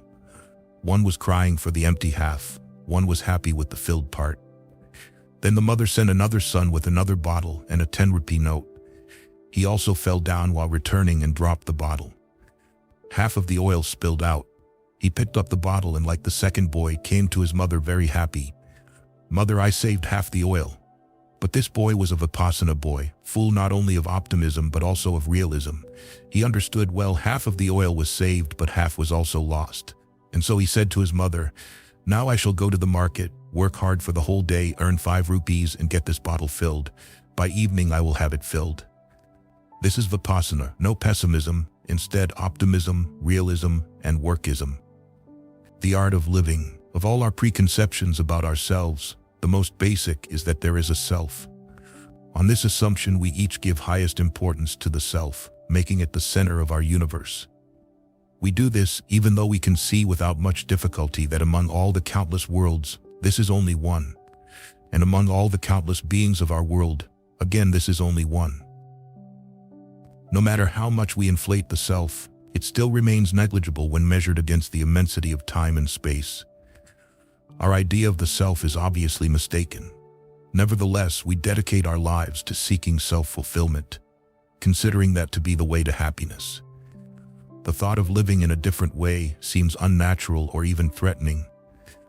But anyone who has experienced the torture of self-consciousness knows what a great suffering it is.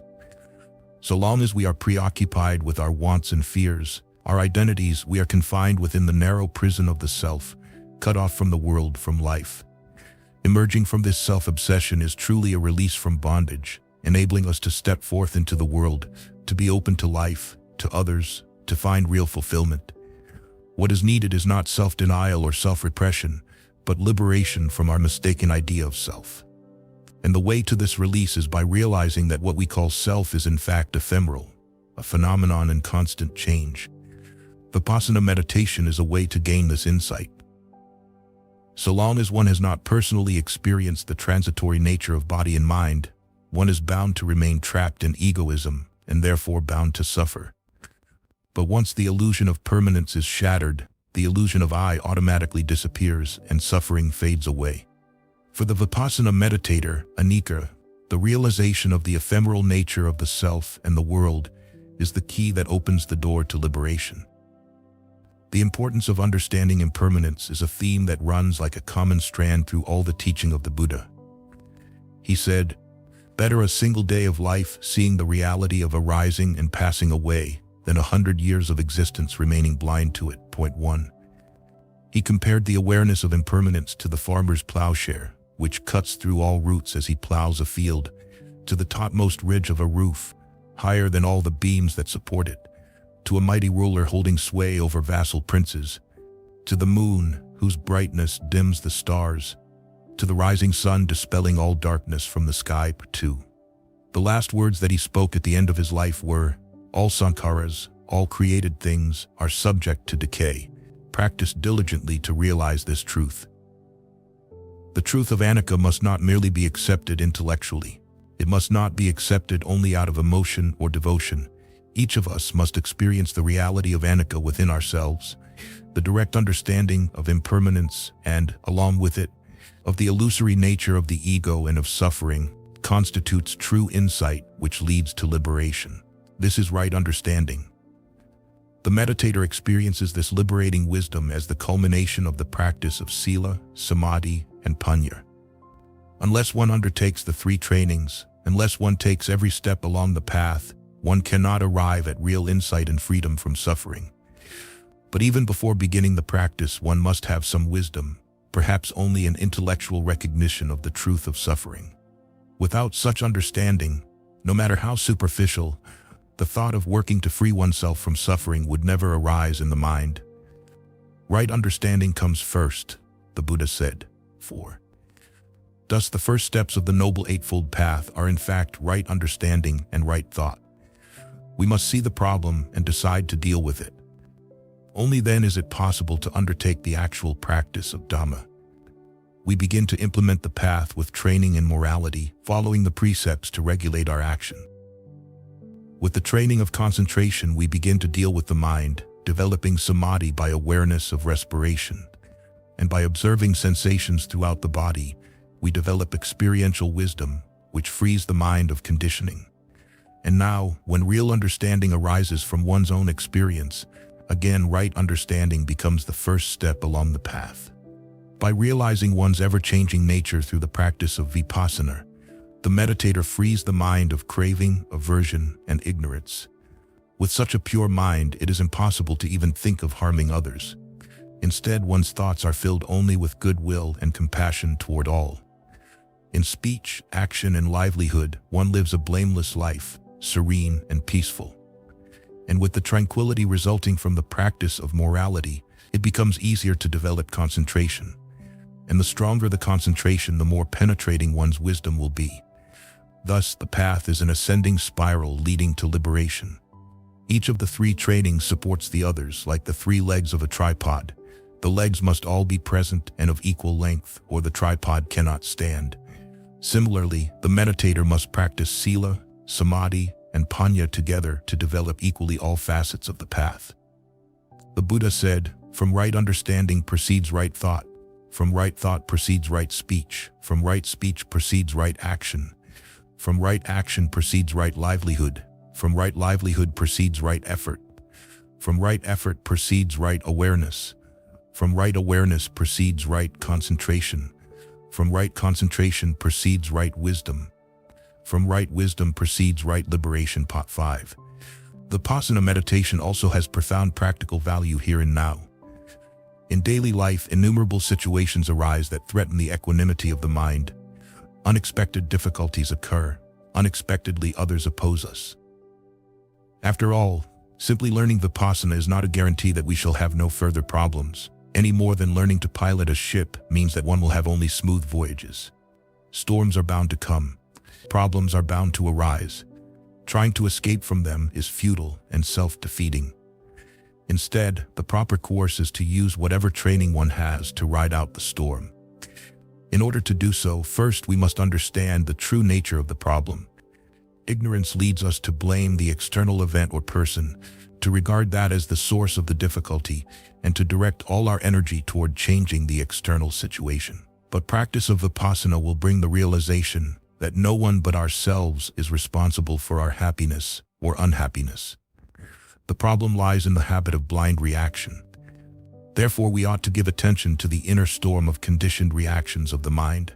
Simply resolving not to react will not work. So long as conditioning remains in the unconscious, sooner or later it is bound to arise and overpower the mind, all resolutions to the contrary notwithstanding. The only real solution is to learn to observe and change ourselves. This much is easy enough to understand, but to implement it is more difficult. The question remains, how is one to observe oneself?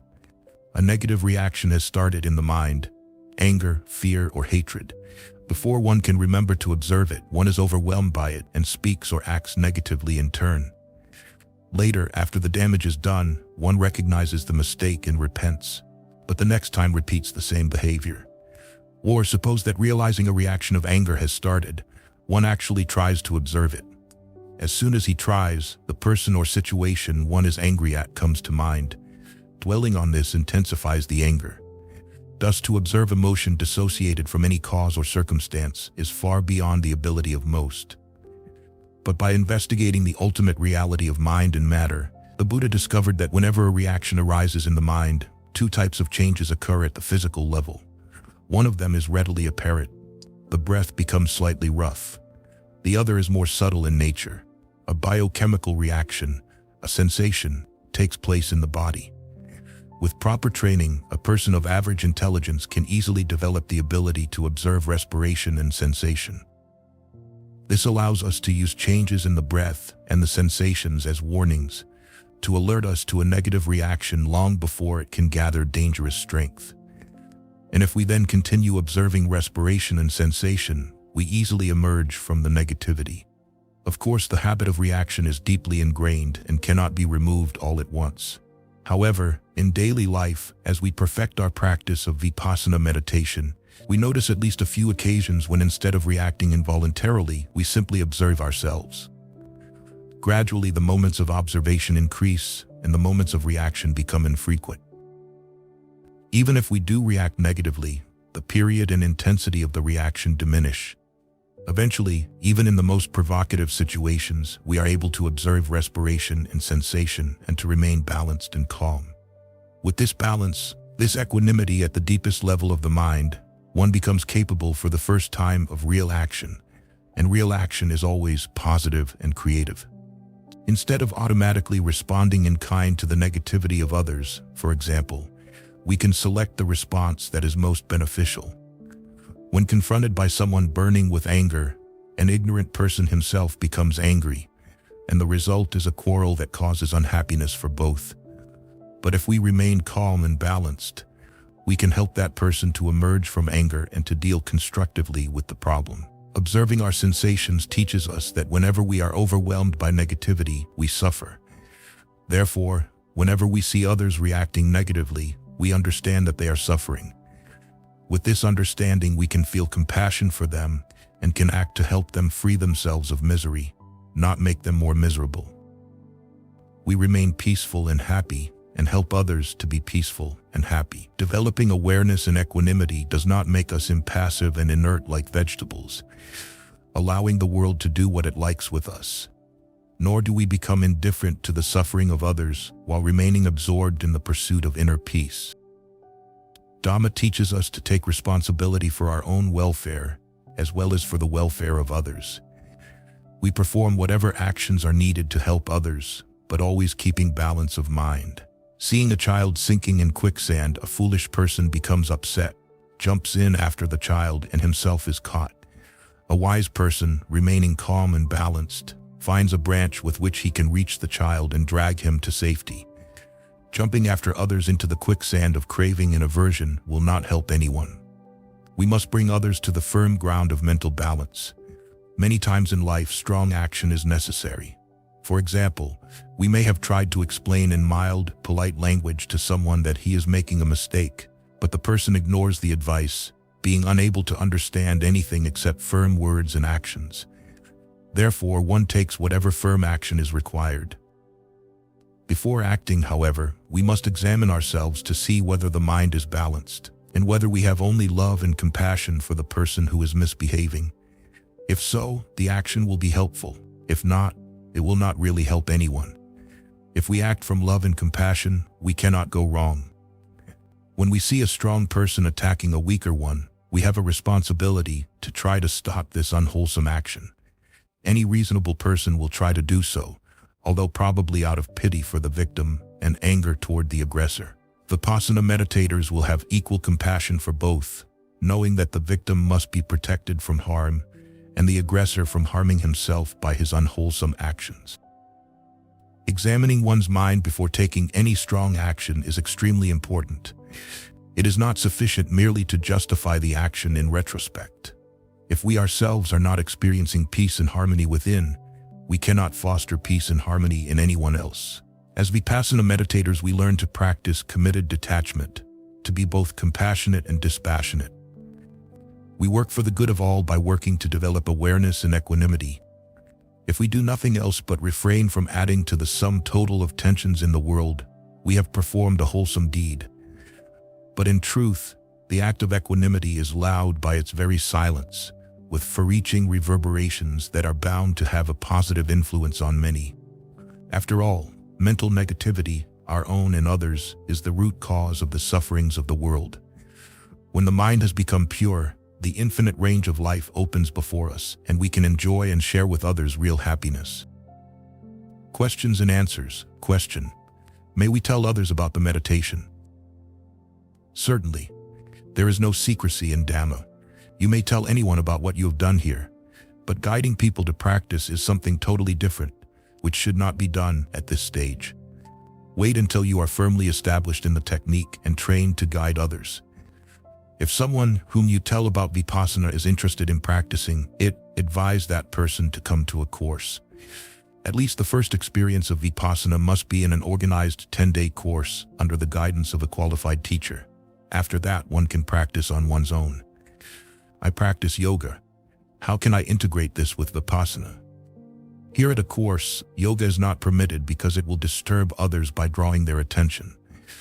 But after you return home, you may practice both Vipassana and yoga, that is, the physical exercises of yogic postures and breath control. Yoga is very beneficial for physical health. You may even combine it with Vipassana.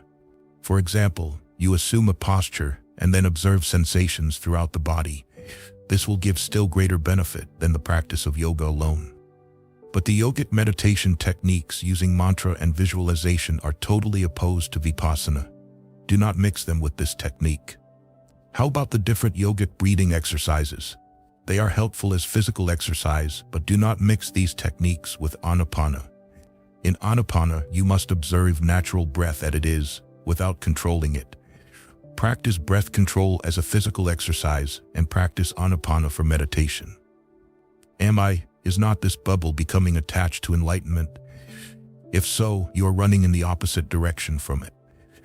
You can never experience enlightenment so long as you have attachments. Simply understand what enlightenment is. Then keep on observing the reality of this moment and let enlightenment come. If it does not come, don't be upset. You just do your job and leave the result to Dhamma. If you work in this way, you are not attached to enlightenment, and it will certainly come. Then I meditate just to do my work? Yes. It is your responsibility to cleanse your own mind. Take it as a responsibility, but do it without attachment. It's not to achieve anything? No. Whatever comes will come by itself. Let it happen naturally. What is your feeling about teaching Dhamma to children? The best time for that is before birth. During pregnancy, the mother should practice Vipassana so that the child also receives it and is born a Dhamma child. But if you already have children, you can still share Dhamma with them. For example, as the conclusion of your practice of Vipassana, you have learned the technique of Metabhavana, sharing your peace and harmony with others. If your children are very young, direct your metta to them after every meditation and at their bedtime. In this way, they also benefit from your practice of Dhamma. And when they are older, explain a little about Dhamma to them in a way that they can understand and accept. If they can understand a little more, then teach them to practice Anapana for a few minutes. Don't pressure the children in any way. Just let them sit with you, observe their breath for a few minutes, and then go and play. The meditation will be like play for them. They will enjoy doing it. And most important is that you must live a healthy Dhamma life yourself.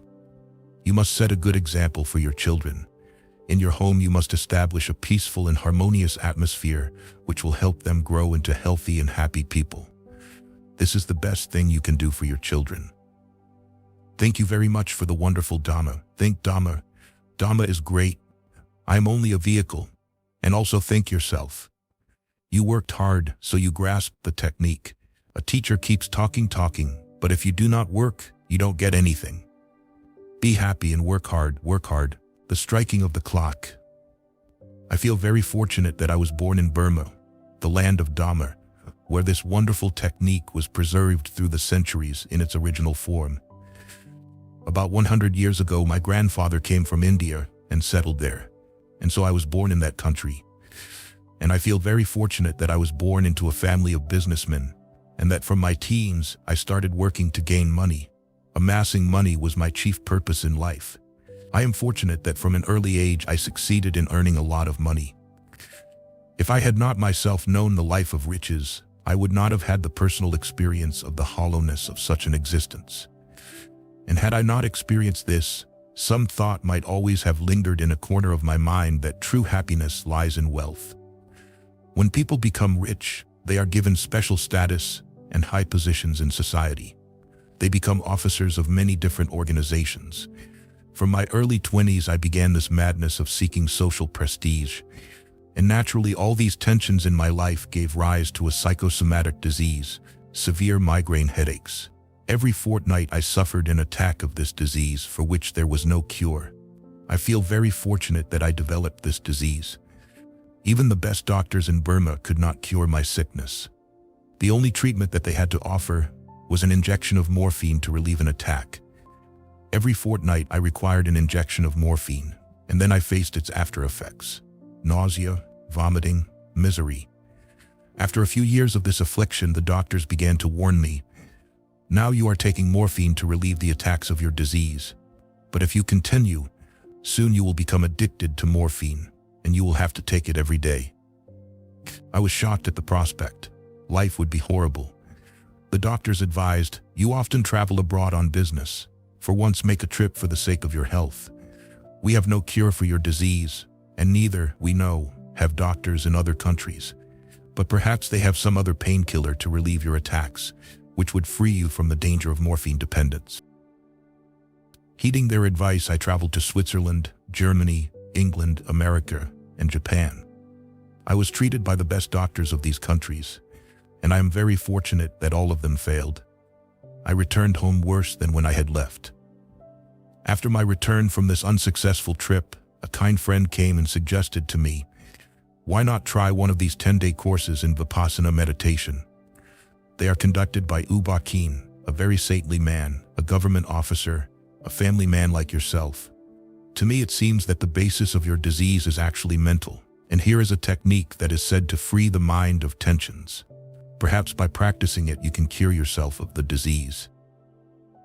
Having failed everywhere else, I decided at least to go to meet this teacher of meditation. After all, I had nothing to lose. I went to his meditation center and talked with this extraordinary man. Deeply impressed by the calm and peaceful atmosphere of the place and by his own peaceful presence, I said, "Sir, I want to join one of your courses. Will you please accept me?" "Certainly, this technique is for one and all. You are welcome to join a course," I continued. "For a number of years I have suffered from an incurable disease, severe migraine headaches. I hope that by this technique I may be cured of the disease." "No," he suddenly said, "don't come to me. You may not join a course." I could not understand how I had offended him, but then with compassion he explained, "The purpose of Dhamma is not to cure physical diseases. If that is what you seek, you had better go to a hospital. The purpose of Dhamma is to cure all the miseries of life. This disease of yours is really a very minor part of your suffering. It will pass away, but only as a byproduct in the process of mental purification. If you make the byproduct your primary goal, then you devalue Dhamma. Come not for physical cures, but to liberate the mind." He had convinced me. "Yes, sir," I said, "now I understand. I shall come only for the purification of my mind.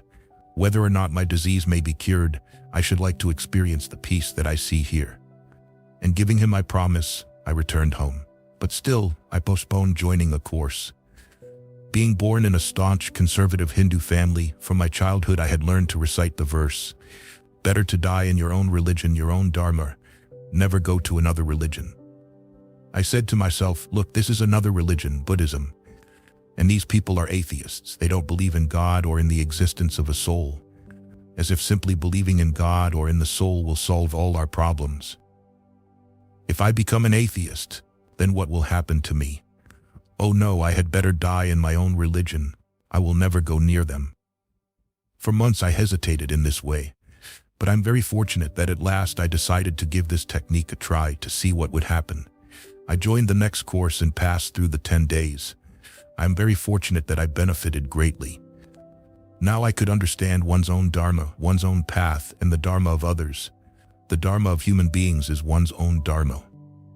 Only a human being has the ability to observe himself in order to come out of suffering.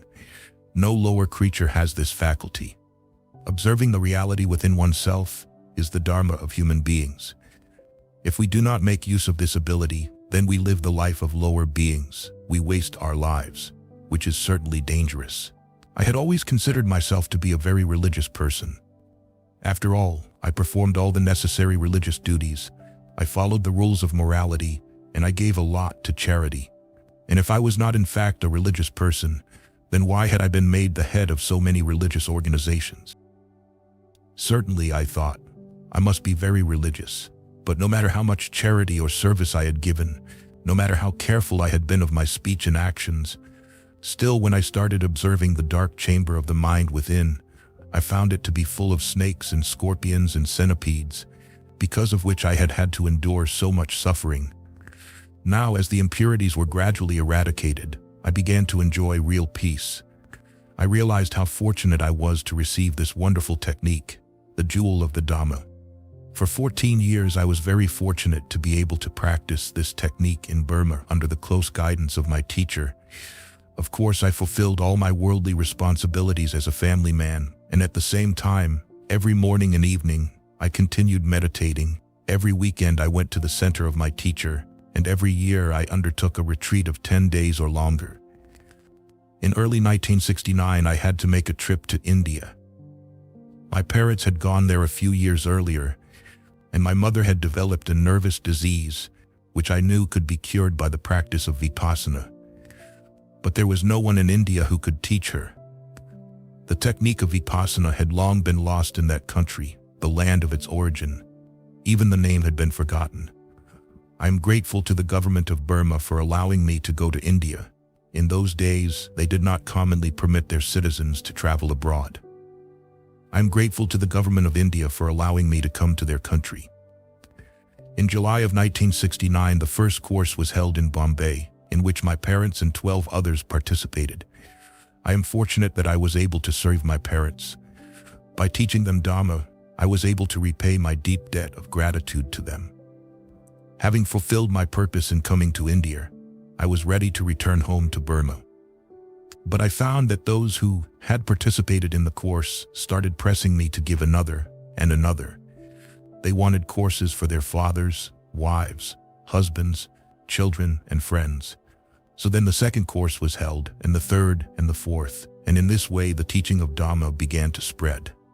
In 1971, while I was giving a course in Bodh Gaya, I received a cable from Rangoon announcing that my teacher had passed away.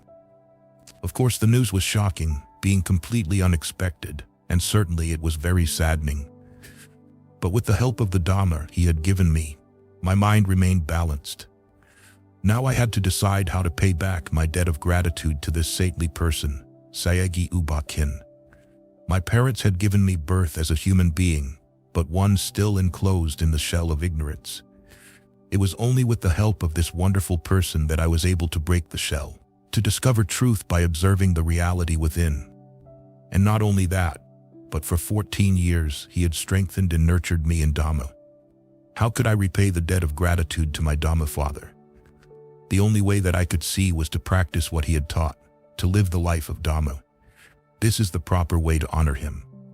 And with as much purity of mind, as much love and compassion as I could develop, I resolved to devote the rest of my life to serving others, since this is what he wished me to do. He often used to refer to the traditional belief in Burma that 25 centuries after the time of the Buddha, the Dhamma would return to the country of its origin, from there to spread around the world.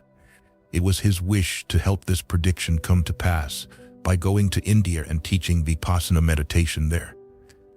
25 centuries are over, he used to say. The clock of Vipassana has struck.